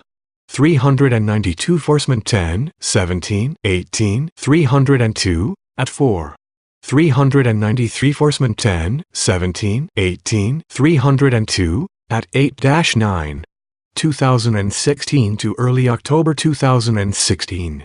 394 In late April 2016, Papadopoulos was told by London-based Professor Joseph Mifsud, immediately after Mifsud's return from a trip to Moscow, that the Russian government had obtained dirt on candidate Clinton in the form of thousands of emails. 1 week later, on May 6, 2016, Papadopoulos suggested to a representative of a foreign government that the Trump campaign had received indications from the Russian government that it could assist the campaign through the anonymous release of information that would be damaging to candidate Clinton. Papadopoulos shared information about Russian dirt with people outside of the campaign, and the office investigated whether he also provided it to a campaign official. Papadopoulos and the campaign officials with whom he interacted told the office that they did with Circle 6 paragraph sign 1 not recall that Papadopoulos passed them the information. Throughout the relevant period of time and for several months thereafter, Papadopoulos worked with Mifsud and 2 Russian nationals to arrange a meeting between the campaign and the Russian government. That meeting never came to pass. With Circle 6 paragraph sign 1 Origins of campaign work in March 2016, Papadopoulos became a foreign policy advisor to the Trump campaign. 395 As early as the summer of 2015, He had sought a role as a policy advisor to the campaign, but, in a September 30, 2015 email, he was told that the campaign was not hiring policy advisors. 396 In late 2015, Papadopoulos obtained a paid position on the campaign of Republican presidential candidate Ben Carson. 397 Although Carson remained in the presidential race until early March 2026, Papadopoulos had stopped actively working for his campaign by early February 2016. 398 At that time, Papadopoulos reached out to a contact at the London Centre of International Law Practice (LSIL), which billed itself as a unique institution, comprising high-level professional international law practitioners, dedicated to the advancement of global legal knowledge and the practice of international law. 399 Papadopoulos said that he had finished his role with the Carson. 394 Papadopoulos met with our office for debriefings on several occasions in the summer and fall of 2017, after he was arrested and charged in a sealed criminal complaint with making false statements in a January 2017 FBI interview about, inter alia, the timing, extent, and nature of his interactions and communications with Joseph Mifsud and two Russian nationals, Olga Polonskaya and Ivan Timofeev. Papadopoulos later pleaded guilty, pursuant to a plea agreement, to an information charging him with making false statements to the FBI, in violation of 18 U.S. CEL 00L. 395 A transcript of Donald Trump's meeting with the Washington Post editorial board, Washington Post, March 21, 2016. 396 7:15 LinkedIn message, Papadopoulos to Lewandowski 6:57 a.m. 9:30 email, Glassner to Papadopoulos 7:42 and 21 seconds a.m. 397 Papadopoulos 8:10:17 302 at 2. 398 Papadopoulos 8:10:17 302 at 2. 2:4:16 email, Papadopoulos to Adres. 399 London Centre of International Law Practice, at https www.lsilp.org via web.archive.org. Campaign and asked if LSILP was hiring. 400 In early February, Papadopoulos agreed to join LSILP and arrived in London to begin work. 401 As he was taking his position at LSILP, Papadopoulos contacted Trump campaign manager Corey Lewandowski via LinkedIn and emailed campaign official Michael Glassner about his interest in joining the Trump campaign. 402 On March 2, 2016, Papadopoulos sent Glassner another message reiterating his interest. 403 Glassner passed along word of Papadopoulos' interest to another campaign official, Joy Lutz, who notified Papadopoulos by email that she had been told by Glassner to introduce Papadopoulos to Sam Clovis, the Trump campaign's national co-diaresis chair and chief policy advisor. 404 At the time of Papadopoulos' March 2 email, the media was criticizing the Trump campaign for lack of experienced foreign policy or national security advisors within its ranks. 405 To address that issue, senior campaign officials asked Clovis to put a foreign policy team together on short notice. 406 After receiving Papadopoulos' name from Lutz, Clovis performed a Google search on Papadopoulos, learned that he had worked at the Hudson Institute, and believed that he had credibility on energy issues. 407 On March 3, 2016, Clovis arranged to speak with Papadopoulos by phone to discuss Papadopoulos joining the campaign as a foreign policy advisor, and on March 6, 2016, the two spoke. 408 Papadopoulos recalled that Russia was mentioned as a topic, and he understood from the conversation that Russia would be an important aspect of the campaign's foreign policy. 409 At the end of the conversation, Clovis offered Papadopoulos a role as a foreign policy advisor to the campaign, and Papadopoulos accepted the offer. 410A with Circle 6 paragraph Sign 1 Initial Russia-related contacts. Approximately a week after signing on as a foreign policy advisor, Papadopoulos traveled 400 to 416 email, Papadopoulos to Adres.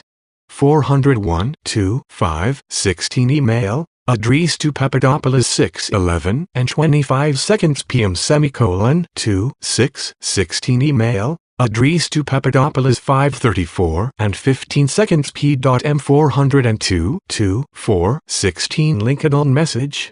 Papadopoulos to Lewandowski 1:28 p.m. 2:4:16 email. Papadopoulos to Glasner 2:10 and 36 seconds p.m. 403 3:2:16 email. Papadopoulos to Glasner 11:17 and 23 seconds a.m. 404 3:2:16 email. Lutz to Papadopoulos 10:08 and 15 seconds p.m. 405 Clovis 10:3:17 302 1 of 2 at 406 Clovis 10:3:17 302 1 of 2 at 407 3:3:16 email. Lutz to Clovis and Papadopoulos 6:05 and 47 seconds p.m. 408 3:6:16 email. Papadopoulos to Clovis 4:24 and 21 seconds p.m. 409 statement of offense. I-4, United States v.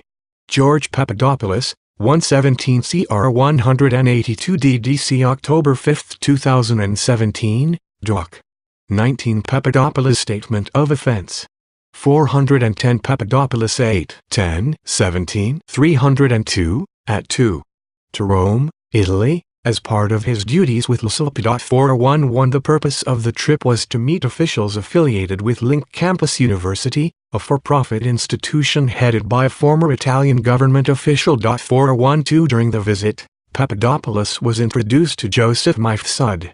Mifsud is a Maltese national who worked as a professor at the London Academy of Diplomacy in London, England. 413 Although Mifsud worked out of London and was also affiliated with LSLP, the encounter in Rome was the first time that Papadopoulos met him. 414 Mifsud maintained various Russian contacts while living in London, as described further below.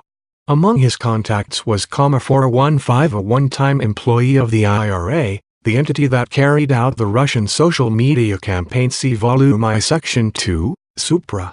In January and February 2016, Mifsud and discussed possibly meeting in Russia. The investigation did not meeting. Later, in the spring of 2016, was also in contact, that was linked to an employee of the Russian Ministry of Defense, and that account had overlapping contacts with a group of Russian military. 2 controlled Facebook accounts that included accounts used to promote the clique's releases in the course of the GRU's hack and release operations. See Volume I, Section 3.b.1, Supra. According to Papadopoulos, Mifsud at first seemed uninterested in Papadopoulos when they met in Rome. 416 After Papadopoulos informed Mifsud about his role in the Trump campaign, however, Mifsud appeared to take greater interest in Papadopoulos. 417 The two discussed Mifsud's European and Russian contacts and had a general discussion about Russia. Mifsud also offered to introduce Papadopoulos to European leaders and others with contacts to the Russian government. 418 Papadopoulos told the office that Mifsud's claim of substantial connections with Russian government officials interested Papadopoulos, who thought that such connections could increase his importance as a policy advisor to the Trump campaign. 419 411 Papadopoulos 8:10:17 302 at 2-3. Papadopoulos Statement of Offense, R5. 412 Papadopoulos 8:10:17 302 at 2-3. Stephanie Kirk-Gessner et al. Joseph Mifsud, more questions than answers about mystery professor linked to Russia. The Guardian October 31, 2017 Link Campus University is headed by a former Italian Interior Minister named Vincenzo Scotti. 413 Papadopoulos Statement of Offense, R5. 414 Papadopoulos 8:10:17 302 at 3. A with Circle 6 Paragraph Sign 1 Investigative Technique. A with Circle 6 Paragraph Sign 1 Harm to Ongoing Matter. 416 Papadopoulos Statement of Offense, R5. 417 Papadopoulos Statement of Offense, R5. 418 Papadopoulos 8, 10, 17, 302, at 3. Papadopoulos 8, 11, 17, 302, at 2. 419 Papadopoulos Statement of Offense, R5. On March 17, 2016, Papadopoulos returned to London. 42 degrees. 4 days later, candidate Trump publicly named him as a member of the Foreign Policy and National Security Advisory Team chaired by Senator Jeff Sessions, describing Papadopoulos as an oil and energy consultant and an excellent guy. 421 On March 24, 2016, Papadopoulos met with Mifsud in London. 422 Mifsud was accompanied by a Russian female named Olga Polonskaya.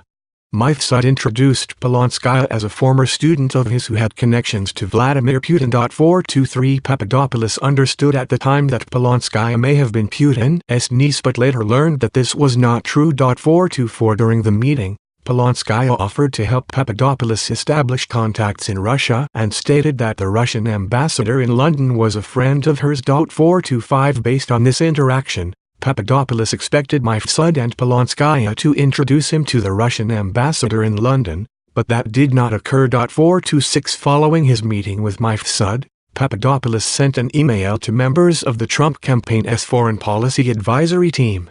The subject line of the message was meeting with Russian leadership including Putin.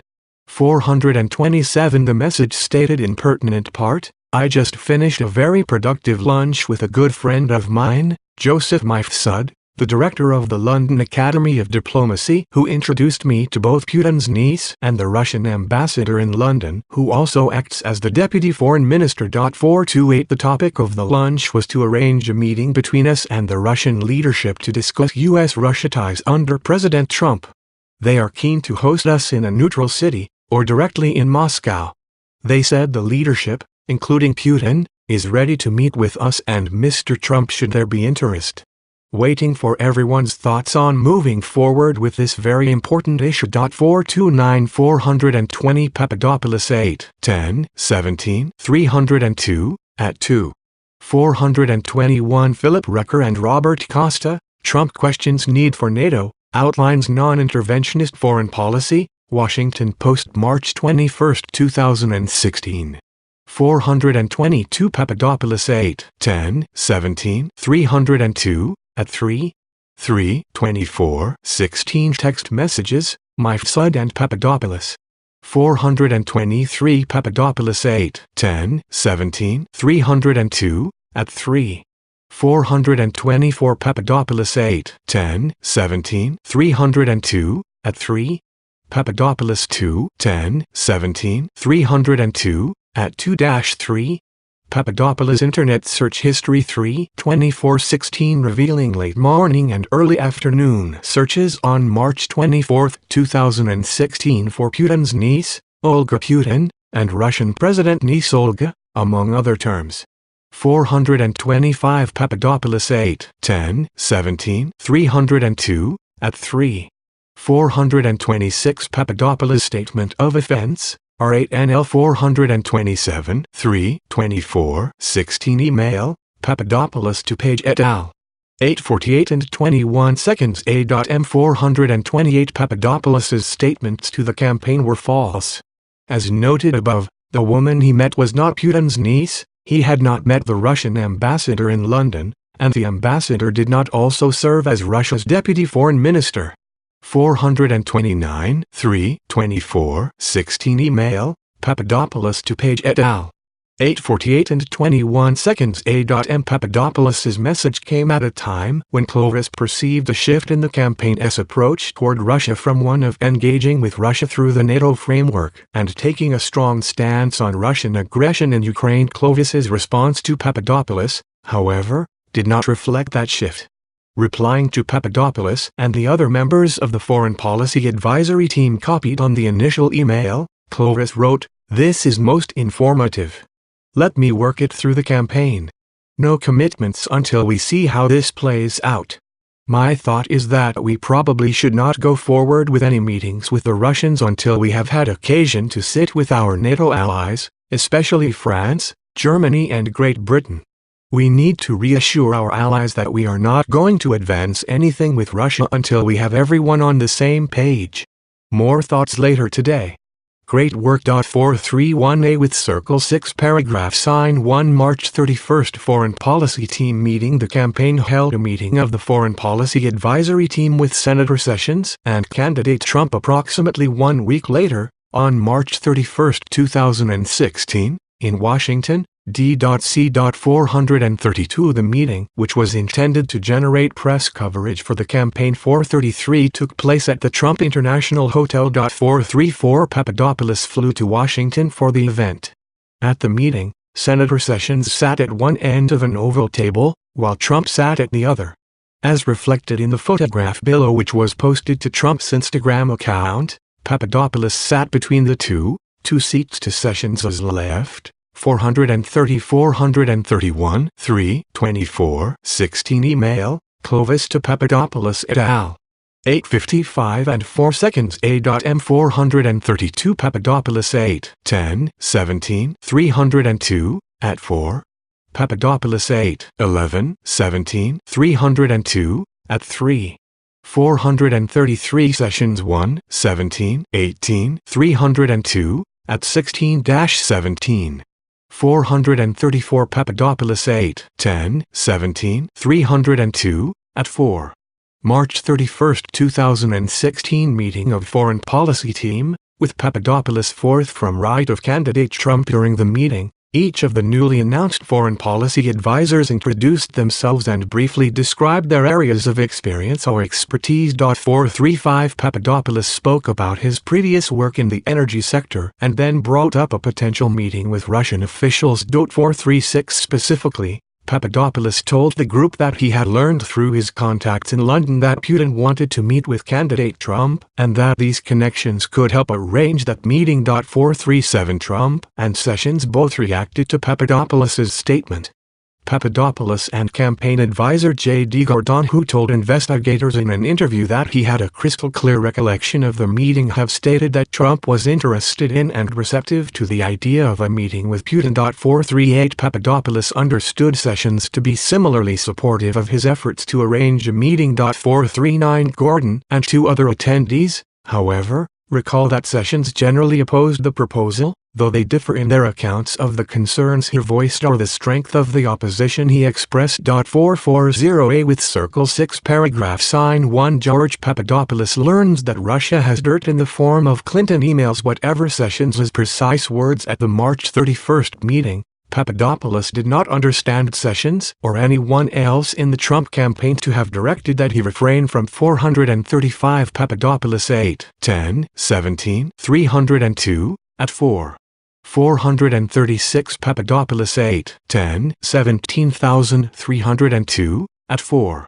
437 Papadopoulos Statement of Offense, I-9. See Gordon 8 29 17 302 at 14. Carafano 9 12 17 302 at 2. Hoskins 9 14 17 302 at 1. 438 Papadopoulos 8 10 17 302 at 4-5. Gordon 9 7 17 302 at 4-5. 439 Papadopoulos 8 10 1 7 302 at 5. Papadopoulos 8 11 17 302 at 3. 440 Sessions 1 17 18 302 at 17. Gordon 9 7 17 302 at 5. Hoskins 9 14 17 302 at L. Carafano 9 12 17 302 at 2. Making further efforts to arrange a meeting between the campaign and the Russian government.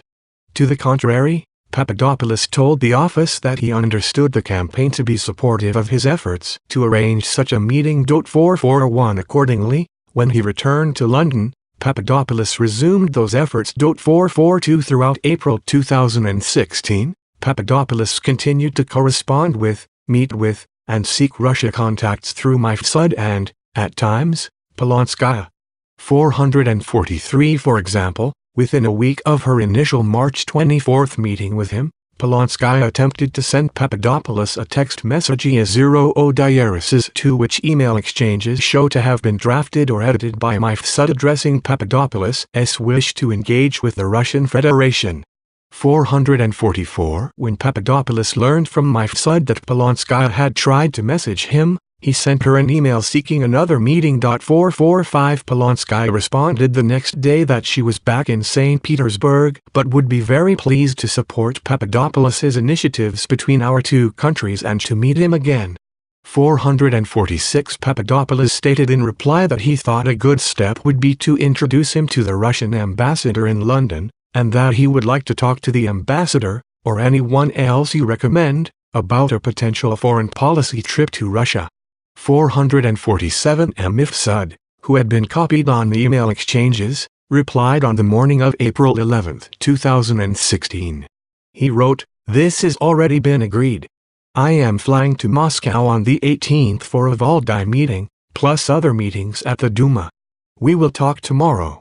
448 The two bodies referenced by Mifsud are part of or associated with the Russian government. The Duma is a Russian legislative assembly. 449 While Valdai refers to the Valdai Discussion Club, a Moscow-based group that is close to Russia's foreign policy establishment.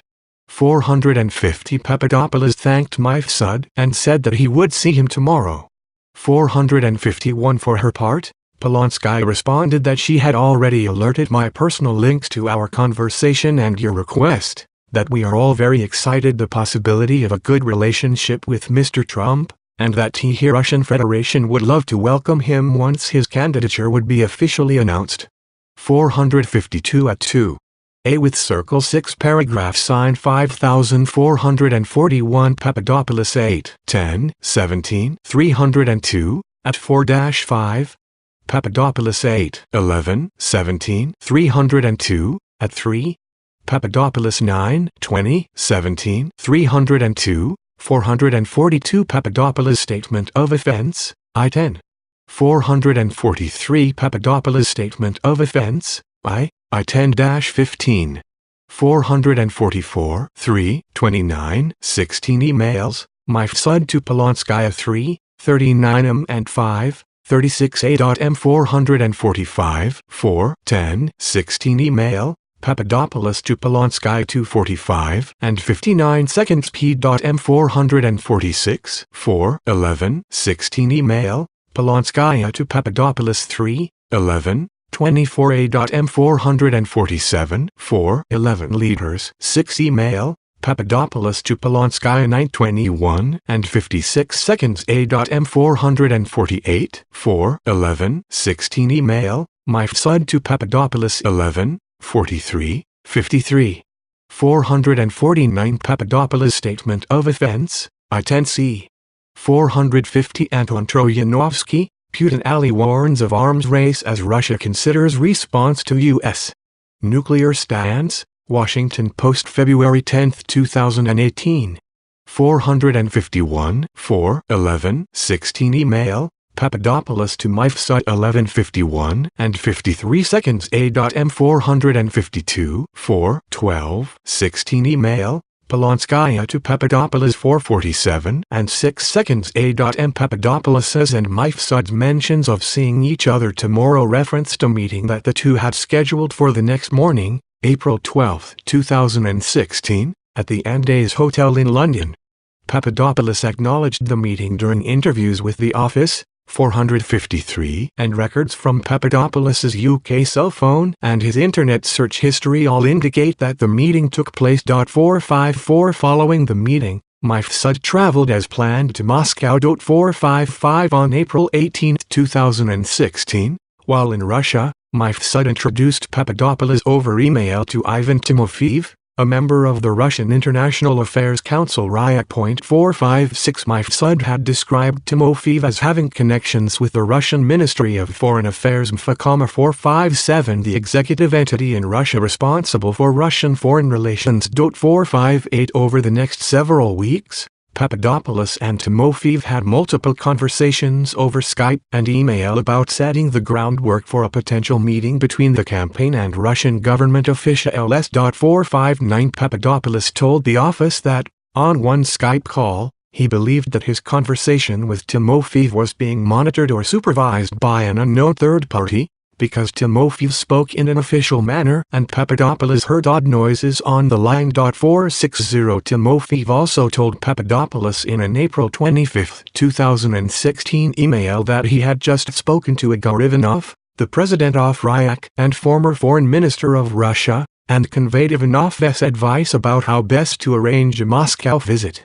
46 1 After a stop in Rome, Mifsud returned to England on April 25, 2016. 462 The next day, Papadopoulos met Mifsud for breakfast at the Andes Hotel, the same location as their last. 453 Papadopoulos 9, 19, 17, 302, at 7. 454 4, 12, 16 Email, Mifsud to Papadopoulos 5:44 and 39 seconds AM forwarding Libya-related document.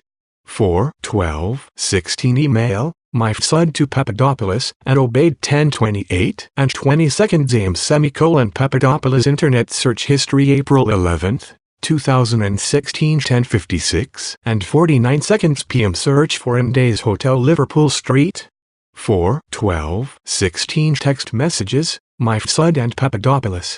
455 C, for example, 4, 18, 16 Email, Mifsud T Papadopoulos 8:04 and 54 seconds A.M 456 Papadopoulos 8 liters 0, 17, 302, at 5. 457 Papadopoulos Statement of Offense, R11. 458 During the campaign period, Papadopoulos connected over LinkedIn with several MFAA with Circle 0 diarists to affiliated individuals in addition to Timofeyev. On April 25, 2016, he connected with Dmitry Andreyko, publicly identified as a first secretary at the Russian embassy in Ireland. In July 2016, he connected with Yuri Malnik, the spokesperson for the Russian embassy in Washington, and with Alexei Krasilnikov, publicly identified as a counselor with IMFA. And on September 16, 2016, Hikon Alabin, also identified as an IMFA official. See Papadopoulos LinkedIn Connections. 459 Papadopoulos Statement of Offense, R11. 460 Papadopoulos 8, 10, 17, 302, at 5. Papadopoulos 9, 19, 17, 302, at 10. 461 4, 25, 16 Email, Timofeyev to Papadopoulos 8:16 and 35 seconds A.M 462 4, 22, 16 Email, Mifsud to Papadopoulos 12:41 and 1 second A.M Meeting point 463 During that meeting, Mifsud told Papadopoulos that he had met with high-level Russian government officials during his recent trip to Moscow. Mifsud also said that, on the trip, he learned that the Russians had obtained dirt on candidate Hillary Clinton. As Papadopoulos later stated to the FBI, Mifsud said that the dirt was in the form of emails of Clinton, and that they have thousands of emails.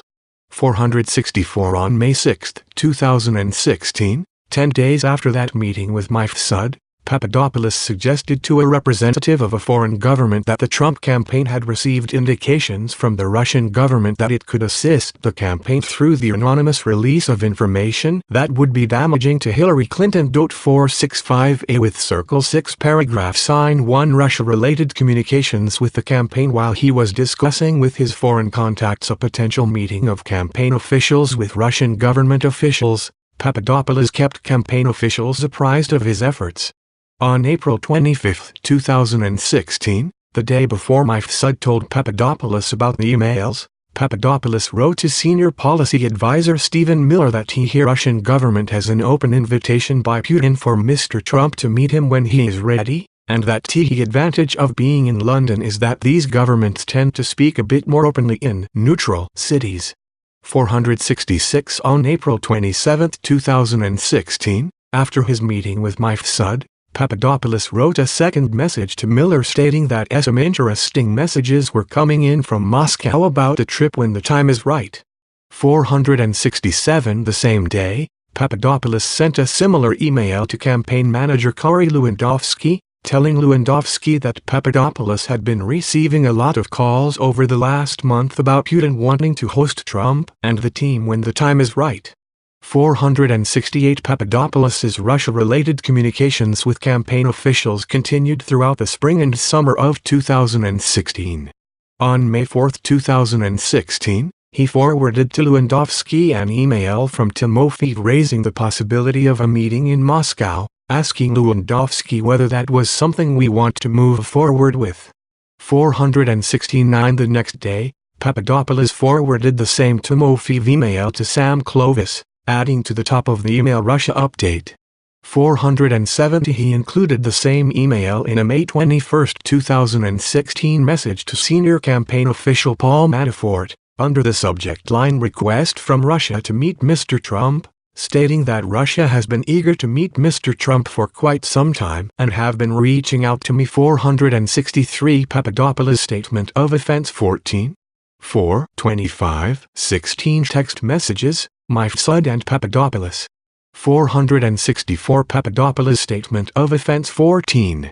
465 This information is contained in the FBI case opening document and related materials. INFERFFLFTTIAT1. Is Lu 111 and Fariflifl.T sensitive less SNSMTTSDB Trestiza ear singly in SNE, ten 1 Celsius Eflanschit. The foreign government conveyed this information to the U.S. government on July 26, 2016, a few days after WikiLeaks' release of Clinton-related emails. The FBI opened its investigation of potential coordination between Russia and the Trump campaign a few days later based on the information. 466 425-16 Email, Papadopoulos to S. Mueller 8:12 and 44 seconds P.M. 467 427-16 Email, Papadopoulos to S. Mueller 6:55 and 58 seconds P.M. 468 427-16 Email, Papadopoulos to Lewandowski 7:15 and 14 seconds P.M. 469 5/4-16 Email, Papadopoulos to Lewandowski 8:14 and 49 seconds A.M. 470 5/5-16 Email, Papadopoulos to Clovis 7:15 and 21 seconds P.M. to discuss. 471 Manafort forwarded the message to another campaign official, without including Papadopoulos, and stated, "Let us discuss. We need someone to communicate that Trump is paragraph not doing these trips. It should be someone low-level in the campaign so as not to send any signal." 472 On June 1, 2016, Papadopoulos replied to an earlier email chain with Lewandowski about a Russia visit, asking if Lewandowski wanted to have a call about this topic and whether we were following up with it. 473 After Lewandowski told Papadopoulos to connect with Clovis because he was running point, Papadopoulos emailed Clovis that the Russian FA was asking him if Mr. Trump is interested in visiting Russia at some point. 474 Papadopoulos wrote in an email that he wanted to pass this info along to you for you to decide what's best to do with it and what message I should send or to ignore. 475 After several email and Skype exchanges with Timofeyev, 476 Papadopoulos sent one more email to Lewandowski on June 19, 2016, Lewandowski's last day as campaign manager. 477 The email stated that the Russian Ministry of Foreign Affairs had contacted him and asked whether, if Mr. Trump could not travel to Russia, a campaign representative such as Papadopoulos could attend meetings. 478 Papadopoulos told Lewandowski that he was willing to make the trip off the record if it's in the interest of Mr. Trump and the campaign to meet specific people. 479 Following Lewandowski's departure from the campaign, Papadopoulos communicated with Clovis and Walid Fairs, another member of the Foreign Policy Advisory Team, about an off-0 to the record meeting between the campaign and Russian government officials or with Papadopoulos's other Russia connections, Mifsud and Timofeev. 480 Papadopoulos also interacted. 471 5/21 16 email Papadopoulos to Manafort 2:30 and 14 seconds p.m. 472 Papadopoulos statement of offense R19 N.2 473 6/1 16 email Papadopoulos to Lewandowski 3:08 and 18 seconds p.m. 474 6/1 16 email Lewandowski to Papadopoulos 3:20 and 3 seconds p.m. 6/1 16 email Papadopoulos to Clovis 3:29 and 14 seconds p.m. 475 6/1 16 email Papadopoulos to Clovis 3:29 and 14 seconds p.m. Papadopoulos' email coincided in time with another message to Clovis suggesting a Trump-Putin meeting. First, on May 15, 2016, David Kleina Diaris to a distant relative of then-Trump Organization lawyer Jason Greenblatt emailed Clovis about a potential campaign meeting with Beryl Lazar, the chief rabbi of Russia. The email stated that Klein had contacted Lazar in February about a possible Trump-Putin meeting and that Lazar was a very close confidant of Putin. DJTFP 000115475 15 16 email Klein to Clovis 5:45 and 24 seconds p.m. The investigation did not find evidence that Clovis responded to Klein's email or that any further contacts of significance came out of Klein's subsequent meeting with Greenblatt and Rabbi Lazar at Trump Tower. Klein 8/30/18 302 at 2. 476 Papadopoulos statement of offense R21 477 478 6/19 16 email Papadopoulos to Lewandowski 1:11 and 11 seconds p.m. 479 6/19 16 email Papadopoulos to Lewandowski 1:11 and 11 seconds p.m. 480 Papadopoulos statement of offense R21 7/14 16 email Papadopoulos to Timofeev 11:57 and 24 seconds p.m. 7/15 16 email Papadopoulos to Mifsud 7/27 16 email Papadopoulos to Mifsud 2:14 and 18 seconds p.m. directly with Clovis and Fairs in connection with the summit of the Transatlantic Parliamentary Group on Counterterrorism TAG, a group for which Fairs was co-secretary general. 481 On July 16, 2016, Papadopoulos attended the TAG summit in Washington, D.C., where he sat next to Clovis as reflected in the photograph below. 482 George Papadopoulos far right and Sam Clovis second from right. Although Clovis claimed to have no recollection of attending the TAG summit, 483 Papadopoulos remembered discussing Russia and a foreign policy trip with Clovis and Fairs during the event. 484 Papadopoulos's recollection is consistent with emails sent before and after the TAG summit. The pre-summit messages included a July 11, 2016 email in which Fairs suggested meeting Papadopoulos the day after the summit to chat, 485 and a July 12 message in the same chain in which Fairs advised Papadopoulos that other summit attendees are very nervous about Russia. So be aware. 486 10 days after the summit, Papadopoulos sent an email to Mifsud listing Fairs and Clovis as other participants in a potential meeting at the London Academy of Diplomacy.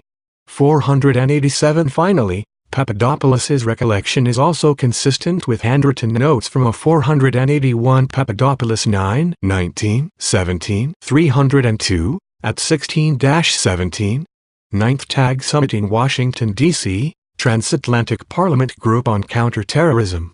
482 9th TAG Summit in Washington, D.C., Transatlantic Parliament Group on Counterterrorism. 48 484 Papadopoulos 9/19 17 302 at 16-17 485 7/11 16 email Fairs to Papadopoulos. 486 7/12 16 email Fairs to Papadopoulos 14:52 and 29 seconds. 487 7/27 16 email Papadopoulos to Mifsud 14:14 and 18 seconds. September, have an exploratory meeting TE or lose. In September if allowed they will blast Mr. Trump. We want the meeting in London, England. Walid Sammi. No official letter, no message from Trump. They are talking to us. It is a lot of risk. Office of Putin. Explore, we are a campaign. A with circle 6 paragraph sign 5. FTNJ £. H. TLTJ, a L less than 1-0 $O. F Florida FE single quote J, WT. RJ. 1I. R1L4C, FT4 single quote 1R. 1R. Greater than 1 degrees paragraph A with circle 6 paragraph sign 1, 1. WTVF less than dash W. Dash single quote V, dash L. JHAJ, VV, EHTTT.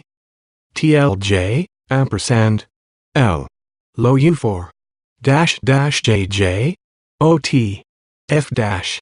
IR. T, J, CPIF.L off FJL, L, 1RCR. IT it. R1F, degrees paragraph 5. Official Egypt willingness to meet the FMSP with Walid Sam FM coming useful to have a session with him. A with circle 6 paragraph sign 5T dash. 1, 1R. Re with circle 0 and tilde 4, R5RW, HT1HT, J5, HJJ1PIRCFG, dash, V, I, greater than I degrees paragraph later communications indicate that Clovis determined that Clovis could not travel. On August 15, 2016, Papadopoulos emailed Clovis that he had received requests from multiple foreign governments, even Russia, for closed-door workshops consultations abroad, and asked whether there was still interest for Clovis, Fairs, and Papadopoulos to go on that trip. 490 Clovis copied Fairs on his response, which said that he could not travel before the election but that he would encourage Papadopoulos and Walid to make the trips, if it is feasible. 491 488 Papadopoulos 9 20 17 302, at 3. 489 Papadopoulos declined to assist in deciphering his notes, telling investigators that he could not read his own handwriting from the journal. Papadopoulos 9 19 17 302, at 21. The notes, appear to read as listed in the column to the left of the image above. 498 15 16 email, Papadopoulos to Clovis 11:59 and 7 seconds A.M. 491 8 15 16 email, Clovis to Papadopoulos 12:01 45 p.m. Papadopoulos was dismissed from the Trump campaign in early October 2016, after an interview he gave to the Russian news agency Interax generated adverse publicity. 492A with circle 6 paragraph sign 1 Trump campaign knowledge of dirt. Papadopoulos admitted telling at least one individual outside of the Kampa Ignaziro Diaresis to specifically, the then Greek foreign minister, about Russia's obtaining Clinton-related emails. 493 In addition, a different foreign government informed the FBI that, 10 days after meeting with Mifsud in late April 2016, Papadopoulos suggested that the Trump campaign had received indications from the Russian government that it could assist the campaign through the anonymous release of information that would be damaging to Hillary Clinton. 494 This conversation occurred after the GRU spearphished Clinton campaign chairman John Podesta and stole his emails, and the GRU hacked into the DCCC and DNC, see Volume L, Sections 3A and 3B, Supra. Such disclosures raised questions about whether Papadopoulos informed any Trump campaign official about the emails. When interviewed, Papadopoulos and the campaign officials who interacted with him told the office that they could not recall Papadopoulos sharing the information that Russia had obtained dirt on candidate Clinton in the form of emails, or that Russia could assist the campaign through the anonymous release of information about Clinton. Papadopoulos stated that he could not clearly recall having told anyone on the campaign and wavered about whether he accurately remembered an incident in which Clovis had been upset after hearing Papadopoulos tell Clovis that Papadopoulos thought they had her emails. 495 The campaign officials who interacted or corresponded with Papadopoulos have similarly stated, with varying degrees of certainty, that he did not tell them. Senior policy advisor Stephen Mueller, for example, did not remember hearing anything from Papadopoulos or Clovis about Russia having emails of or dirt on candidate Clinton. 496 Clovis stated that he did not recall anyone, including Papadopoulos, having given him non-public information that a foreign government might be in possession of material damaging to Hillary Clinton. 492 George Papadopoulos, sanctions have done little more than to turn Russia towards China. Interfax September 30, 2016. 493 Papadopoulos 9, 19, 17, 302, at 14-15. Def. Cent. Mem. United States v. George Papadopoulos, 117 CR 182 DDC August 31, 2018, Doc. 45. 494 See footnote 465 of Volume I, Section IV.A.2.D, Supra. 495 Papadopoulos 8, 10, 17, 302, at 5. Papadopoulos 8, 11, 17, 302, at 5. Papadopoulos 9, 20, 17, 302, at 2. 496 S. Miller 12, 14, 17, 302, at 10.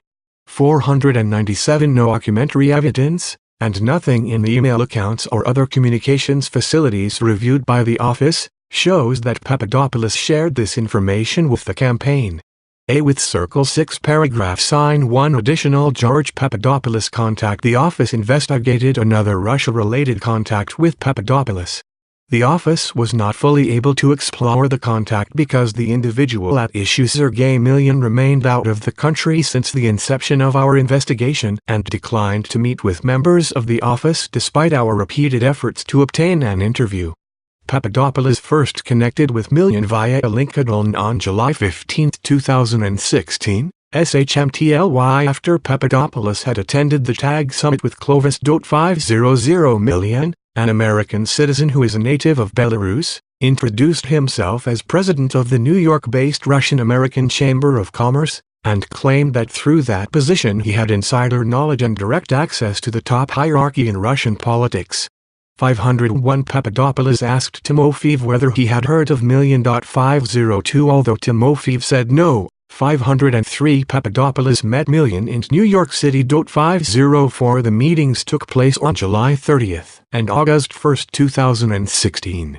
505 Afterwards, Milyan invited Papadopoulos to attend and potentially speak at 2 international energy conferences, including one that was to be held in Moscow in September 2016. 506 Papadopoulos ultimately did not attend either conference. On July 31, 2016, following his first in-person meeting with Milyan, Papadopoulos emailed Trump campaign official Bohdany Sykes to say that he had been contacted by some leaders of Russian-American voters here in the U.S. about their interest in voting for Mr. Trump, and to ask whether he should put you in touch with their group U.S.-Russia Chamber of Commerce. 507 Bohdany Sykes thanked Papadopoulos for taking the initiative, but asked him to hold off with 499 507 15 16 LinkedIn message, Milyan to Papadopoulos. 501 7 15 16 LinkedIn message, Milyan to Papadopoulos.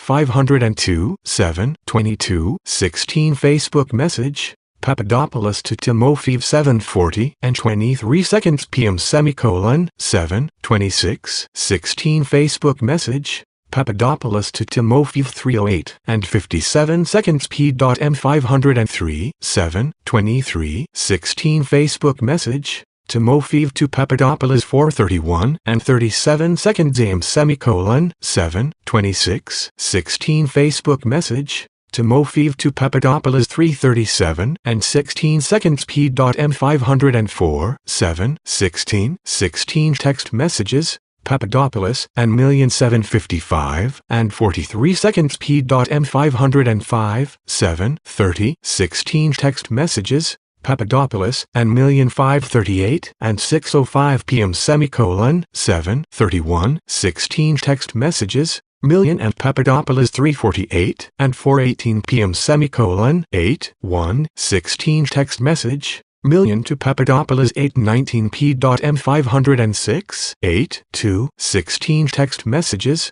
and Papadopoulos 3:04 and 3:05 p.m. 8:16 Facebook messages, Papadopoulos, and 4:07 and 37 seconds am ampersand 1:11 and 58 seconds p.m. 507 7:31:16 email, Papadopoulos to Denny Psych 12:29 and 59 seconds p.m. outreach to Russian Americans because too many articles had already portrayed the campaign, then campaign chairman Paul Manafort, and candidate Trump as being pro-Russian.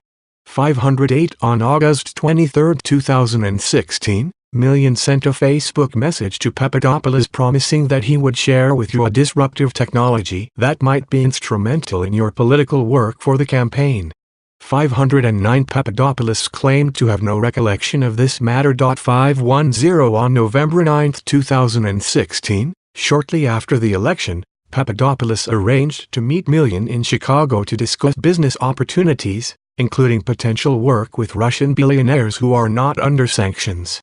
511 The meeting took place on November 14, 2016, at the Trump Hotel and Tower in Chicago. 512 According to Papadopoulos, the two men discussed partnering on business deals, but Papadopoulos perceived that Million's attitude toward him changed when Papadopoulos stated that he was only pursuing private sector opportunities and was not interested in a job in the administration. 513 The two remained in contact, however, and had extended online discussions about possible business opportunities in Russia. 514 The two also arranged to meet at a Washington, D.C. bar when both attended Trump's inauguration in late January 2017.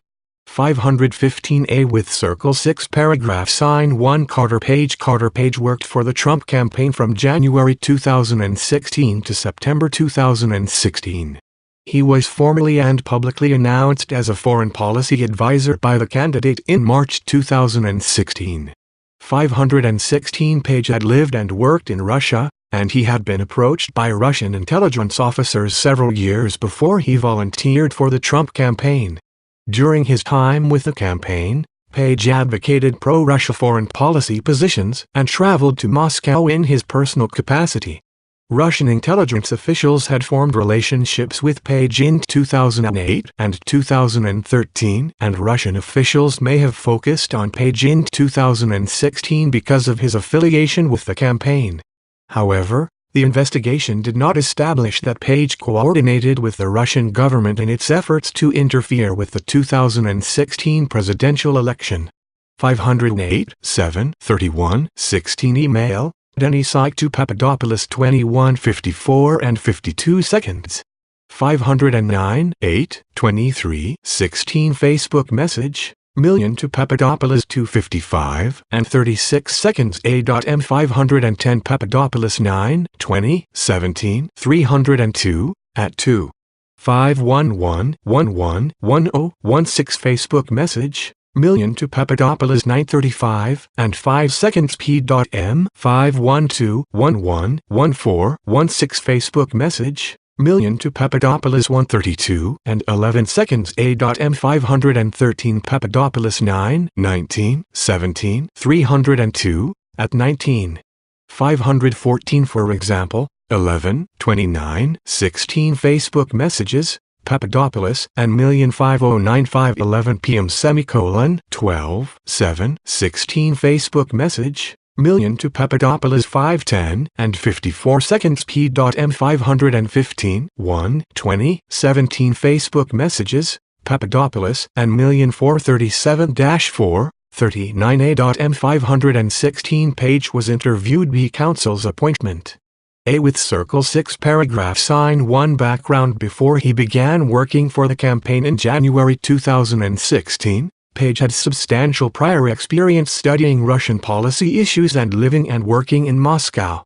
From 2004 to 2007, Page was the deputy branch manager of Merrill Lynch's Moscow office. 517 there, he worked on transactions involving the Russian energy company Gazprom and came to know Gazprom's deputy chief financial officer, Sergei Yatsenko. 518 in 2008, Page founded Global Energy Capital LLC GEC, and an advisory with Circle 6 paragraph sign 5 firm focused on the energy sector in emerging markets. 519 with Circle 0 Dialysis 2 group of dashes 520. The company otherwise had no sources of income, and Page was forced to draw down his life savings to support himself and pursue his business venture. 521 Page asked Yatsenko to work with him at GEC as a senior advisor on a contingent basis. In 2008, Page met Alexander Balatov, a Russian government official who worked at the Russian consulate in New York. 523 Page later learned that Balatov was a Russian intelligence officer, with Circle 6 paragraph sign 5524. In 2013, Viktor Podobny, another Russian intelligence officer working covertly in the United States under diplomatic cover, formed a relationship with Page. 525 Podobny met Page at an energy symposium in New York City and began exchanging emails with him. 526 Podobny and Page also met in person on multiple occasions, during which Page offered his outlook on the future of the energy industry and provided documents to Podobny about the energy business. 527 in a recorded conversation on April 8, 2013, Podobny told another intelligence officer that Page was interested in business opportunities in Russia. 528 in Podobny's words, Page got hooked on 517 testimony of Carter Page, hearing before the U.S. House of Representatives, Permanent Select Committee on Intelligence, 115th Cong. 40 November 2, 2017 Exhibit 518 Page 3, 30, 17, 302, at 10. 519 520 521 523 524 525 with Circle 6 paragraph sign 5 complaint, R22, 2, 4, 32, United States v. Baryakov, 115 MJ 215 SDNY January 23, 20I5, Doc. 1 Baryakov complaint. 526 Baryakov complaint, R34. 527 Baryakov complaint, R3, 4. 528 Baryakov complaint, R32. Gazprom thinking that if they have a project, he could rise up. Maybe he can. It's so obvious that he wants to earn lots of money. 529 Podobny said that he had led Page on by feeding him empty promises that Podobny would use his Russian business connections to help Page. 530 Podobny told the other intelligence officer that his method of recruiting foreign sources was to promise them favors and then discard them once he obtained relevant information from them. 531 in 2015, Podobny and 2 other Russian intelligence officers were charged with conspiracy to act as an unregistered agent of a foreign government. 532 The criminal complaint detailed Podobny's interactions with and conversations about Page, who was identified only as Male 1. 533 Based on the criminal complaint's description of the interactions, Page was aware that he was the individual described as Male L.